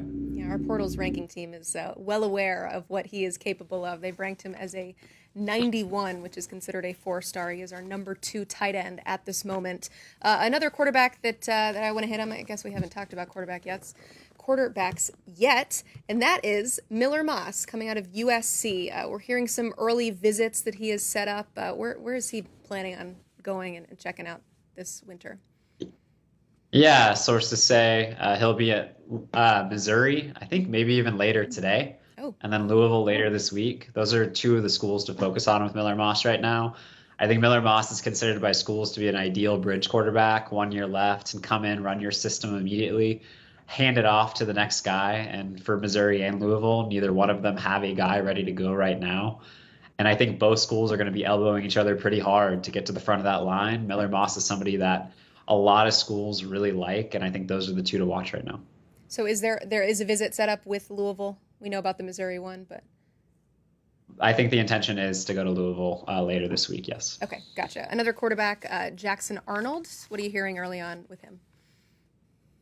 Yeah, Jackson just went in the portal earlier today, but there's been a lot of behind-the-scenes buzz with him, obviously. Mississippi State is clearly a team to know. He committed to Oklahoma and to Jeff Lebby out of high school. Jeff Lebby obviously went to Mississippi State to be head coach, and there's a clear connection there. The Bulldogs do need a quarterback in the portal, and that connection makes a lot of sense. But I also think Jackson Arnold's going to have a lot of interest from a lot of schools. I know Auburn really likes Jackson Arnold. Auburn needs a portal quarterback right now, and they're going to have to push for somebody. And I know a lot of people in that building really like what Jackson Arnold can bring to the table. Wisconsin is a team that really likes Jackson Arnold as well. I could even see an Ole Miss potentially step into that mix. I know there's been some mutual interest on both sides of that if Jackson Arnold wants to go in and compete with a younger quarterback in the room that Ole Miss really believes in. So Jackson Arnold's going to be popular, but I would keep an eye on Auburn and Mississippi State particularly. Yeah, you had me write down a lot of SEC schools there. We could see a transfer within the conference for the former 5-star and Elite 11 Finals MVP, Chris Hummer. Thank you so much for providing all of that context. We know you've been hard at work all day long. If you want more of his news, be sure to follow him on Twitter at Chris_Hummer. I want to talk a little bit more about Jackson Arnold because some of those schools kind of caught my eye. I remember we talked to Hugh Freeze on National Signing Day on Wednesday, and I straight up asked him, are you going to go after a quarterback in the portal? And he was like, yeah, we're looking, it's like a numbers game, the way that he phrased it. In terms of wanting to fill out that room, to have at least 4 guys that he felt pretty solid about. There's a difference between feeling solid and finding your starting quarterback. Could this potentially be a starting quarterback for Auburn and Hugh Freeze if Jackson Arnold ends up transferring there? I think so. Now, keep in mind that they did get Walker White last year as part of that Vontae class for Hugh Freeze in his first full year. And this goes back, do you go get a portal guy that may scare off your young talent and they decide to put their name in the portal? Or do you go get a guy just, hey, be ready to go if we need you because we're going to go with the youth movement? Are we going to be able to find a guy who's content to be a backup?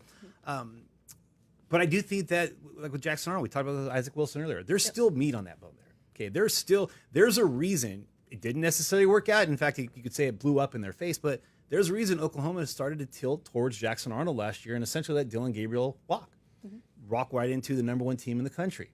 And Oklahoma has a flagging season as a result of it. But there's still talent there. There's still something salvageable. Maybe he needs to go to Mississippi State to be with Jeff Lebby. You look at the career renaissance that happened for Bo Nix when he left Auburn to go to University of Oregon. Well, Kenny Dillingham was his offense coordinator at Auburn, goes to Florida State, and then goes to University of Oregon. And that first year, Bo Nix looked like the player we saw that first game he ever played against Oregon as a true freshman. Willie Stein comes in the next year. Bo Nix is now having no trouble adjusting to the NFL, but he went where there was some familiarity. And he went with Kenny Dillingham, who believed in him early on. And so maybe with Jackson Arnold, that change of scenery includes somebody who was there when you were a freshman, that you had your better season with, and you just understand the terminology. You understand the system. You understand the expectations. You understand the familiarity. The relationship's already there. And for a lot of guys, that's why there's so much talk about with the Utah room emptying out. It's likely because Devin Dampier is going to follow Jason Beck. Well, with a guy like Jackson Arnold, Auburn's a great fit. Hugh Freeze has done a great job with his quarterbacks at previous stops. But then in the case of Jackson Arnold, do you feel like you need to go where you have more familiarity with that system, with that offense, with that coach, as you're making this big career move. There's such a trust factor involved too. I think of what Jackson Arnold went through this season with, yes, the pathway was cleared out for him with Dylan Gabriel transferring. It was, you are the guy, you are going to be our starter. Then he got benched for Michael Hawkins, a very young quarterback coming in, and then went back in. And so I understand if he's a little weary of that trust with his former coaching staff, but the same way that we connect Jackson Arnold and Jeff Levy is the same way that we do Ben Arbuckle and John Mateer. You do pair these offensive coordinators and these quarterbacks together. A big picture topic that I'm really excited to talk to you about, and I know you've been kind of teasing it all day because I think you're excited to talk about it as well, is you're going to find us our next Jared Verse. Yeah. You're going to find us our next Cam Scadaboo. How do you go about evaluating a lower level of college football?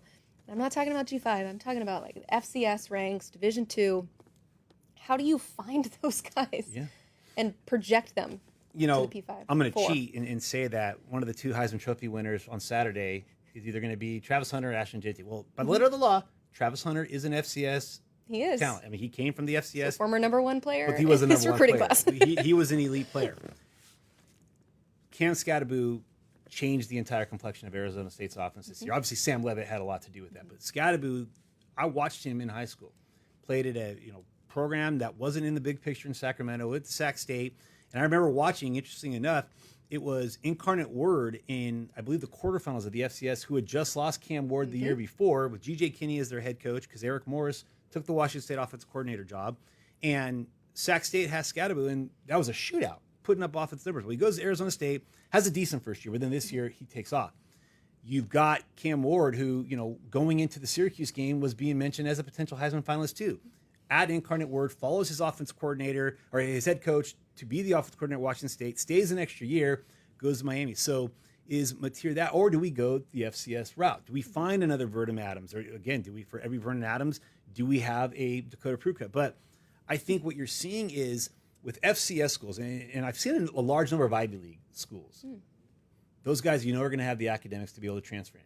Those guys aren't leaving that school until they graduate. Okay, they didn't go, and a name that I think is significant is a kid named William Reed.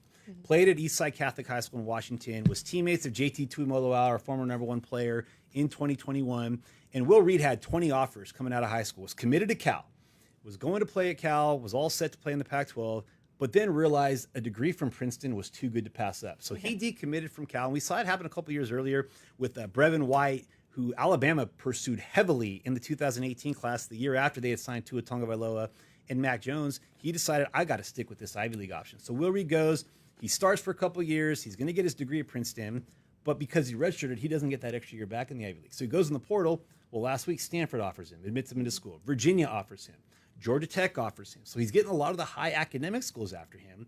And so having this call back a month ago, we started talking that you're going to see a high number of Ivy League guys that still have that year extra eligibility. They're going to be attractive. The other thing that the Ivy League schools had going for them was that they got into the portal a week or two earlier because they were graduating, but also because their season ended before the FBS season did, before the FCS playoffs were getting started, because they don't go to the playoffs. So they got kind of a jump. So now schools are evaluating. They know from an academic standpoint they're going to be a fit. If you're playing and starting at an Ivy League school that's had some good players, that's another bonus. And this goes back to the productivity. Yeah, versus we've seen it projection. before with this guy. Yes, we watched 2 or 3 years, and you played 300, 400 snaps. Okay, we got the film. You're not going to be an issue. You're walking in with a degree from this university. Now you want to play big-time college football in front of thousands of people on television. You've done the reason why guys went to college in the first place, to get that degree. And you got a very prestigious degree. But now you want to have that last year be very similar to Matt Leinert's senior year. He was taking ballroom dancing. You got your degree, now have a little fun this senior year. So that becomes attractive. So the Ivy League guys become attractive. But when you could find a Jared Verse, now again, you don't want to get too many FCS jump ups.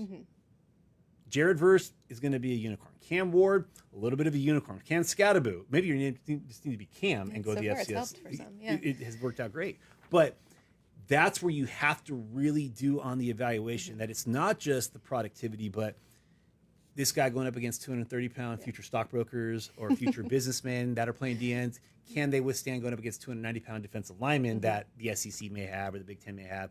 That's the calculated risk when you go the FCS route that, yeah, somebody else developed them, somebody else evaluated them and identified them, but can you take them from really good FCS player to really good Power 5 player and let him be a difference maker and potentially get into the playoffs? Yeah, I mean, that's a really good point about the age and the experience of some of these guys, especially from the Ivy League, is you're getting a graduate. So you know that you're getting, obviously, somebody that's very smart but has played a lot of football, so you do have a lot of tape on them. Chances are, if you're coming out of that level or out of the FCS, it's not just a one-year great freshman year. All right, you're ready to go to the Power 4 now. You probably put multiple years on tape. And a chip on their shoulder, too. Oh, in a yeah. lot of those I love cases, those guys. you don't have a Will Reed who had 20 offers. You have a Cam Ward who didn't have a lot of options. You have a Cam Scatterboon. I mean, Cam Scatterboon was making no quiet at all about how he was overlooked out of high school. Sorry, Cam. Okay. But he plays with that chip on his shoulder. These guys weren't getting tons of articles being done on them. They weren't getting NIL offers and opportunity. They weren't being told that they were the greatest thing. They weren't getting ranked. They weren't getting stars. They were being overlooked. They were the last ones picked on the schoolyard, essentially. So those guys, you never have to question their academics. You don't have to question their ability to manage time, but then you also don't have to question their toughness or any of their work ethic, because those guys are coming in hungry to now prove you made a mistake by not recruiting me 4 years ago. So give me some names. Who should we keep an eye out for this year? I think, Zambrano was one. He's at Illinois State. We have him like as a top 5 player. Will Reed was another one. I know that, he was already starting to see his recruitment go up. Michael Montgomery, a linebacker who was almost committed to Washington out of high school, ended up going to Portland State, goes in the portal already. And, one thing to keep an eye on with, besides the Ivy League, the Big Sky. If you watch the Arizona State-Iowa State game on Saturday, Xavier Guillory had one of the most phenomenal catches we saw all weekend. He was at Idaho State, and it wasn't like Idaho State was a power in the Big Sky. They were one of the worst programs in the Big Sky, but he bet on himself, goes in, and he's become an impact player. There's the Big Sky, in my opinion, and this might cause a lot of consternation, but I think it's the best FCS program. Now, I'm a little biased because there are a lot of schools in the Big Sky on the West Coast, but the number one team in the country, Montana State, is out of the Big Sky. The Missouri Valley is also good, but there's going to be guys that are at Big Sky schools right now that they're still in the playoffs. I think they have 4 teams that are still in the playoffs, or 3, that when they go in the portal, when the season's over, Scott Ray Humphrey is another name. He's at Montana State right now. He had a big game in that game we talked about against New Mexico.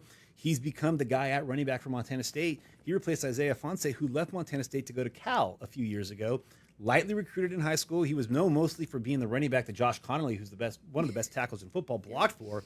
That's another name. So with those FCS guys that are at those good schools, once the playoffs are done, I think you're going to see a lot of guys that are out of the Big Sky that are going to be able to jump up and maybe go back to the FBS or go to the FBS for the first time and now become pretty attractive targets.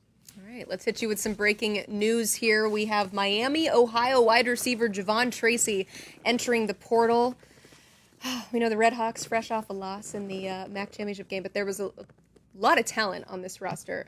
What do we know about Javon Tracy in particular? Not as much yet, but that's the kind of player. I mean, you look at what Curtis Rourke did by leaving Ohio and going to Indiana. And, Alan True is our guy in the Midwest, and he has done a phenomenal job. And, there's been multiple times where he has said the MAC schools do the best job of identifying better than the Big Ten schools. The Big Ten schools just have better looking logos on their polo shirt.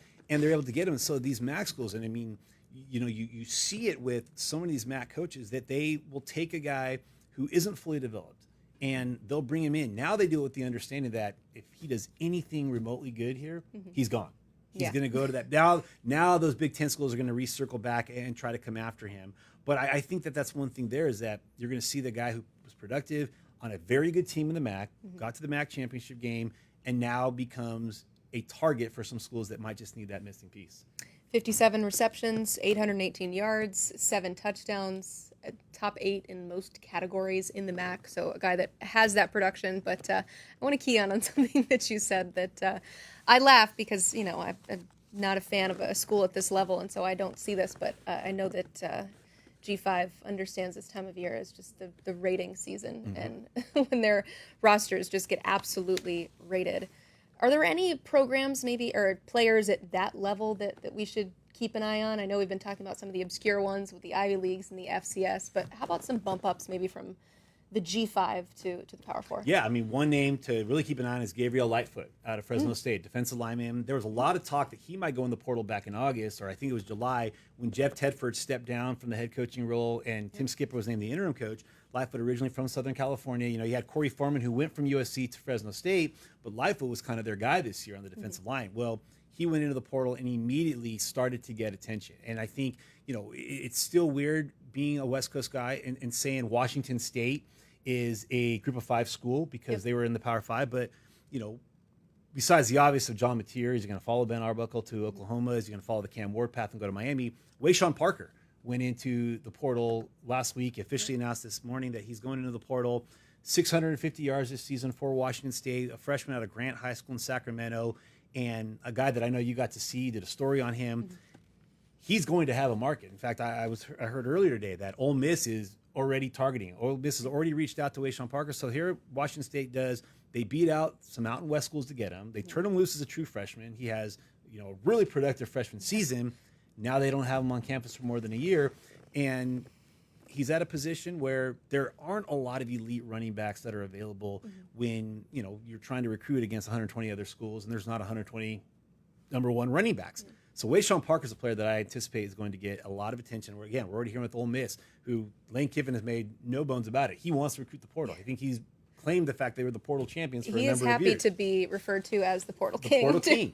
And they may go back to that well with Wayshawn Parker, but that's a name to certainly keep an eye on, and a player that I anticipate will have a number of options when it's all said and done after a very productive true freshman season. And when we talk about these transfer portal recruitments as kind of like a do-over potentially from what happened in high school, he was somebody that Wazoo was very, very early on, one of his first offers, if not his only offers, because he really came on late. I mean, we were discussing this earlier today, his transformation from a sophomore who was 230 pounds playing linebacker and fullback to saying, oh no, I need to drop 70 pounds. He told me he stopped eating cereal, and apparently that was the magic thing for him. And I'd known that earlier. Yeah, exactly. That's your diet tip for the afternoon. But also it was a lot of hard work and working out and working with his brother and his dad. But it feels like you can maybe have that one school take a chance on you if you feel a little bit doubted when you're coming out of high school. And then if you prove yourself that freshman year, then you can leave and you can go have your pick of the litter later, which is great for the player to be able to do that. But like you said, the Washington State staff is probably not super happy about losing a guy of that caliber. You find him, somebody else signs him, or you get him, you develop him, somebody else gets to reap the benefits of the development that you did. And it's frustrating. If you're a coach, you put the time and the energy into identifying and evaluating. And, And those are hard players to find. Absolutely. And you do all of that work. You get that success. You get the yes. You get the signature. You get 1 year. Yeah, and you only get 6 months out of them. I mean, and that's the frustrating part for these coaches is that they work so hard to get this diamond in the rough. And 5-7 years ago, you had that diamond in the rough for 3 years. Chris Peterson built the Boise State program, taking over the success from Dan Hawkins and Dirk Cutter, and took it to another level by going after Kellen Moore, beating Eastern Washington for Kellen Moore, going after Austin Pettis, who's coming off a knee injury, going and getting Doug Martin over Cal Poly, and then having a team that's in the top 5. Those days are done. Ashton Genty is going to be an exception to the rule. So now you're at Washington State. You were able to win a lot of recruitments years ago against the Boise States, the San Diego States, the Fresno States, because you were in the Pac-12. Well, now you're in the same conference as them. And Boise and San Diego, Fort Collins may be more desirable to these high school kids than Pullman because there's no longer that step up that you have by being in the conference. But you found this time in the rough. You turn him loose because he can help your team, but he only helps your team for a few months because back channels are getting him into the portal, and now somebody else is going to be able to plug him right in, and he's going to take his own value to another level by being on a bigger stage. Just got to be ready to find the next diamond in the rough.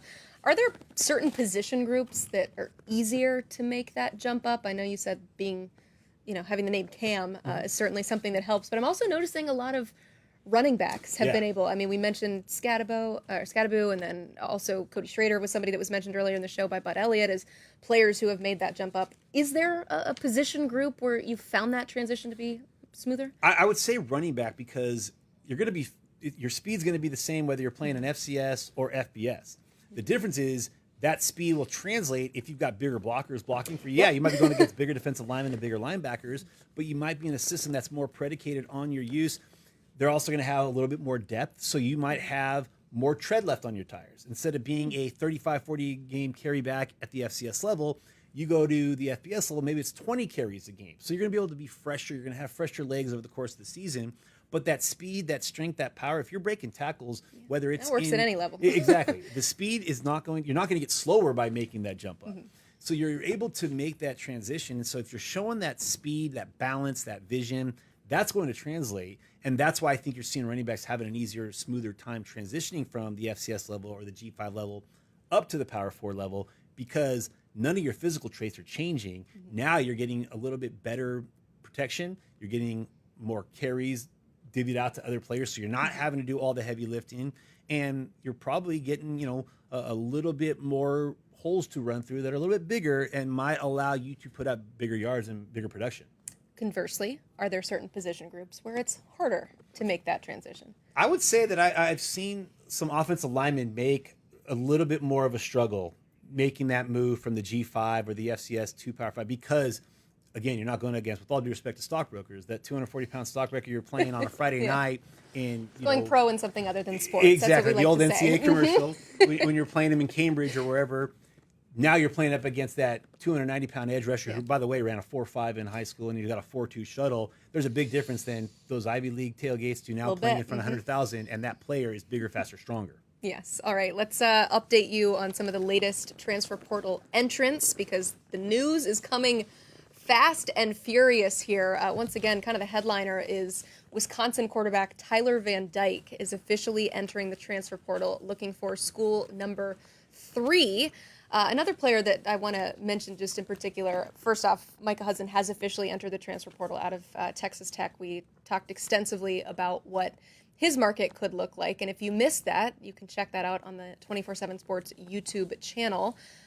But how about Garion Hatchett coming out of Oklahoma? What do you expect the interest level to be like for him? I actually think he's coming off an injury, but he was pretty highly touted coming out of high school, went to Washington, was stuck behind quite a few players, made the move in the offseason. But his brother Landon is going to be starting. He started the last half of the season for the Huskies this year.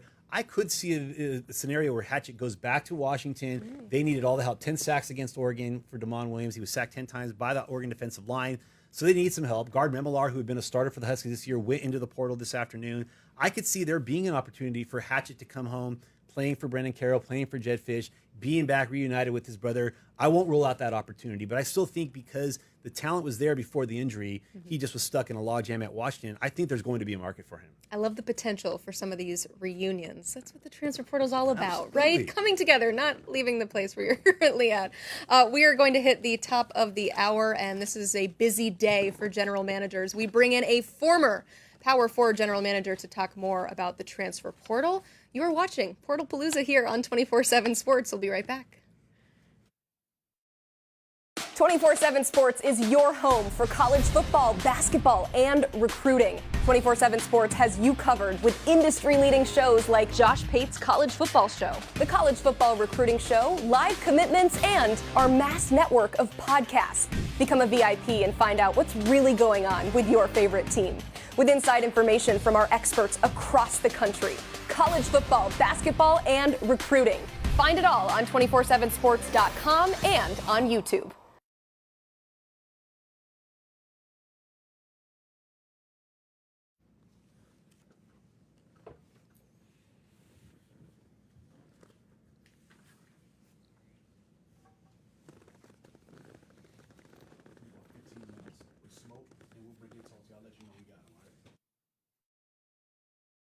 You can use the promo code PORTAL for 60% off annual VIP memberships on 247sports.com. As we hit another hour, let's remind you of who has entered the transfer portal. A lot of big names out there, but we got the biggest name right here in studio with us, Smoke Dixon, former Maryland general manager, here to discuss what a day is like for GMs. And I love your viewpoint on this.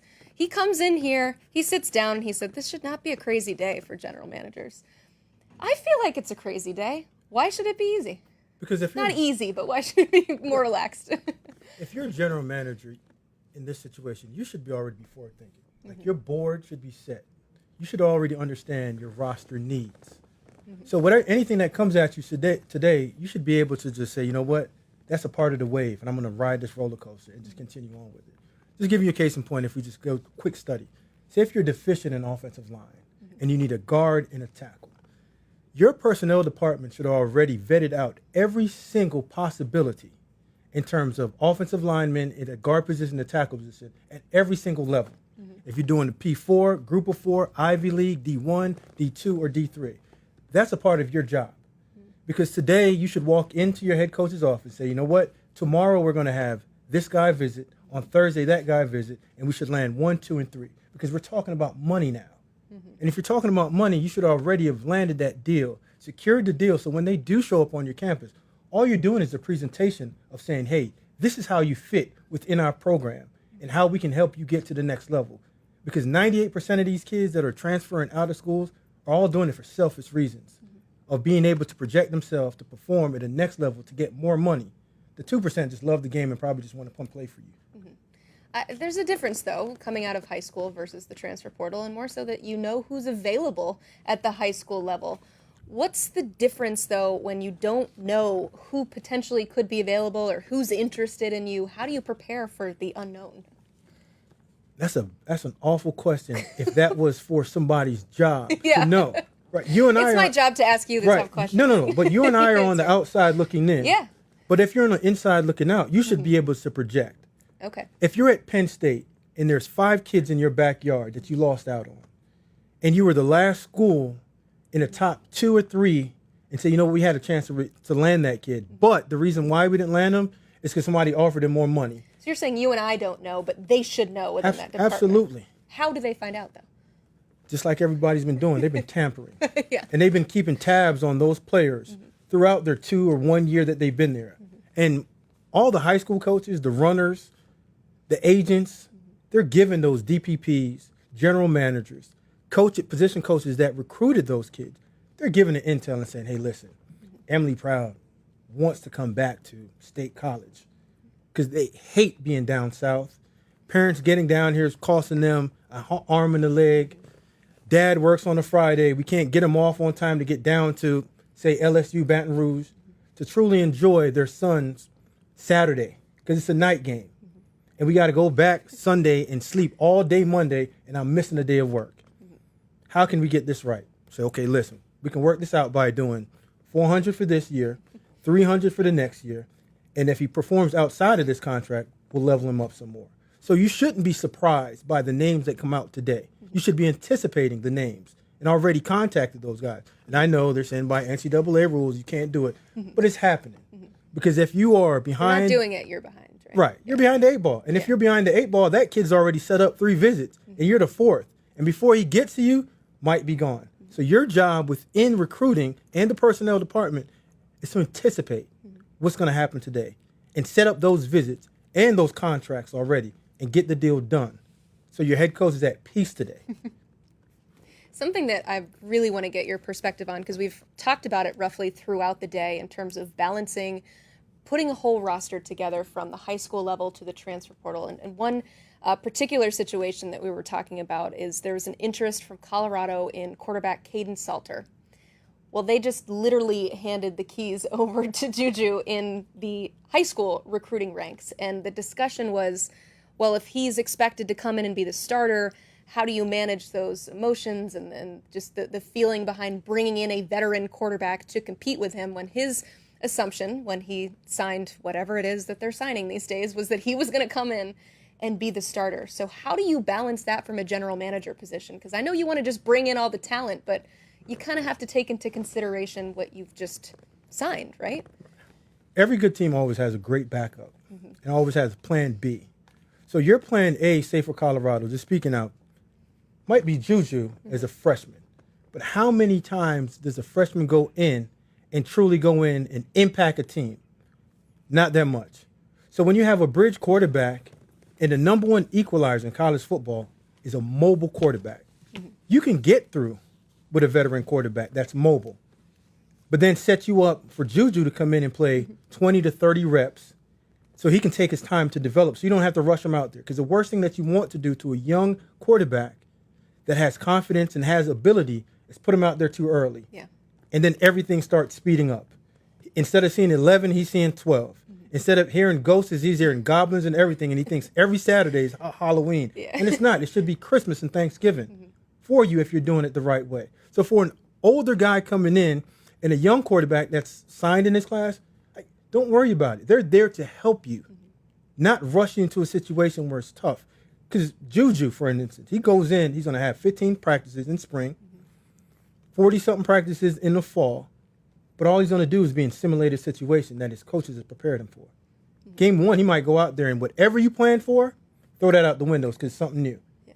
And now you have a young quarterback trying to figure out, how am I going to win games and replace Shedeur Sanders, which might be a top 2 or 3 pick? And that's out of pressure. Why put that pressure on him?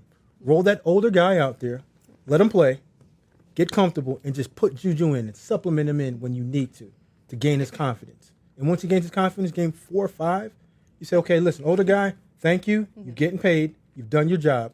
Only on an injury count do you come back in. Yeah, that's something that Coop was arguing, is that it's probably, in that case, in his best interest to bring in a backup and give him some time to acclimate to the college game, because it's quite the transition. I just want to update real quick.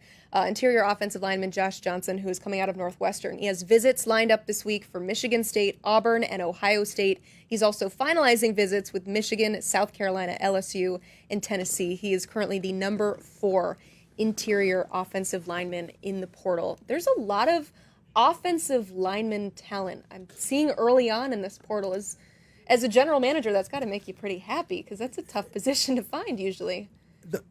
The reason why you even look at all those offensive linemen, because they're older guys. And when you're just running off all those visits, I guarantee you those visits just didn't happen like 15 to 20 minutes, maybe an hour ago. Yeah, no, his agent's been very busy this morning. Oh, man, they've been on the horn. Forget this morning. I know. Last month when they thought about all Playing of this. devil's advocate here. Right? They've been doing that. But when you're putting together a team, the position that you want to be the oldest on the team is offensive line. Because everyone knows that's the hardest position to develop. And the thing that you don't have right now as a position coach, as an offensive line coach, you don't have time. At all, you don't have time. So you have to go in there and establish yourself with older guys that's played plenty of reps in order to understand what does a tackle and stunt looks like. What does it look like when I've given up 2 sacks and the quarterback's on his back? As a young guy, you know, oh my God, I just let this guy down. No, as an older guy, say, you know what, QB, I'm gonna pick you up. That's on me, but I'll get it right the next time. And as a coach, you just feel more comfortable when you have that veteran up front that keeps the pocket firm. You just said interior lineman. I think that's the most important position in college football. I know everyone's gonna say the left tackle, but the left tackle is really important in NFL. But how many times are you gonna be a drop back quarterback in college with 8 seconds back there? Majority of the game is played up in the spine. So interior firmness, that's what you need. Yeah, we've had this conversation in the office, and it kind of blew my mind, just your perspective on the importance of the offensive line positions, but that might be a topic for another day. Today we talk extensively about player acquisition, bringing players in, making your roster better. But there's another side of it. There's losing a lot of players. There's 2 programs in particular. Kentucky already losing 18 players to the portal. Again, this is day 1 of the winter transfer portal window.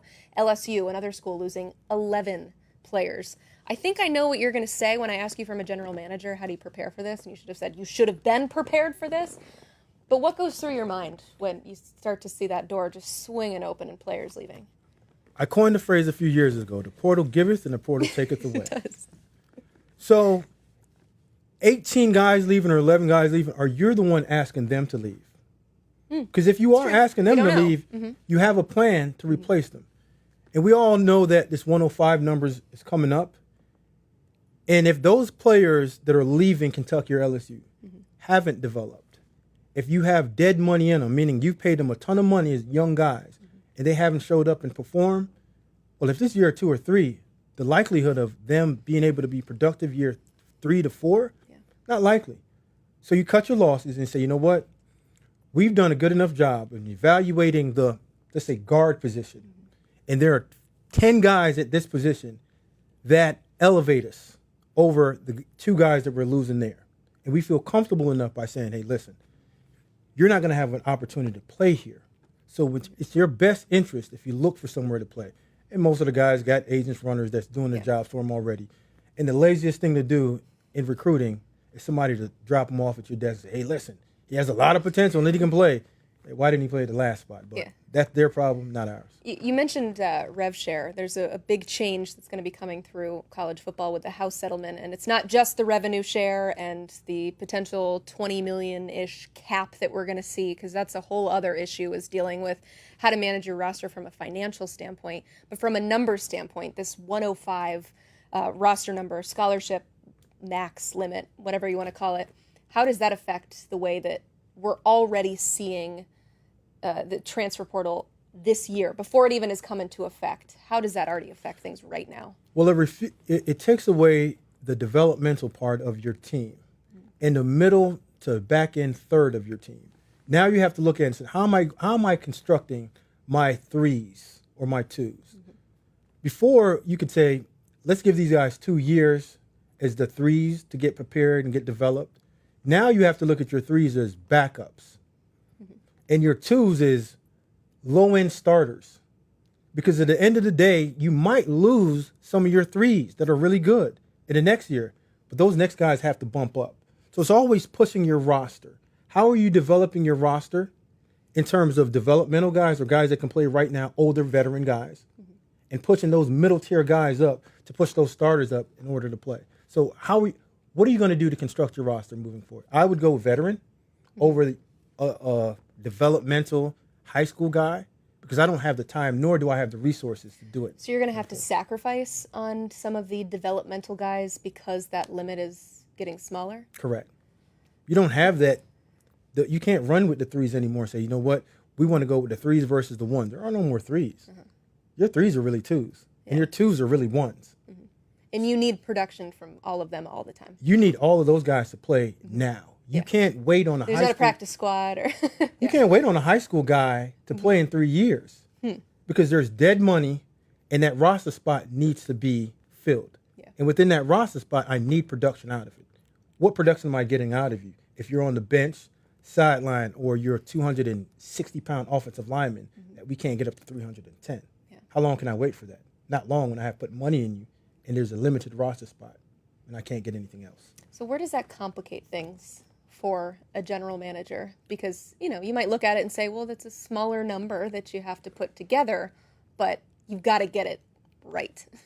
Well, this is where you have to have vertical alignment within your organization. What I mean by that is your head coach, general manager, and all the position coaches should be able to line up and say, this is what we want out of our program. So if you go in and you say, head coach, we have to have a plan to get all of our three-wave offensive linemen ready to play next year. And we have to take off a lot of reps off of them during practice and find a way to get them into the game. Well, you got to go out and go into the portal. And you got to go get guys in the portal that's played. So they have the ability to get ready to play for you and not take up that roster spot that was given to a high school kid. Yeah. That maybe you're crossing your finger like, oh my God, one day could be great. Yep. Diamond in the rough, you need a diamond shining on your fingers. Exactly. Yeah. It's less room for error, and you can't take as many chances, which is a bummer because this is a developmental game, and it still is. I mean, you still need to develop guys that come into your program, but you have to be a little bit more selective with them. I want to bring on somebody else into this conversation, our national college football writer, John Talty. So, John, we have a former general manager, and we have you, somebody who speaks with general managers and people within programs. How have you seen the transfer portal change the way that they do, I guess we'll call it the business of college football in 2024?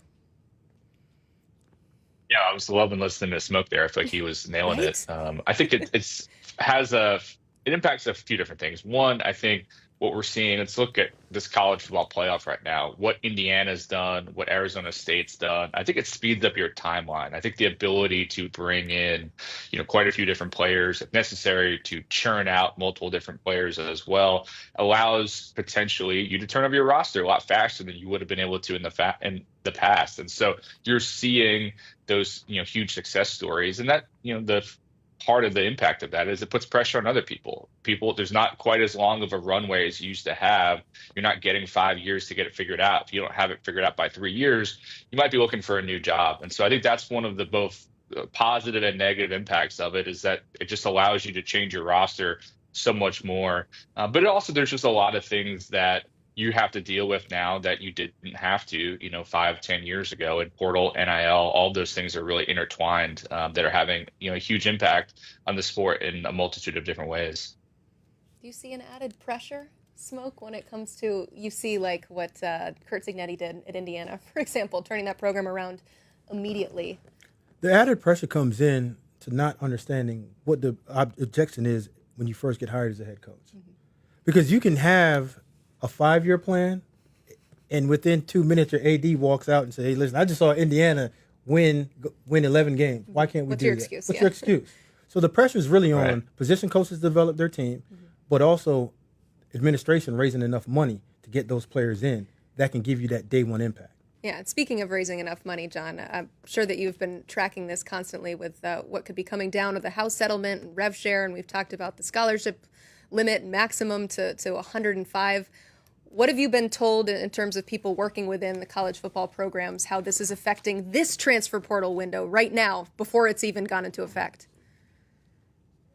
Well, there's a lot of money flying around right now, and I think there's also a lot of huge demands flying around right now. I'm sure, Smoke, you know that too. I mean, I was talking to people before jumping on here, and you're hearing guys who marginal starters asking for high six figures, even into seven figures, especially on the defensive side of the ball. I mean, that's kind of wild to me right now, but there's a lot of potential money at play, especially as schools move to rev share. And I think that there's an opportunity for, this group of guys who are available in the market to capitalize on that. Now, I think over time, as this moves even more and more to a professional model, when you hire smart people like Smoke into your personnel department, we'll see those numbers, I think, get more in line. I think there'll be a market correction as time goes on, as schools get used to working within a budget and really moving more toward, I think, kind of an NFL model of their salary cap in quotes. It's not a full cap, but that's kind of how I think teams are already kind of gearing around it. But right now it's, for some of these schools that maybe didn't have huge NIL money to work with in the past, this is an opportunity to have quite a bit more money to devote toward your football program. And so that's why you're seeing, some big money fly around right now, and some talented guys going into the portal knowing that they'll get a big payday on the other side. So we're finally seeing somewhat of a leveling of the playing field, as people like to call it. It's hard to tell this year with the college football playoff expanding, so automatically more teams are going to get in. But it seemed like maybe this was an intended consequence, but a positive consequence is that we've seen more distribution of talent. Is that what you've been tracking, John? Have you seen that?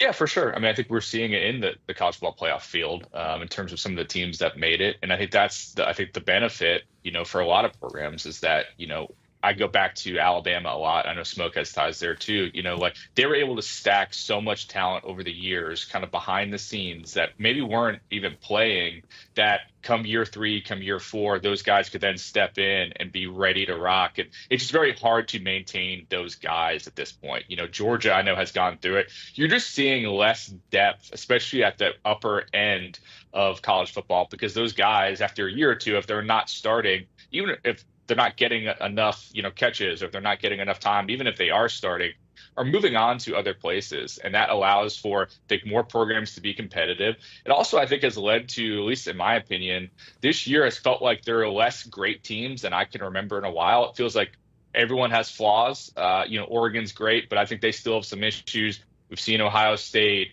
Georgia, Tennessee, you can go on down the line. All those teams feel like they have some issues. And I think that's in part because they just don't quite have the depth, or maybe they just weren't quite able to get a talented recruit or a kid at the portal to plug a spot, and they've got some holes along the way. It's been very hard to kind of build the super teams that we saw dominate the sport for so long in Bama and Georgia and some of those other programs. Well, somebody who just roots for chaos, I appreciate this new age of college football, and I appreciate you, John Talty, for joining us here on Transfer Portal Palooza. I'm sure you've had a very busy day and will continue to in the postseason. We appreciate it. Thanks. I feel like we both nodded so intently when he said building depth. Why is it so much harder to build depth now than it has been in the past? Because you can't hold on to those players anymore. Yeah. Because the depth players understand their value on the market. And even though they don't have that much value, because you're watching production over potential, there are agents and coaches that create that, just because most coaches run away from the resistance of teaching. And when you have a veteran that's been in college and they've played, say, 20% of the reps, you say, you know what, I don't have to teach that left tackle how to pass pro, how to run block, how to take on different stunts, how to get game day and game on the task type of experience. You can't pay for that. Yeah. So it's easy just to say, you know what, let me go comb that roster of the guys that's played the backup role and maybe they can come in and start for us because we're at a lower level, or because our expectations not as high as going into the playoffs or winning the national championship. I just want to retain my job for 2 years and get to the bowl. Yeah.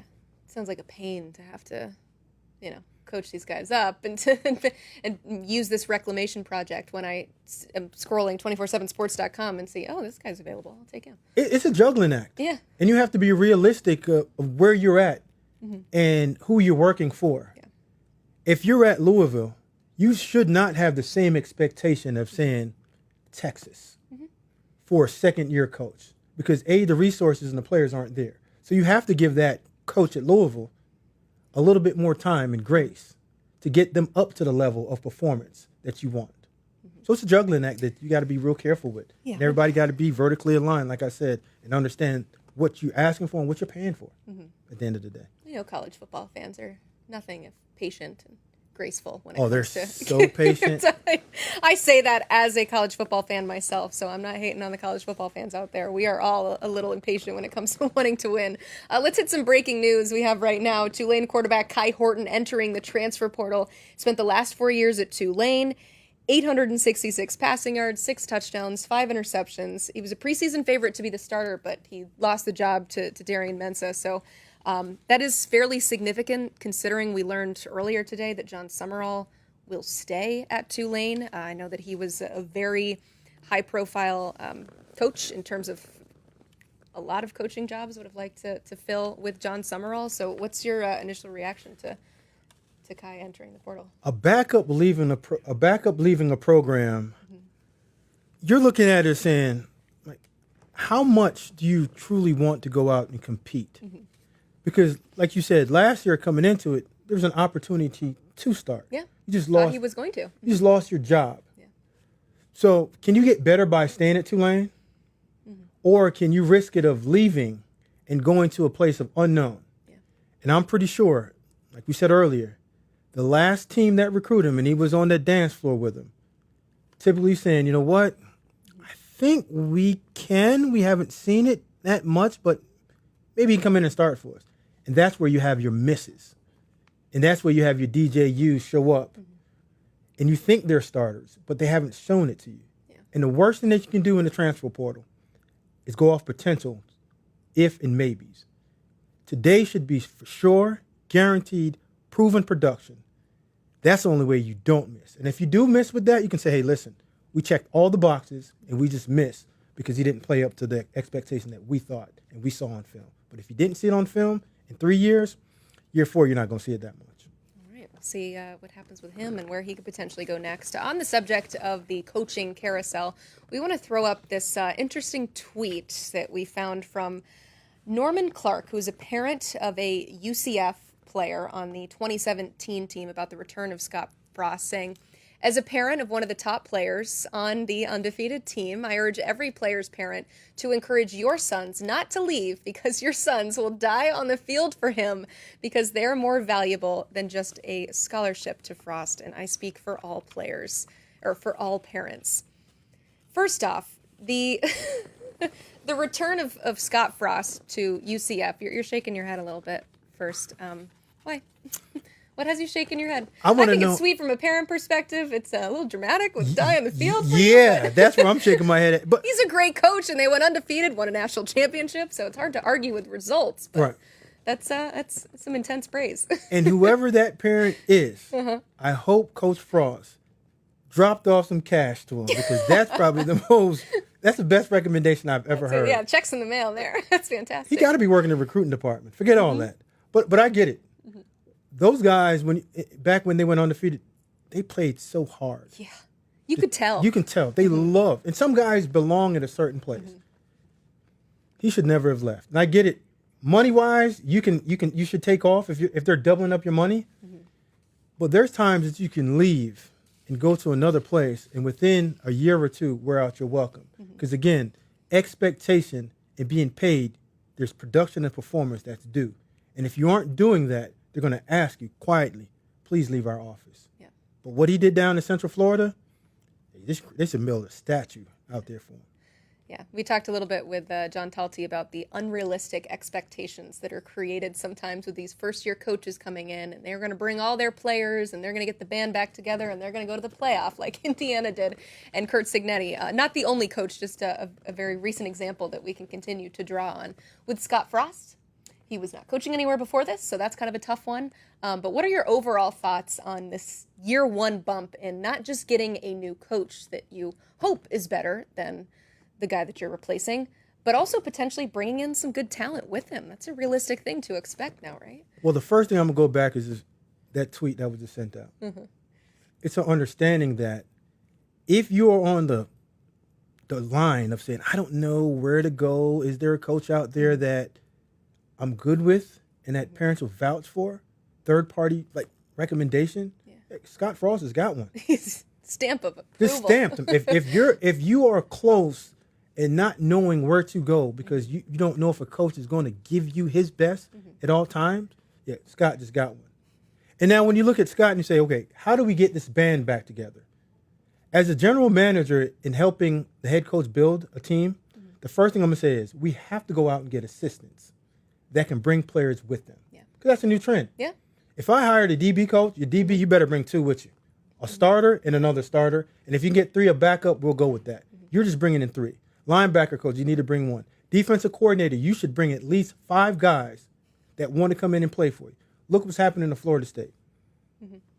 So how does that affect the hiring process? Or is that something that they're promising when a coach goes in to interview? Hey, I'm bringing these guys with me? Absolutely. That's the first question I'm asking. Really? I know how well you can coach. Yeah. But with the new transfer portal and new rules, who are you bringing with you? Mm-hmm. Because if I'm paying you that much, it's not about recruiting anymore. Mm-hmm. It's about transactions. Yeah. How many guys can you bring in? I can get rid of the ones I want to. Mm-hmm.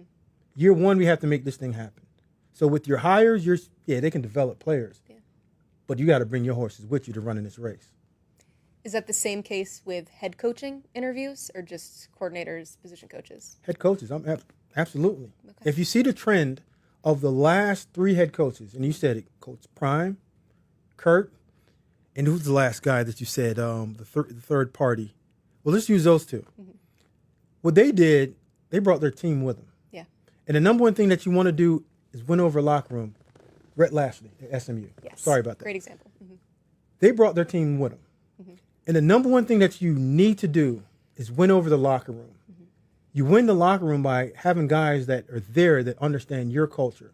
And the only way that someone can believe in your culture and what you say and when you mean it is by having past experience with them and going through troubled times. Mm-hmm. And once you win the locker room over, everything else is a breeze.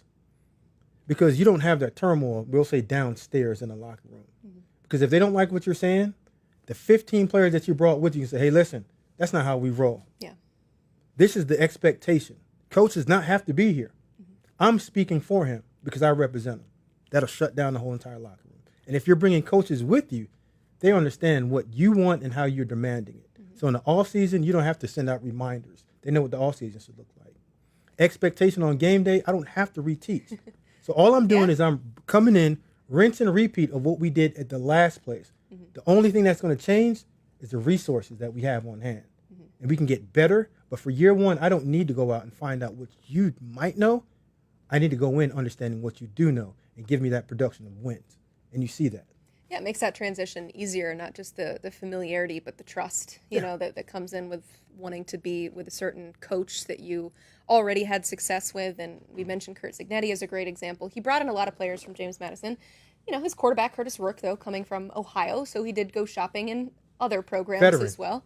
Yeah, veteran quarterback, somebody that you can come in and win with right away. And so if that's part of the hiring process where you're saying, I can bring in these talents and these players with me, does that mean when you're also sitting down and pitching your vision for a program that there's less focus and less emphasis on your vision for years to come and more so, what can you do for me right now?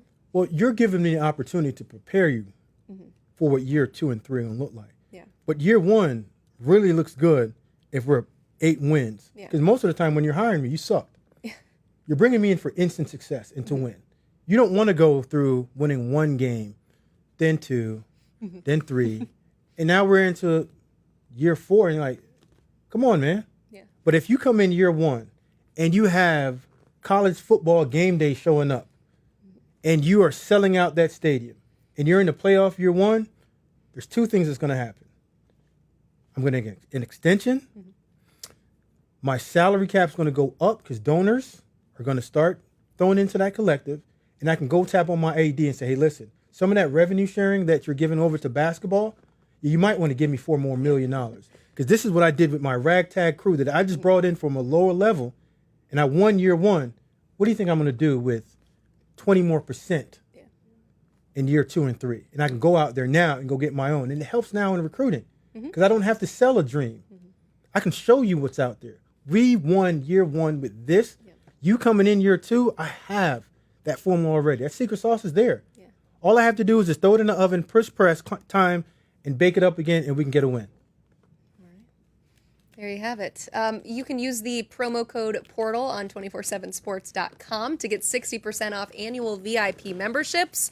That only runs as long as we are live, which is for another hour and a half. So if you've not taken advantage of it, hop on it. Go ahead. Get that 60% off annual VIP membership. Also, if you have any questions for the GM, or maybe for me, and I can try to find the answer from somebody who knows the answer, you can use the hashtag Portal Palooza on X or respond on YouTube. Also, if you're watching us on YouTube, go ahead and hit that thumbs up button, the like button. We do appreciate it. And if you're watching us on Twitter, press the retweet button. It looks kind of like our logo there with the transfer portal. Let's hit some breaking news here.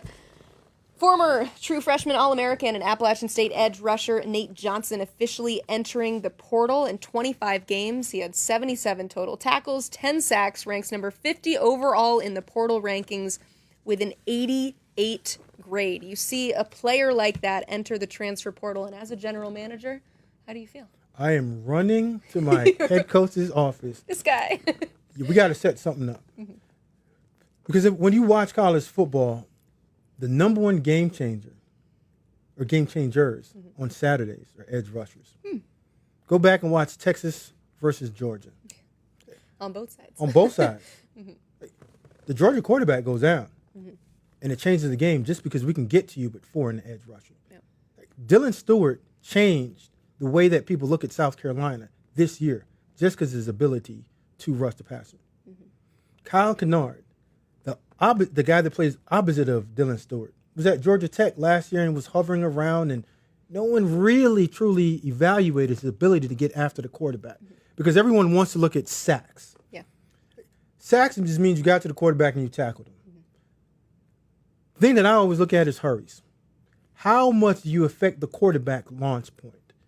How many times can you get him to reset, step up in the pocket to give the other 3 guys or 4 guys that are rushing the ability to get sacks? And how many times can you make him pull the ball down to give the corner, safety, and the linebacker time? Because all you're looking for is time. You're trying to buy as much time as possibly can to get there. So when I see a guy with that many hurries and that many sacks, yeah, I'm perked up.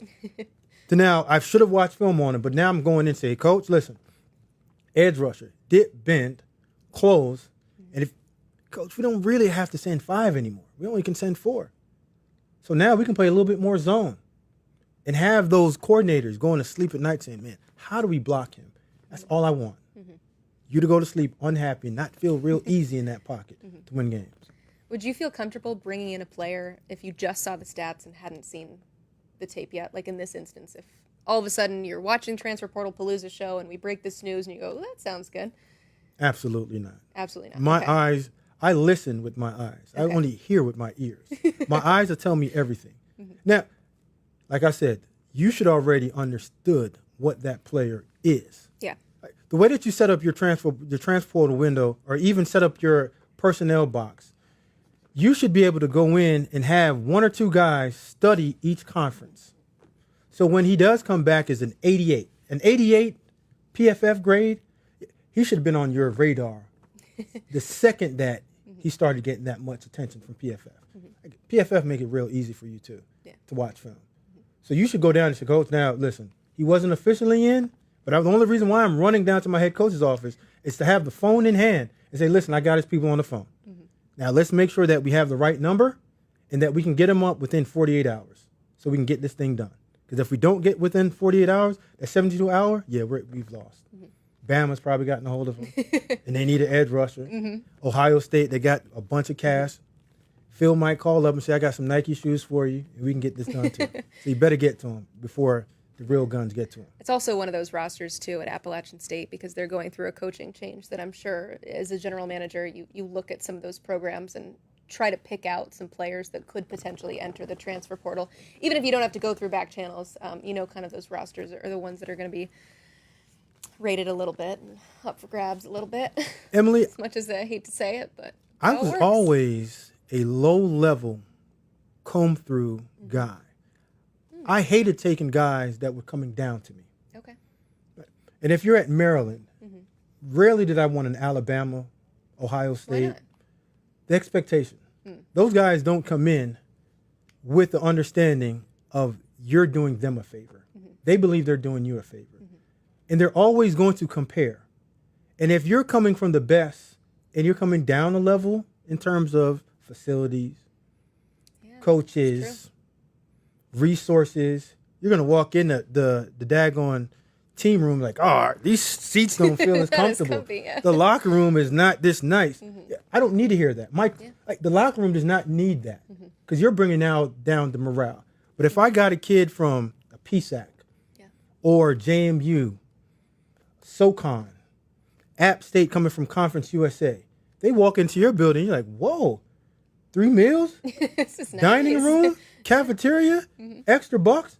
Cost of living is $30,000? Yeah, I'm going to give my all to you. And I'm not going to complain. Complainers bring down morale of your team, and you can lose the locker room. Yeah, it's something that Huff was just talking about in the last hour is those players moving up, is that they have a chip on their shoulder, too. And those are not just players that you want in your locker room, but players that you want on your football field, too. Those are the ones that are fun to watch. Let's update you on some grades that have been happening. You know, when I took a lunch break a while ago, I was eating pizza. Cooper, however, has been hard at work doing some of these grades with our entire portal team downstairs. They just continue to churn out these rankings. And we went through this at the beginning of the show, but for those who have maybe missed it, there is somewhat of a tie-in to what we do in the recruiting. So these 90s that you see are 4 stars, and below that are 3 stars. So we still don't have any 5 stars technically in this transfer portal class. I believe we had 6 last year. So it is very rare to get that 5-star in the transfer portal. But a guy like Quentin Joyner, who we've talked about, Bryce Pollock, DT Sheffield, he was a guy that went in the portal within 2 hours ago. Is there anybody on that list that maybe stands out to you?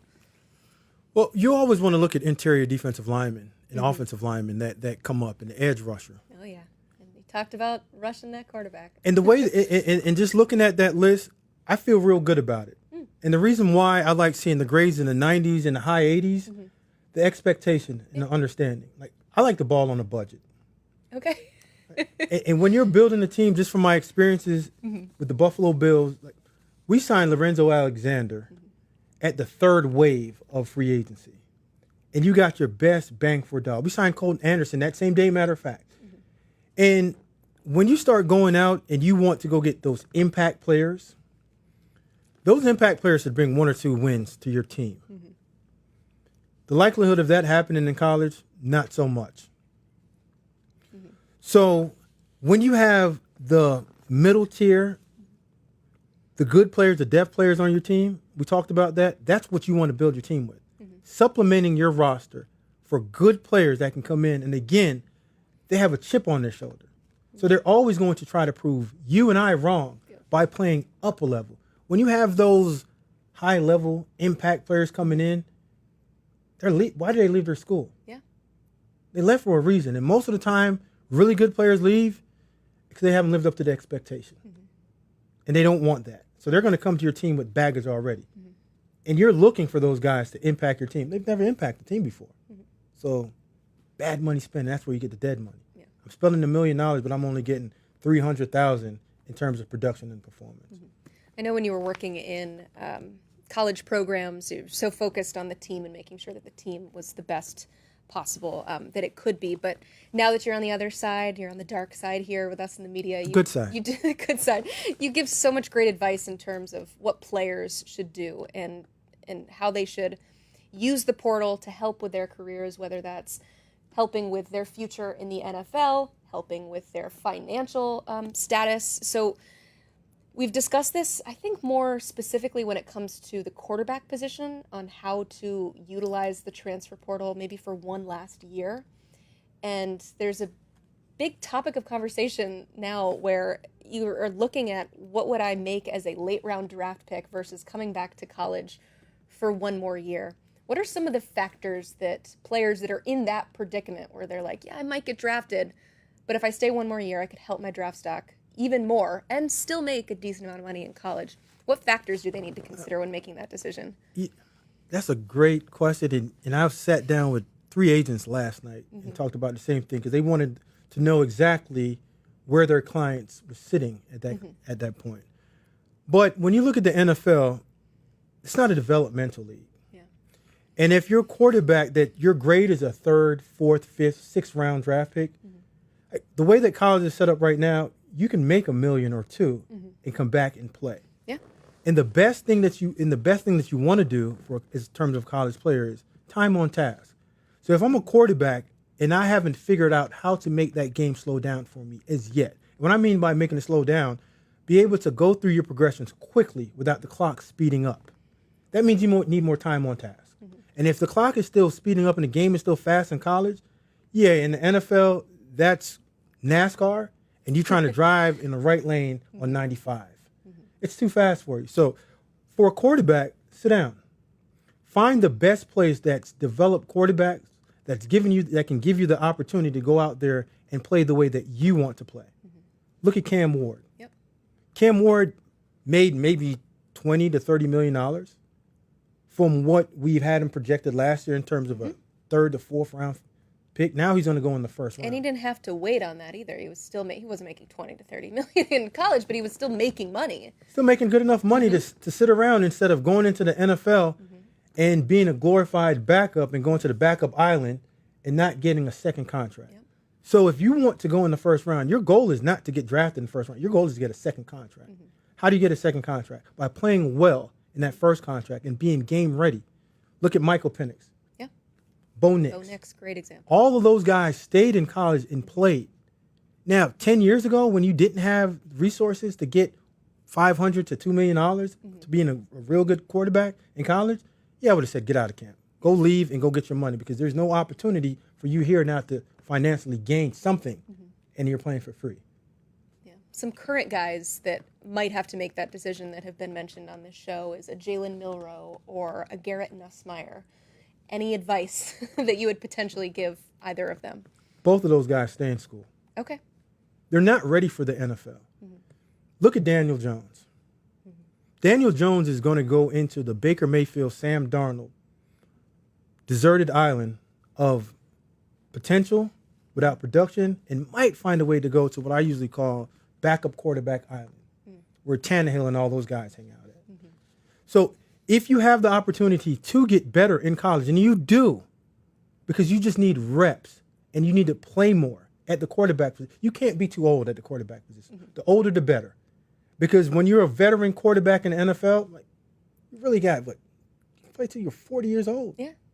So why not wait? Jaden Daniels has some years on him, and I know our Washington Commanders fan that's in our ear right now, Kenny Williams, is pretty happy with what he's getting from him. So yeah, older the age better. Out of it yet. Yeah. Older the better. If you get back your grade and you're in the 5th or 6th, 7th round, sit your butt down in college and play again, and just ask the collective and your head coach to bump up that salary cap and give you a little bit more money on your salary. Devil's advocate, though, how much do you have to take into consideration the quarterbacks coming out? Because that was something that Cooper Patagna mentioned earlier on this show, is with Garrett Nussmeier, is that's maybe a tougher decision for him in particular because you look around the QB market going into the draft this year and it's not great. So he could be viewed as a better prospect coming out this year versus sticking around a season next year. Well, yeah, you can leave and get drafted by a bad team. There's that, yeah. Because when you go in the top 10, say top 15 for the most part, you're going to bad teams that really don't have enough players around you. Because if they did, they would be picking in the 20s and the 30s, in the bottom half of the draft. So you can say, yeah, I'm going to leave just because I'm going to get drafted early. But what happens to you in year 3 where they're asking you to be the man and you don't have that ability, then you're going to be on quarterback island in 3 years, cut, looking for a job because they don't have that much invested in you like they used to with the old CBA. You're just one of the guys now. Yeah, we saw Bryce Young, who was brand new quarterback that they already. I mean, he's back and playing great, but there's plenty of examples of those reclamation projects. But there's so many more of those coming in and not quite ready projects. The hardest position to get right in the NFL draft is quarterbacks. So if you're a quarterback and you have 2 years left, why not stay and play? Yeah. It's not going to go down for you. It's only going to go up. Shedeur Sanders might be the first overall quarterback taken. If Shedeur comes out last year, he's the 7th guy taken. Is he in the first round? Absolutely. But he's not the first overall pick or have that conversation of being in the top 5. So you just have to go out and just weigh your options. And I would always tell a guy that plays the quarterback position, the best thing that you can possibly do is play as many reps and throw as many balls as possible and see as many defenses that you can figure out on your own without somebody in your ear telling you how to do it. And that's just time on task. Yeah. And Garrett Nussmeier needs time on task. Those are the quarterbacks, though. That's not the case for every position. What are other positions you would say go maybe as soon as you can? Emily, I would say every position. Except for quarterback? No, I would say every position in college. Just stay. Oh, okay. Like, the only reason why I'm players thinking, like, wanting to what leave, do we say around draft time? Tread on the tires when it comes to running back position in particular, but you think that it could be in their best interest to stay and play more? the tread on the tire whole conversation starts on the guys that's paying you the money. Yeah. That's just something that they throw out there and say, oh, yeah. The NFL draft is not there to help you as a prospect. It's there to break you down. So you can say, well, this guy didn't have that many reps. Well, he's a running back. The only way that you get good at pass pro is by playing more. So they haven't seen pass pro, they say, oh, well, he can't pass pro. Well, he can't catch out the backfield. If that's what the case is going out on you, and that's when you eval, you get that eval back and go back in college and learn from it. And you don't have to get beat up anymore. You can go into head coach, listen, I'm going to be in the top two rounds. I don't want to practice on Wednesdays. I only want to go Thursday and Friday because I don't want to beat my body up. Yeah. It's my 3rd year in college. I know every run. I know how to pick up every blitz. I just need to go out on Saturdays now and get time on task instead of beating my body up against, like we just said, the threes. I don't need that. Get that other guy ready. I'm good. I'm an NFL player that's just coming back to get my stock level up to play next year at the highest level. Or do whatever Derrick Henry's doing. That helps. That makes you just last forever, apparently. At the Spend $1.5 million on your body. He spends quite some money, but it works. So we can't hate on that in particular. But no, when we're looking at this decision that some of these players have to make, NIL obviously has a big factor in that because you probably wouldn't be giving the same advice to players maybe 10 years ago in terms of when to go and when to stay.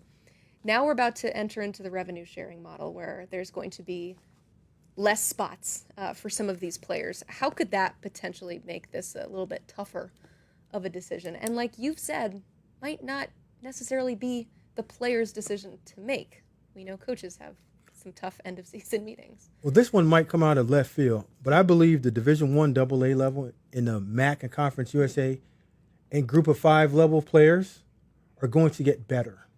Because you're not going to be able to take those diamond and rough players anymore at the P4 level schools. So now they're just going to drop down. So the play is always going to get better for me. If I'm thinking out loud, the play is going to get better because you're going to have older players. You're going to go after the better players and the lower tier players that are diamond in the rough. We'd say the 3 stars. They're going to go down and play in the Group of 5. But in 2 years, they're going to play a bunch of ball and play real well. They're going to level back up to you, and you're going to get an older, veteran player that can go right in and play. So the dip off in football is not going to be that hard. And parity is going to start happening faster. Yeah. And you're going to have the 12 playoff teams. You're going to have 3 from the Mountain West, and guys are going to come all over the place because now everybody know you can go play anywhere and get developed and play and always level up. I want to go back to an earlier conversation that I had with Brandon Huffman because we're getting a tweet here from Adam Munster-Tiger from Buff Stampede. saying that so far, literally every transfer move out of the Buffs program is a player that struggled to get on the field for substantial reps this past season. Some solid special teams contributors and some fine football players. So no shade intended, but just trying to call it how I see it. Love the honesty we get from Adam Munster-Tiger, but are we seeing a change in what Colorado is able to do from a talent acquisition standpoint? Gone are the days of having to get rid of 97 players and bring in 96 players as they've done the last 2 years? Has it calmed? I think they're cutting down on the misses. And I think a lot of schools are cutting down on the misses because you understand exactly what you're getting. Mm-hmm. Before, when this transfer portal was brand new to us, a lot of the personnel and recruiting department was going off of the notion of potential and what we believe that player was coming out of high school. You don't need to do that anymore. It has to go off of production and performance. So, yes, you probably would have took a few players a couple of years ago just to fill your roster, but now understanding that you only have 105 potentially, those low-tier guys that are just hanging on and taking up room at the dining table and taking up meeting room space, you don't need those guys anymore. Let them go somewhere else. Let them go play because they're not doing anything for you in terms of production and wins. So that's a result of the impending revenue share and the roster limits. You don't think that's necessarily something that, I mean, a few years ago with Colorado, we were using the term mass exodus. Has there been somewhat of a correction there? Or do you think it's based on what's coming with this House settlement? Combination of two things. Okay. It could be two things at once. They both can be yes. true. They both can be true. Yes, the roster getting cut down, but also evaluating and understanding what wins at that level. For some people, it takes time. And when you are in the when you're in the Big 12 and understanding that the best team is this, how do we get to that? And coming in, you might think, oh, we just need fast players on the outside and athletes. Now you're saying Kansas has busted us up physically. So we now have to construct this roster differently. We got to get bigger up front. We got to get 2 more tight ends because we can't just play with 11 personnel, 1 tight end, 1 running back, 3 receivers. We got to be able to go in and flip our roster just to make sure that when we want to get into a battle slugfest, when Kansas and Kansas State show up, we can handle that. If we need to get in a shootout against Baylor, we can do that too. Against Texas Tech, we can do that. So it's just constructing your roster the proper way to play in any time, any place, in any situation. How did their 9-3 record and ending the season as a ranked team help with what their player acquisition process is going to look like now? Because if we're seeing Adam Munster-Tiger saying that the only guys that have left are ones that they didn't necessarily want anyway, I mean, I just want to know if there's a change at Colorado, because it's Transfer Portal Palooza. This should be sponsored by the Colorado Buffaloes, but we're not talking about them today. Well, they can be choosy now because they're not beggars. No, they're winners. Yeah, you're 9-3, and you got to look at it again. What Prime did for Shador and Travis Hunter, instead of marketing and branding, 2 of the top 5 are going up to New York for the Heisman. They've been in commercials. A lot of cash. So you can sit back and say, hey, listen, we're only going to take the best of the best in high school and in the portal because we don't need to fill this roster out with just a bunch of slugs anymore. Is that something that we maybe will see with other rosters that have a new coach come in and we see that big churn, that there's a year where things level out a little bit? Are there other programs that maybe come to mind that we've seen that? I think if you study the trend of winners, of Kurt, Rhett, and Prime, if you're a head coach leaving your school and you don't take yours with you and you just go into the mask of just getting a bunch of transfer portal guys, you're wrong. And you're going to fail because there's direct evidence of how you win in this new era of the transfer portal and getting hired as a new coach. Has that changed at all, how you win, from when we first had the transfer portal and we said just get in as many good guys as possible, get rid of the ones that you don't want? Is there a balance that we feel a little bit better about now that we've had a few years of this? Less misses. Less misses because... Get good players and not bad players. Right. Yeah. Less misses because you're not going off of player potential. You're going off of player production. And again, you now understand that coaches can bring players with them. Before it was viewed as taboo. Or you can't. No, now it's like that's a new thing. It just happens. Yeah. It just happens. You're leaving, coach? Yeah, I'm taking 2 of my D linemen with me. I'm not asking them. They're saying, coach, I only want to play for you. Well, if that's the case, come on. Because I don't have to say, coach, I'm sorry, I'm taking these guys with me. You're saying, new head coach that's hiring me, not only are you going to get the best defensive line coach, I got my 2 best edge rushers coming with me and my interior defensive lineman coming with me. And I've looked at your team, studied your team, and these are 2 positions of need. So I'm the best thing that you got smoking. Yeah. That needs to be a T-shirt. I'm the best thing you got smoking, especially for our friend Smoke Dixon here. This is the 7th transfer portal cycle, which is hard to believe. I feel like this is such a new concept, but we've gone through 7 of these, currently in the 7th, gone through 6. But in terms of the balance of bringing in players in high school versus bringing in players in the portal, where have you seen a difference in the types of programs in terms of what the right balance is? Because there's got to be something different in terms of the recipe for success for Georgia versus maybe a Northwestern, just throwing out a random team there. Have you found that there's a difference based on the type of program and maybe the history that goes into it, just generally differences? When you look at Georgia can bring in the best of the best. And they do. In terms of high school. So if we just use a number, say 25, that you can bring in every year. Georgia can go out and sign 15 of the best high school players to come in and contribute year one. Because all you're looking for is year one contributors to justify pay to them, because your teammates are looking at them too and say, hey, you're getting this, justify pay because he's playing.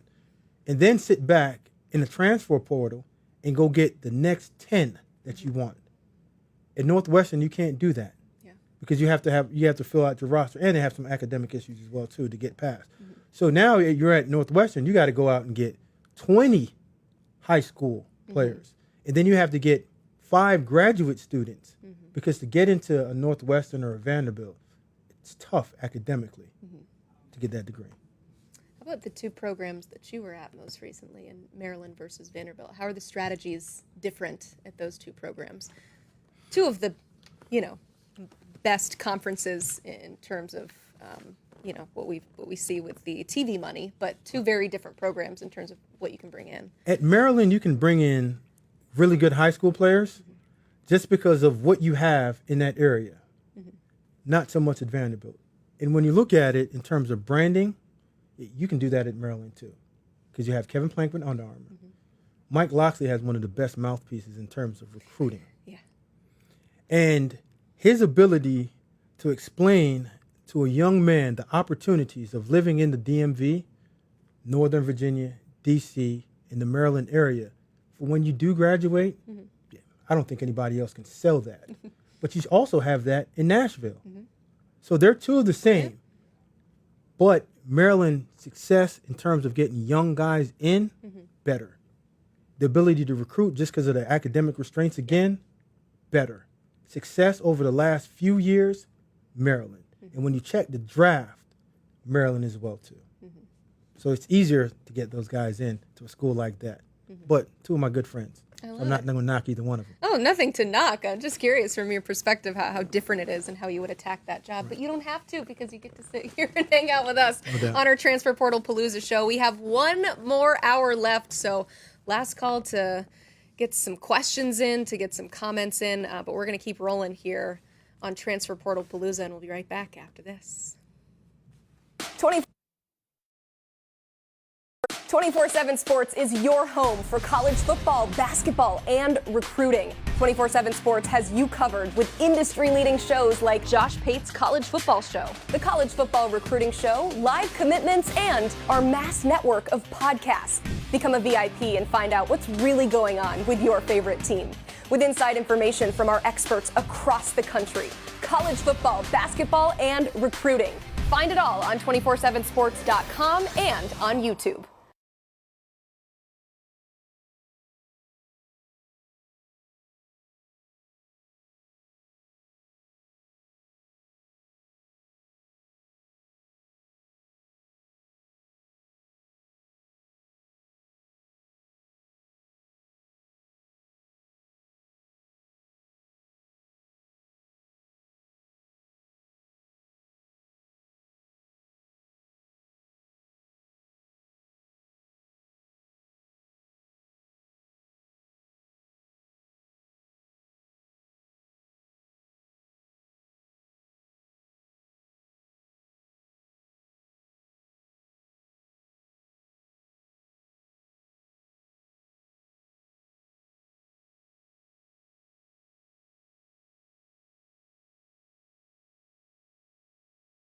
Promo code PORTAL for 60% off for all annual VIP membership. I'm joined now by Clint Brewster and Brandon Huffman. We are back, and it is time to talk some quarterbacks. Quarterbacks always the talk of transfer portal day in terms of what's out there. Darian Mensah, a name that comes to mind from Tulane, a guy that was lowly recruited out of the state of California. We had in the lower 80s. We'll keep that out of the discussion. But a guy that's played well. Huff, what are your thoughts so far just in terms on what's kind of been a quiet day when it comes to quarterbacks? Yeah, I mean, I kind of have hammered the point home. There's no Kyle McCord today like there was last year. Took a team to, the year 6 bowl, 11-1 season, goes in the portal and a shock to many.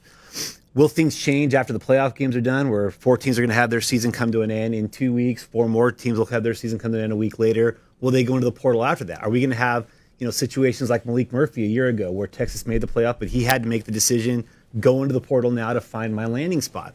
So there just isn't, there's some familiar names, a Tyler Van Dyke, obviously, a Jackson Arnold, Connor Wegman, but there doesn't seem to be the impact quarterbacks going in yet. But will that change with the expansion of the playoff and now more teams needing those quarterbacks? Maybe those schools are saying, hey, stick with us until January. We'll take care of some things on the NIL side. We need the depth. You look what happened to Georgia on Saturday.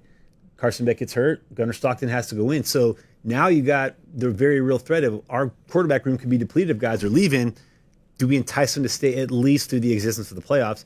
That's what's going to be kind of fascinating to watch. Will we have some bigger names go in the coming weeks? Clint, welcome to the show, man. I'm going to tee you up here, all right? So Clint Brewster, obviously working behind the scenes on the transfer portal rankings. You and I, along with Derek Chang, trying to kind of grapple this thing, put our arms around it a little bit. There have been a lot of guys that have gone in at the quarterback position. Huff mentioned Connor Wegman from Texas A&M, Miller Moss, Jackson Arnold. We spent a lot of time on those guys. Some guys we haven't talked about. Matthew Sluka, UNLV. We haven't talked a lot about Devin Dampier from New Mexico. You think about Thomas Castellanos as well. Who are some guys maybe kind of in that mid 3-star range that kind of stick out to you a little bit? Yeah, not mid 3-star, but more higher 3-star that we have right now is Caden Salter. He's one that I really want to see what he can bring to the table and maybe be an NFL guy. We don't quite have an NFL grade on him yet, but he's got that proven production that you want. He's got the game started. He's got a really high win percentage as a quarterback in the portal. I mean, I feel like he's a guy that can come in and create big plays for a program and really do some good things. I mean, he's one that last year was linked to Auburn, if you remember. Right. And I think that he's one of the most interesting ones for me to see what he can do. All right, some other guys that I know you like, and I want to make sure that we hit on a little bit. Huff, I know you have the background here as well. Ashton Daniels at Stanford. You turn on the tape there, it's a roller coaster, a little bit of everything. I think a guy that we have graded, I think kind of in that 86 range that could go higher. You think about the running ability, over 800 yards rushing. I think he had 13 INTs this year. It's been a little bit of a roller coaster. Calandria as well. Another guy that we've gone back and forth on, Keon Jenkins at a FIU. Is there anybody in this group that you think to yourself, you know what, maybe one of these guys can make a jump in the right system, right fit, that kind of stands out to you?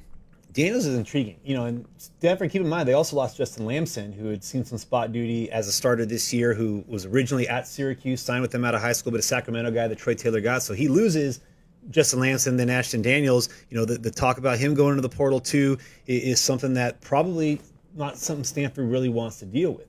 They just made a move. They hired the former head coach at Sacramento State, Andy Thompson, to come in as their co-DC, but they haven't addressed the offensive issues. And now without a quarterback, does that mean, Barrick Bachmeier becomes the guy? Now, as for landing spots with Ashton Daniels, I would imagine, being that he's got ties to the Southeast, being originally from Georgia, perhaps he ends up somewhere down in the ACC, in the SEC.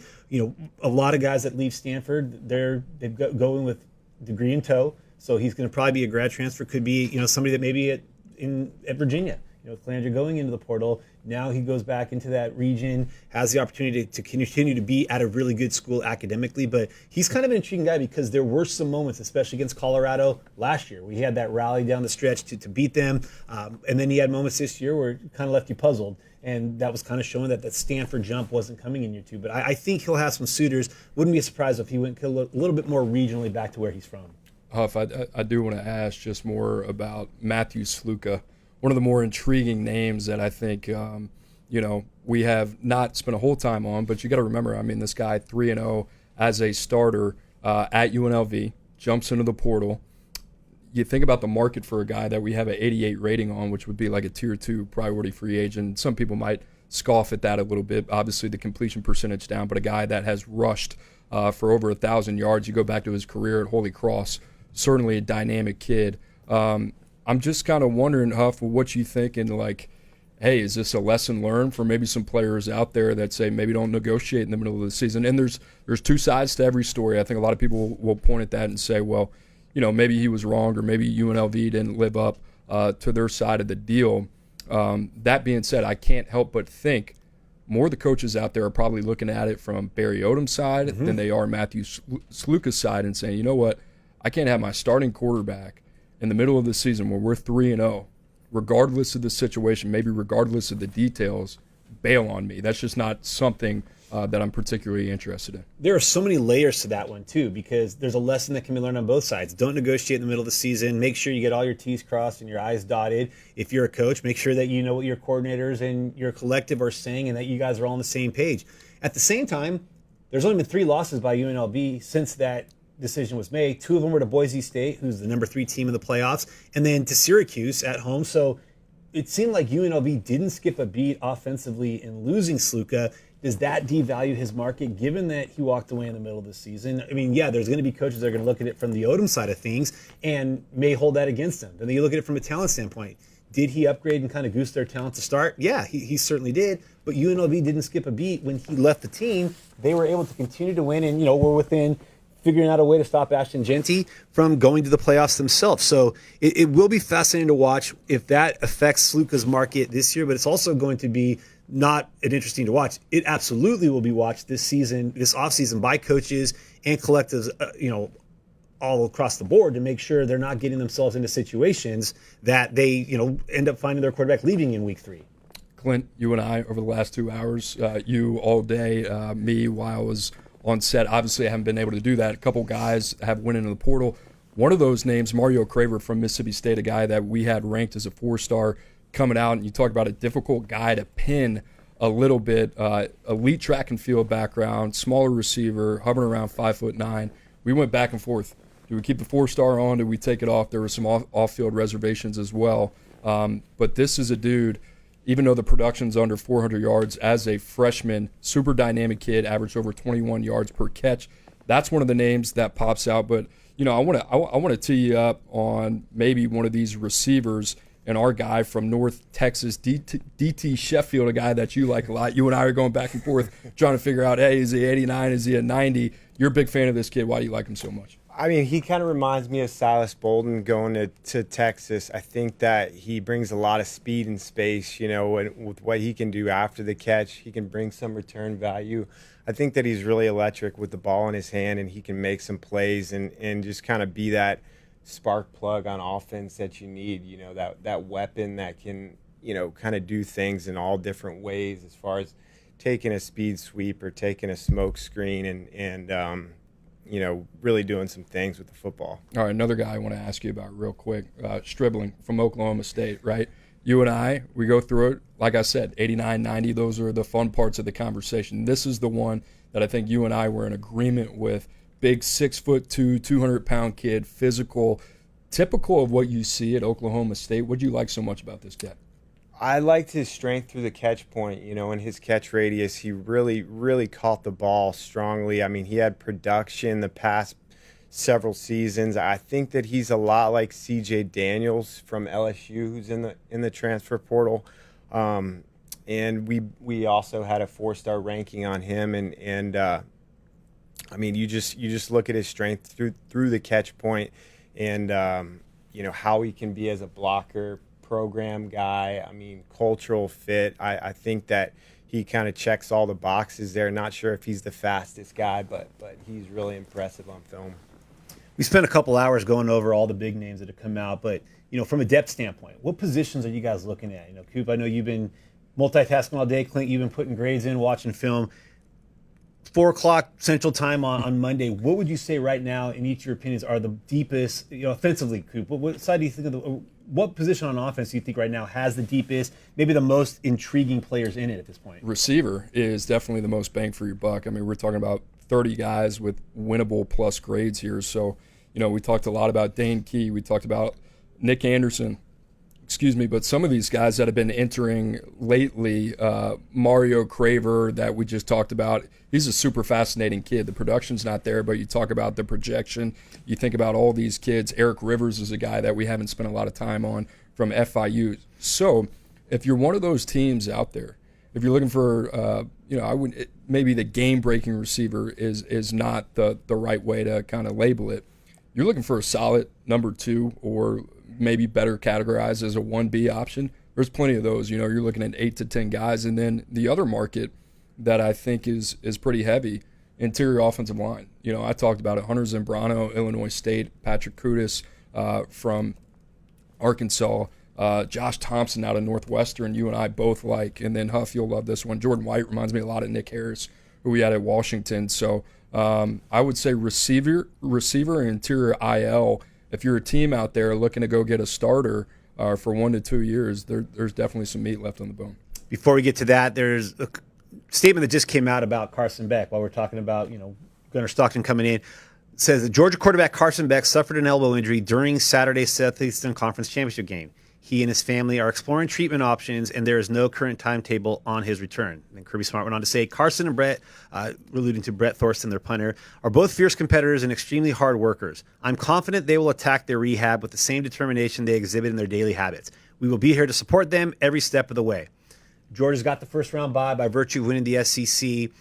We don't know what the timetable is for his return, but how does Georgia head into their playoff game with their opponents still to be determined, uncertain if their quarterback will even be ready to go? Well, it sounds like it's going to be Gunnar Stockton. I mean, just from that ambiguous statement. Obviously, the bye helps. That's why you played the SEC championship, 2-loss team going into that game. But Gunnar Stockton, if you didn't watch that game, that team fully believes in that kid, just in terms of what he brings to the table. Gutsy in terms of that run that he had. It was kind of like Friday Night Lights. His helmet comes off. The team rallies around him, gets right back up.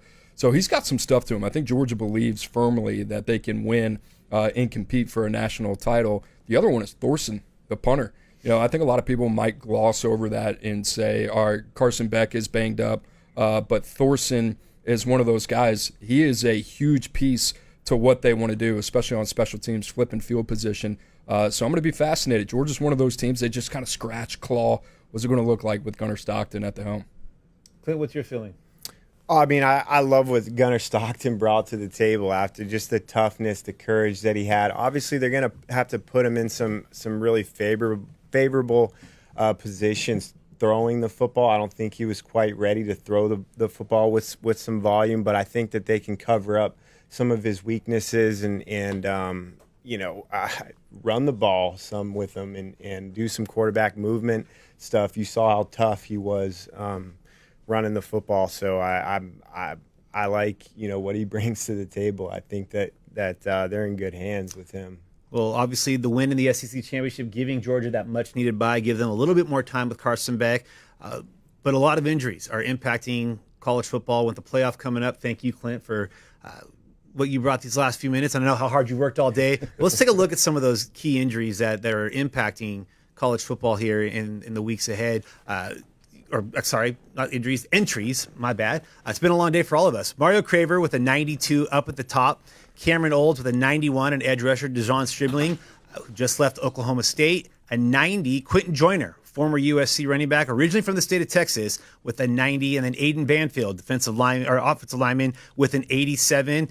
Reminder that for the next 45 minutes, you could still use our promo code PORTAL for 60% off an annual VIP membership. That promo code is PORTAL. Go to the sign-up page on 24/7 Sports for 60% off an annual VIP membership. Today might be the first day that the portal's open. There's going to be portal news trickling out for quite some time. We still may have some coaching changes and all the playoff coverage, the February signing period, and so much more. So get on 24/7 Sports today. We bring back Smoke Dixon back to discuss things break down. So we talked Coop with offense and with Clint, some of the more intriguing positions, some of the more intriguing offensive positions that are open in the portal. Based on what you've seen today, though, what are some of the defensive position groups that look the most intriguing, the most appealing, and you're going to have the widest array of talent available? Well, when you look at the portal, everyone always wants to say, how are the splash players going to show up? Coop, you and I know about it. Splash players aren't going to just show up on your doorsteps. So the number one position that I'm always looking at, the number one position to me in this portal, always a depth defensive lineman. As you comb deeper and deeper, you're trying to be able to play in any conference that you're in, 8 to 9 deep. And when you can do that, you look at the playoffs right now. The teams with the stronger guys in the trenches are the guys that can end up showing up and playing well for you. A la what Miami did last year. Ole Miss did it this year, even though they're not in the game in the playoffs right now. But the interior defensive linemen are one of the ones that I really like. Yeah, just following up on that, I think teams are doing a lot better job of playing defense, especially with the big boys, right? I mean, both sides of the line of scrimmage, you think about the defensive linemen. I mean, think about the guys that we have in the portal right now. Jaheim Otis, you're talking about a guy that had a couple surgeries before this season, then had a scheme change with Womack there in Tuscaloosa. Bear Alexander has had his fair share of off-the-field issues. Keshawn Silver is a guy that we love from a height-weight standpoint, but still waiting on to put it on tape. Kelby Collins, another guy that we like, former top 247 guy, saw his snaps really get cut in half this season out of Florida. And then you got some other guys, Santana Hopper, Justice Boone. When you talk about the depth, I think some of these teams are going to have to be pretty savvy with the way that they go about the point of attack. And then, the edge position, I think a guy that just popped up here over the last couple hours, this kid from Kent State, Cameron Olds. We just put a 91 grade on. Big fan of him, just got an LSU offer. What he can do, you turn on the tape against Penn State, Tennessee. You look at this kid, Pittsburgh as well. One of those guys, man, that I think that's why you have personnel departments. You're sniffing out those guys from the group of 5 that could come in, make a difference. So there's starting to be some names that start to trickle in. But as Smoke said, right now those big bodies are hard to come by. And I don't think any of these players are catching any of these teams off guard anymore, especially the top 12 to 25 programs in the country. I want to touch on that. You said, these personnel departments. You guys both worked in personnel. You both worked in an era where the transfer portal was starting to become a prominent stop to fill up those gaps that you made ahead. How far in advance do you think these personnel departments are looking? Are they starting in September when they see weaknesses on their own team? Are they starting in spring football when they notice that they may have some guys that aren't going to be ready by the fall? How soon is too soon to start looking at some of that FCS G5 talent? Well, it's never too soon to be evaluating your own team.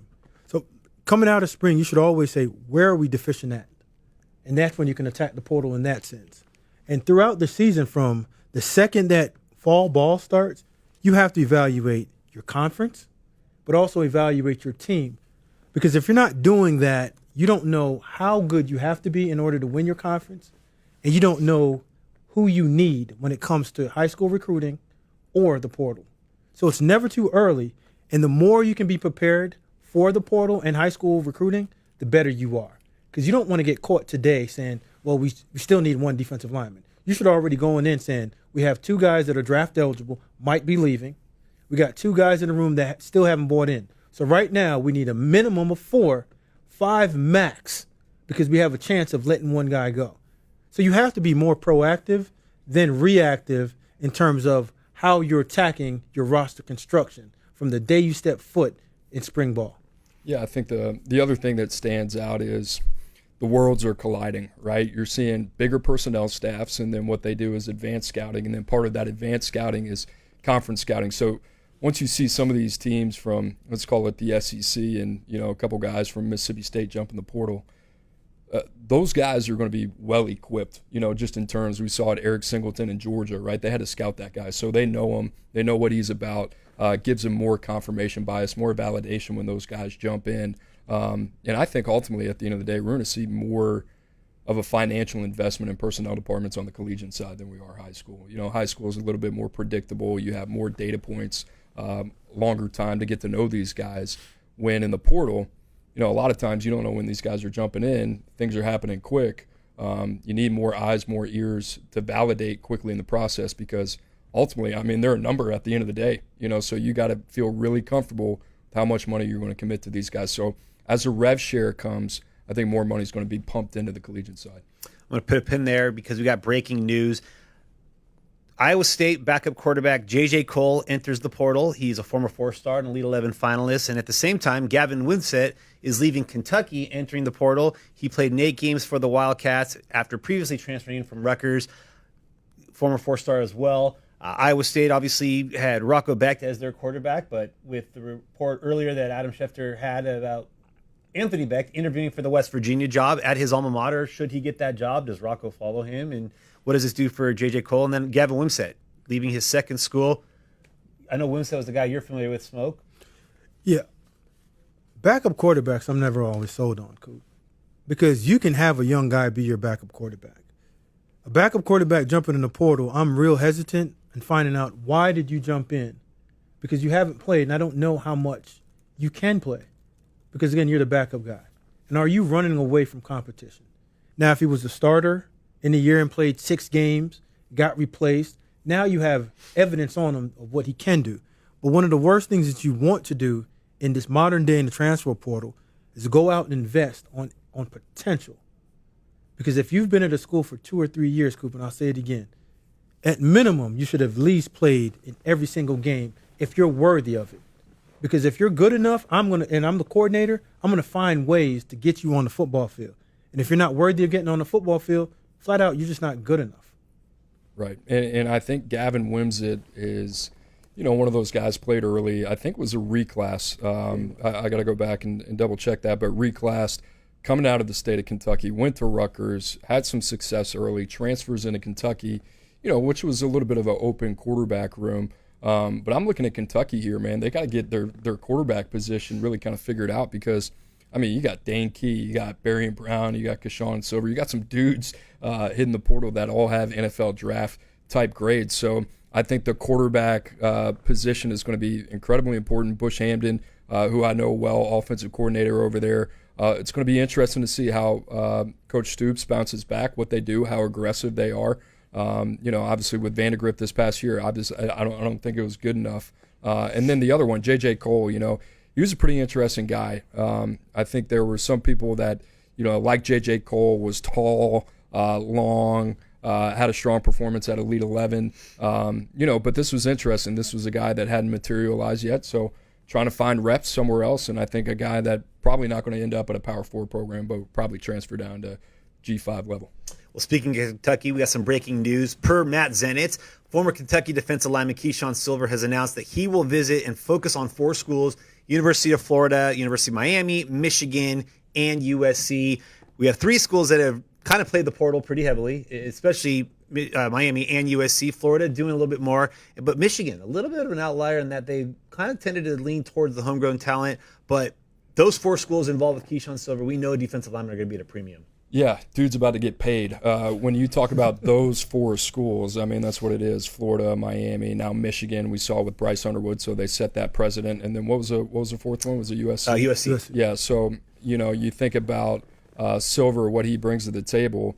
It's really just size. You talk about a nose guard there with one technique that can do a lot of different things. But former 5-star guy that I think a lot of people expect a lot of. And then with Michigan, you look at them, Mason Graham off to the NFL, Kenneth Grant off to the NFL. So they're going to have to plug some things there. Miami, always going to be aggressive with what they do up front. Florida, another team that obviously trying to reinforce the trenches and make a playoff run. And then USC, we talk about it all the time. Where do you get your beef from? They just went down to New Orleans to get Jakeem Stewart. They need to fortify that defensive line. Bear Alexander was another guy that they lost in the portal. So they're always going to be opportunistic. And Silver is one of those guys. I'll pull up my rankings here, and these are changing by the minute. But Silver is one of those guys we have in the top 25. He's ranked number 25. We have a 90 grade on him. And you know it as well as I do. This guy could be 75% of his potential and get drafted in the late day 3 just because of kind of what he offers from a size standpoint at 6'4", 335. So I think there are a lot of teams really intrigued with the idea of Keyshawn Silver, and when you're getting a 1-year rental, why not, right? I know that a lot of scouts, NFL scouts, love him. But again, what's missing? Production and consistency. And when you talk about those 3 teams, SC just moved into the Big Ten this year. What do they have to get better at? Trenches. Michigan losing 2. What do they have to get better at? Trenches. Miami, they understand that in order to compete and get into the playoffs again, trenches. So this guy coming in and jumping in, he's cream of the crop right now because he's one of the few that can come in heavy-handed, stout at his point of attack, and win when they need him right now. And that's in the Big Ten or SEC. You can call Miami ACC, but they're really wanting to compete to be in the top 12 team. And if you're Keyshawn Silver, I mean, it makes sense. I just talked about it. You know, Jaheim Otis, big body, didn't play a lot, had some medical issues. Bear Alexander, off the field issues. So you throw in Silver, and all of a sudden here's a guy that started 22 games and he's looking pretty good. And you know, the guys behind him are guys with not a lot of production. So it's really, really, really difficult to find those type of body types and those guys that can produce. And Coop, here's a crazy thing. A lot of people don't look at Michigan and saying they got money. How foolish are they? Michigan got a ton of cash, and they're one of the dark horses that's sneaking up. And everyone you look around and say, where are they getting this money for? They just keep on getting players. They weren't like that up until this year. Listen, obviously they were not. You know, this is one of the teams that if they chose to tap into it, they were going to be one of the more difficult teams. We have not seen Michigan this aggressive in the NIL era until this year. Kind of started with the quarterback, and now the dominoes have appeared to be fallen, and now you see a team that's aggressive, kind of going all in right now. But when you see Oregon pop up, and it's showtime, and you see that the only way that you've beaten Ohio State, just because they're afraid of you this year, but the talent level got to go up in terms of Michigan in depth. You can't go out there anymore and be sluggish and play 22, 21, 12 personnel ball and last. They're saying, hey, listen, we got money, we'll put it all in because that's a new era that we're in. And I think Michigan's a dark horse in showing people that we're in here to play with the big boys. You know, to that point, I want to ask you guys, who do you think, I mean, you mentioned those schools, Miami, USC. We know they've aggressively used the portal. We know they've used the resources that the portal allows them to utilize. And now we talk Michigan with Bryce Underwood coming in.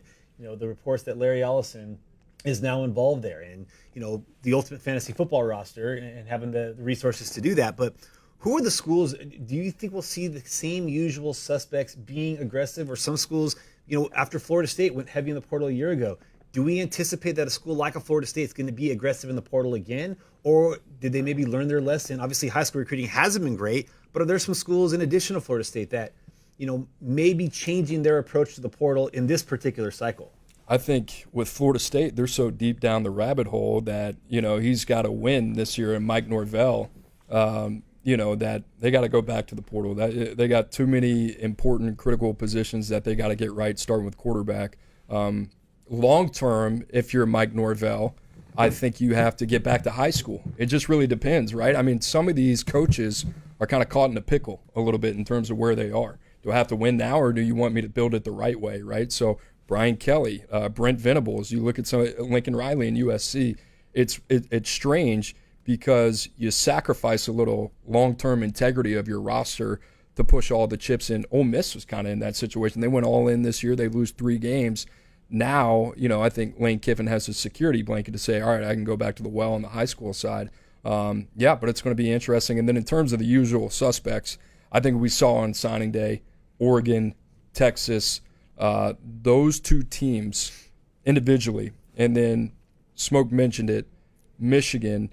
Those are 2 teams, Oregon and Texas, that from an NIL pocket standpoint, I don't think anybody wants anything to do with. Not too far from Texas is Texas A&M, and according to 24/7 Sports' Mike Roach, Micah Hudson, who went into the portal today, the former 5-star receiver from Texas Tech, will be on campus in College Station over the next 2 days. So, you know, we obviously saw him go to Texas Tech, it not work out. We anticipate that Texas A&M will be involved there, but we're now seeing the quick movements. Is that something that you can anticipate seeing where you've got a little bit of a window before the bowl season starts, before the playoffs start, that some of these schools are going to try to get these guys in as quick as possible? Now remember, they can take visits between January 1st and January 5th, but some schools will be wrapping up their bowl games or wrapping up their playoff games. Is the calendar expediting a lot of these recruitments, or do you think guys have, in high school, an elite player gets to take as long as he wants? Now, are these guys trying to make their decisions much quicker? Does the calendar expedite things with the playoffs in a couple of weeks? Kind of how do you see this, you know, with schools like Texas and Georgia and, you know, Ohio State, schools that may need portal guys, but they're also preparing for the playoffs? How does this affect their calendar? I think it's two things. The understand that you need to get in early to get in that playbook and get comfortable in the place that you're at. And financially, the money runs out. So if you're one of these marquee players and you get in first, you get to ask for as much as you want to, and you can get that. But you don't want to be one of the last and getting whatever is left over for you, because then you're going to be screwed out of it. And I think the players are looking at it right now because we all thought that this is a slush fund that was just left out there and everybody can grab it. But these agents, from the guys that I'm talking to and personnel people, they're finally understanding that there's a budget to this. Most teams aren't going to stick to their budget, but how much you can spend to each player, it adds up.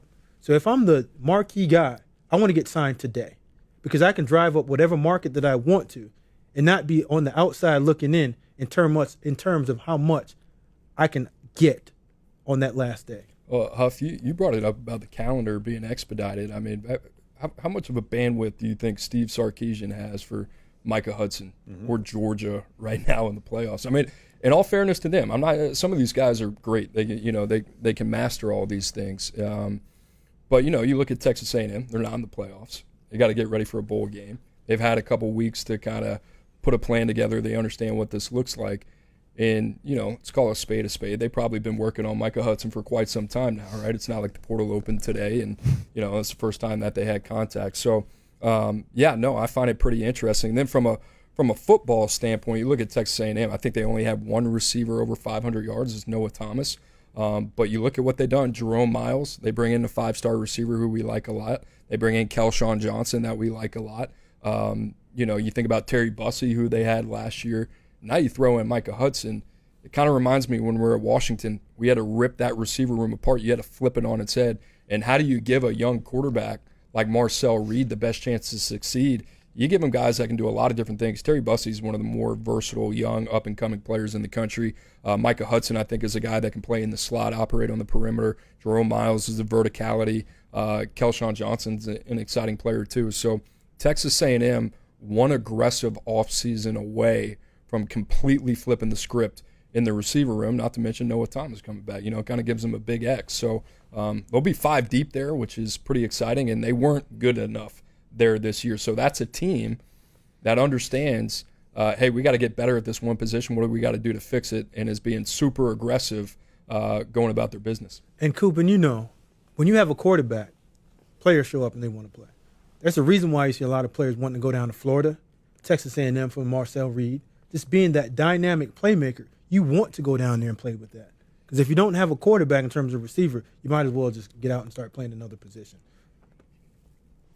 I want to ask you guys this because we saw this is the first year where signing day happened before the portal opened. So you have down to the wire recruitments that were going on last week in the final 11th hour before announcements were made and financial aid agreements were signed. You talked about the budgets. You talked about the slush funds, that people look at it like a slush fund, but that there is a budget, that there is a cap. We assume that the House is going to pass and we're going to have revenue sharing beginning next year. But if you're a college program, that you're a player or two away, but you also really want to win that recruiting battle, how much did last week kind of mess with your math this week? Or are you just kind of playing, hey, we'll figure that out. Let's get the players in. We'll figure out the finances later. How do you close on a guy that you've been recruiting for 2.5 years to get a guy that you've been recruiting for 2.5 hours? Well, football is probably one of the greatest games that you're never one or two players away. And if it's only one player, it's a quarterback position. So you have to be able to build your team all the way out.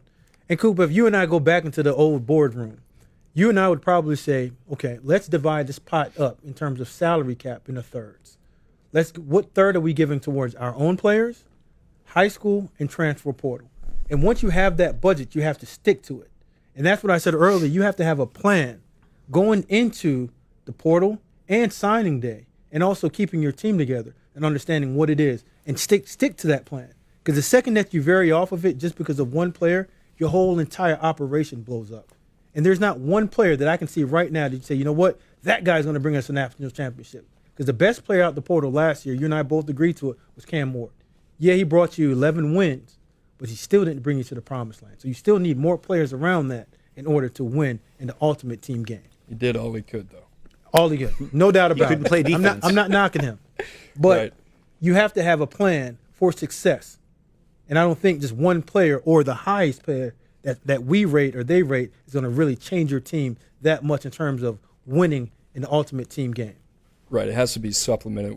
The other thing that I think is interesting, I think a lot of these teams, it's kind of faceless as they put a board together. You know, they know what's coming back in their roster. They grade their own team, and then they say, you know what, right tackle spot, we need a winnable plus player. Here's X amount of money that we're going to put here. At receiver, we need a game breaker. I want an all-conference guy. You know, we're willing to pay $800,000-900,000, whatever it is. You know, so the money's flying around right now, and obviously I think that's the way they see it. You know, so it's interesting. I think it's more kind of mix and match. I think the money leads to the player more than the player leads to the money, if that makes sense. Before we get to our next question, I want to give this opportunity. If you have a question, throw it on the YouTube or on our Twitter or our YouTube, and you could ask your question on air. Use the hashtag Portal Palooza on X. Throw that question in there. We will answer it in our final 30 minutes before we wrap up here in a little less than a half hour. But if you have a question, use hashtag Portal Palooza, and we'll do our best to answer it. I want to go back to the discussion we were having earlier about, you know, how soon do you start looking at players? How soon are they looking at FCS players? But I want to kind of touch on the FCS players because, you know, you look at a Jared Verse situation, you look at a Cam Ward and how they impacted their respective teams when they went there. Is there a cap of how many FCS players, if you're a school that you mentioned that, you know, you're not just 1 or 2 players away, you're maybe 7 to 10 players away? Do you try to go heavy on relative Power 5 programs, Power 4 programs? Do you try to get a healthy mix of G5? Are 7 FCS guys too many? Like, how do you balance the numbers of what level you want to bring to your team out of the portal? Ability. Right? That's all it is. Production and ability.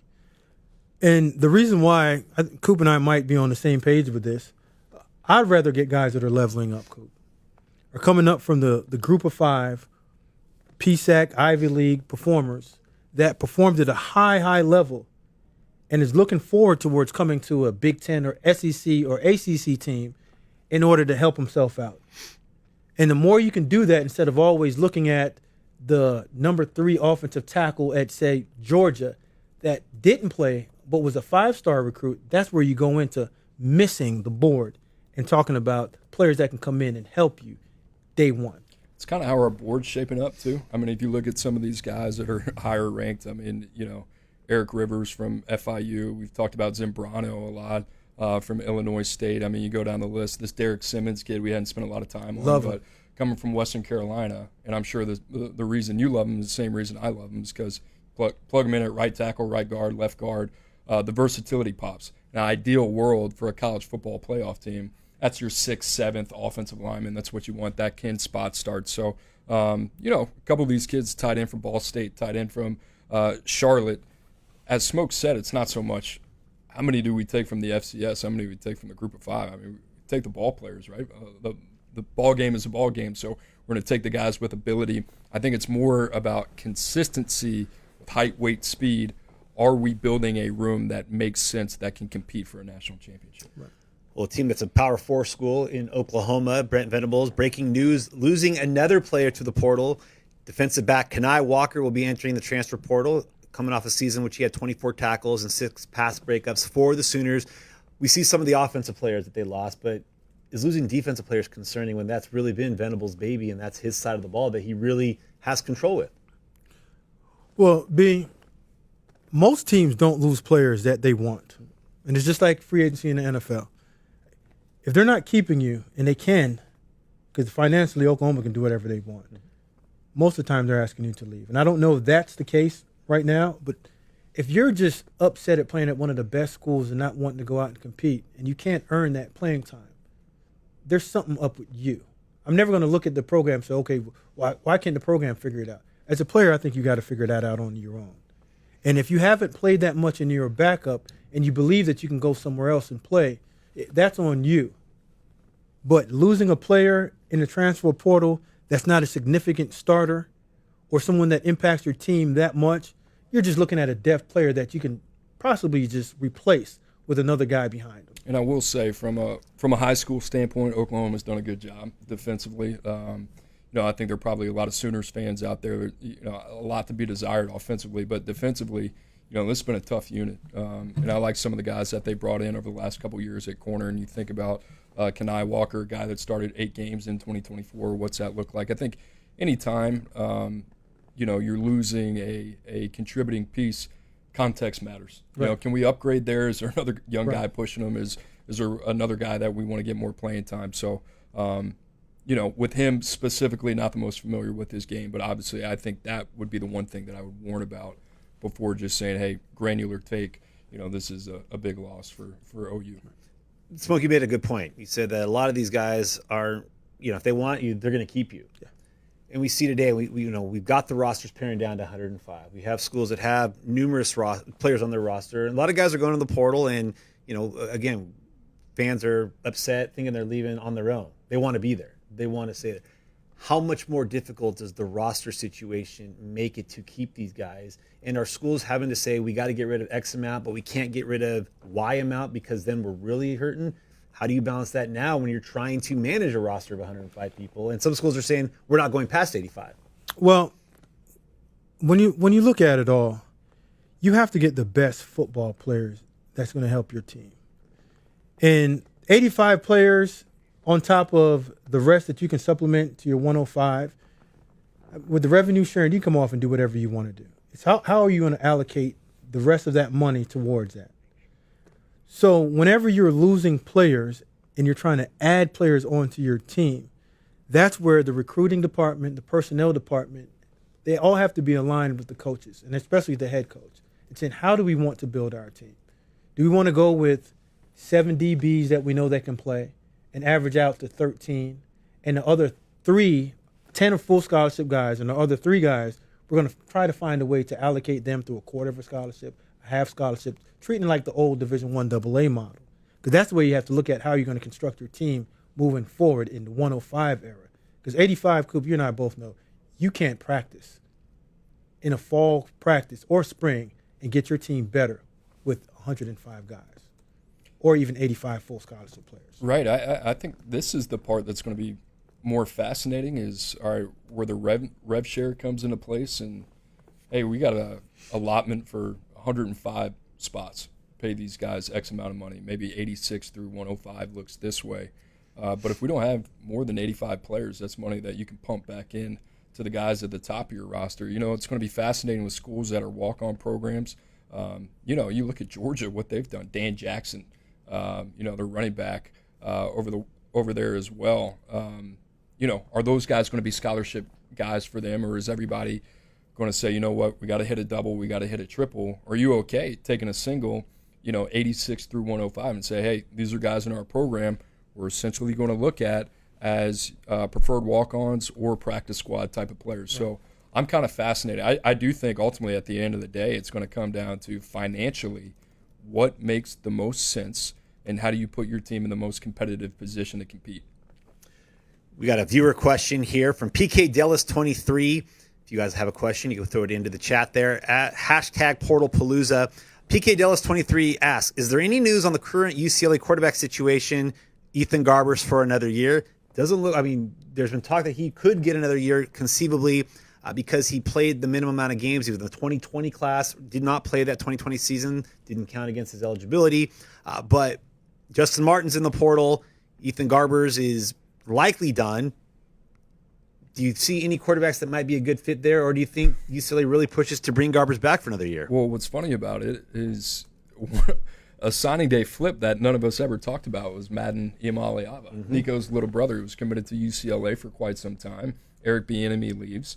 Then Madden Iamaleava flips to Arkansas, which already had a quarterback in the class. So you're looking at UCLA.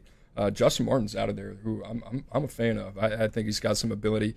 If Garbs comes back, I think you're in a good spot. But, UCLA should be in one of those teams that is looking for a quarterback either to compete with Ethan Garbers or add a little bit of depth. So it just really kind of depends on the temperature of Deshaun Foster in terms of how do I feel about my team?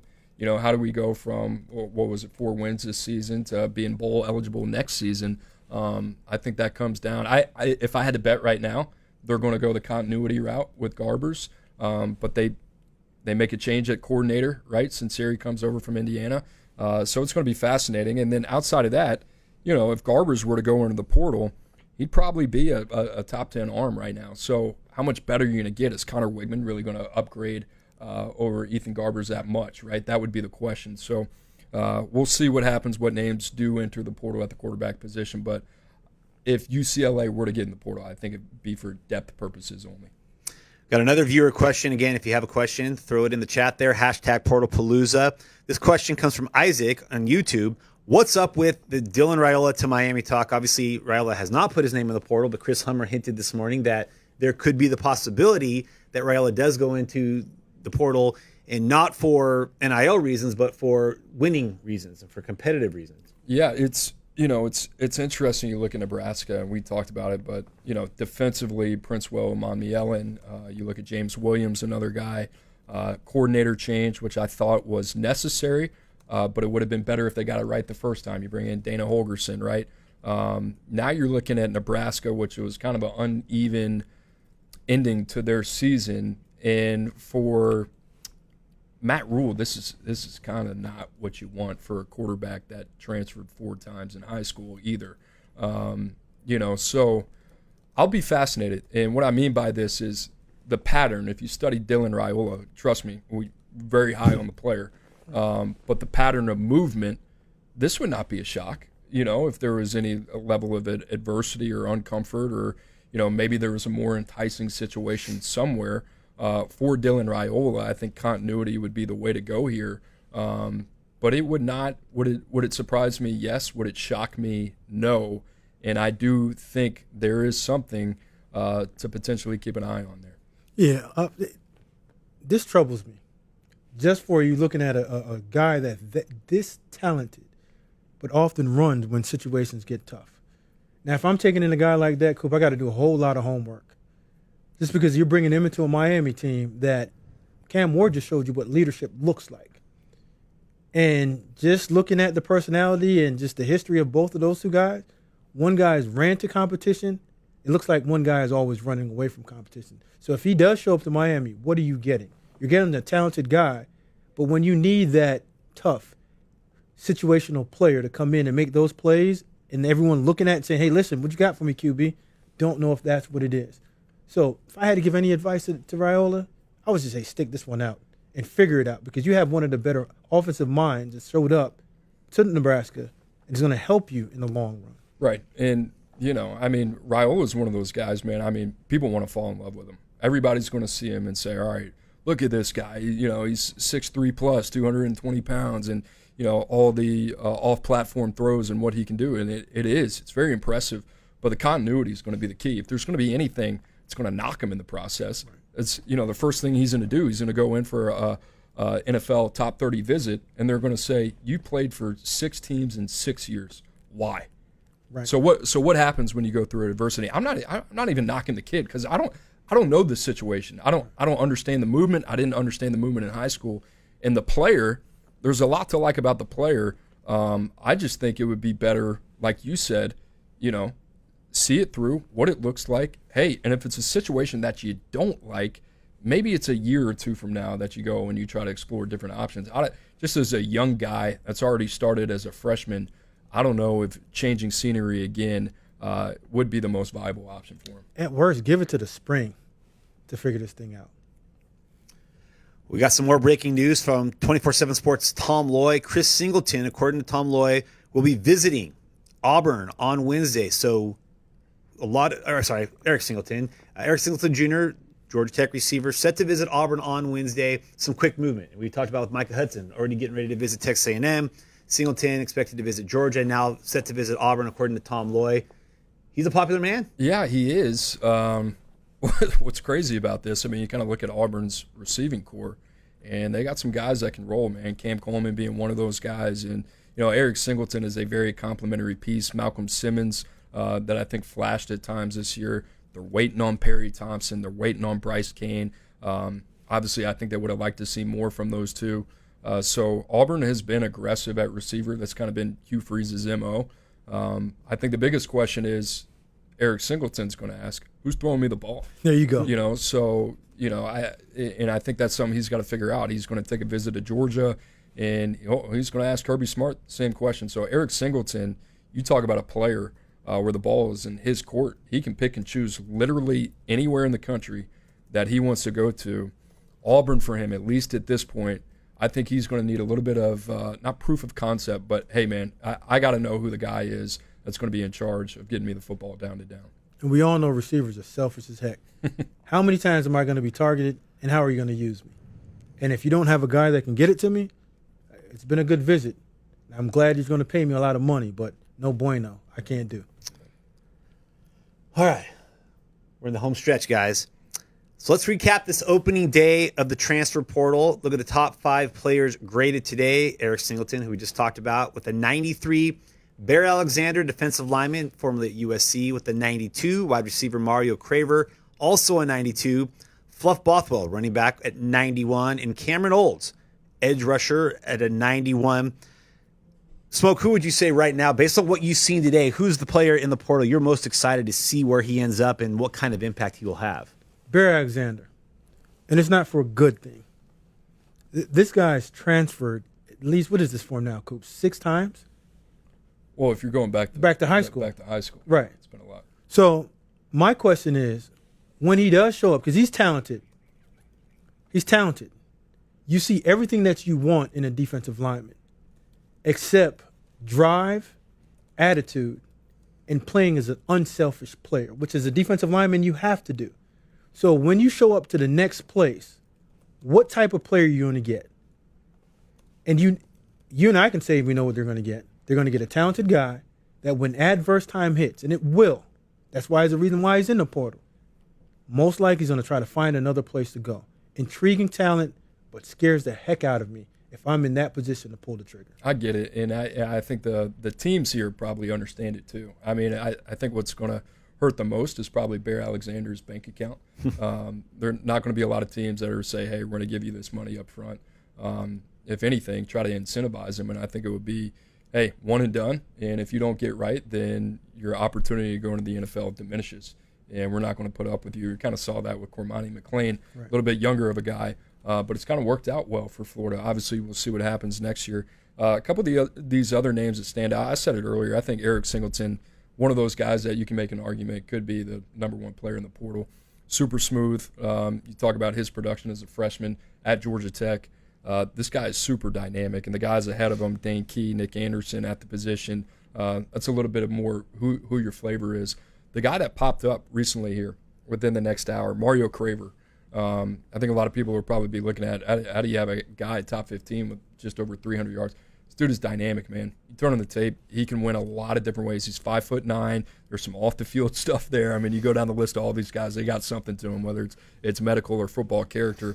But Craver, for a guy that small, is a long strider, super sudden. You talk about his start and stop speed, what he can do. Like I said earlier, he averaged over 21 yards per catch. This is a dynamic cat. I'm expecting a super, super hot market for him. He was committed to Tennessee before he flipped to Mississippi State. So Mario Craver, I think one of those guys that if you're a team out there, you're trying to get creative, this is one of those dudes that I think can move the needle for you, and certainly a guy that we're really high on. We look at natural fits of a player that's in the portal in a school that would be the most optimal fit to utilize his ability for that school to get the impact there that could change the dynamic of their team. Is there one play you see in the portal, Smoke, that he's already in this school and he need to make it work and make it happen because they can make beautiful music? Well, I'm going to throw one out there at you, Coop. Miller Moss can provide a team for the next level player that's already complete, ready to go, all ironed up, and you say, you know what? He's the next guy. Take Miller Moss and throw him at Texas A&M. Just remove the fact that Marcel Reed is there, but just a guy that can give you instant credibility, throw the ball all over the place, leadership, quality play, but you just need one guy to come in. Got the receivers. Defense played well. Marcel Reed is a mobile guy, but he's still young. And getting the ball to the receivers on a timely basis, not so much. So you bring that guy into Texas A&M. Texas A&M did this all year long.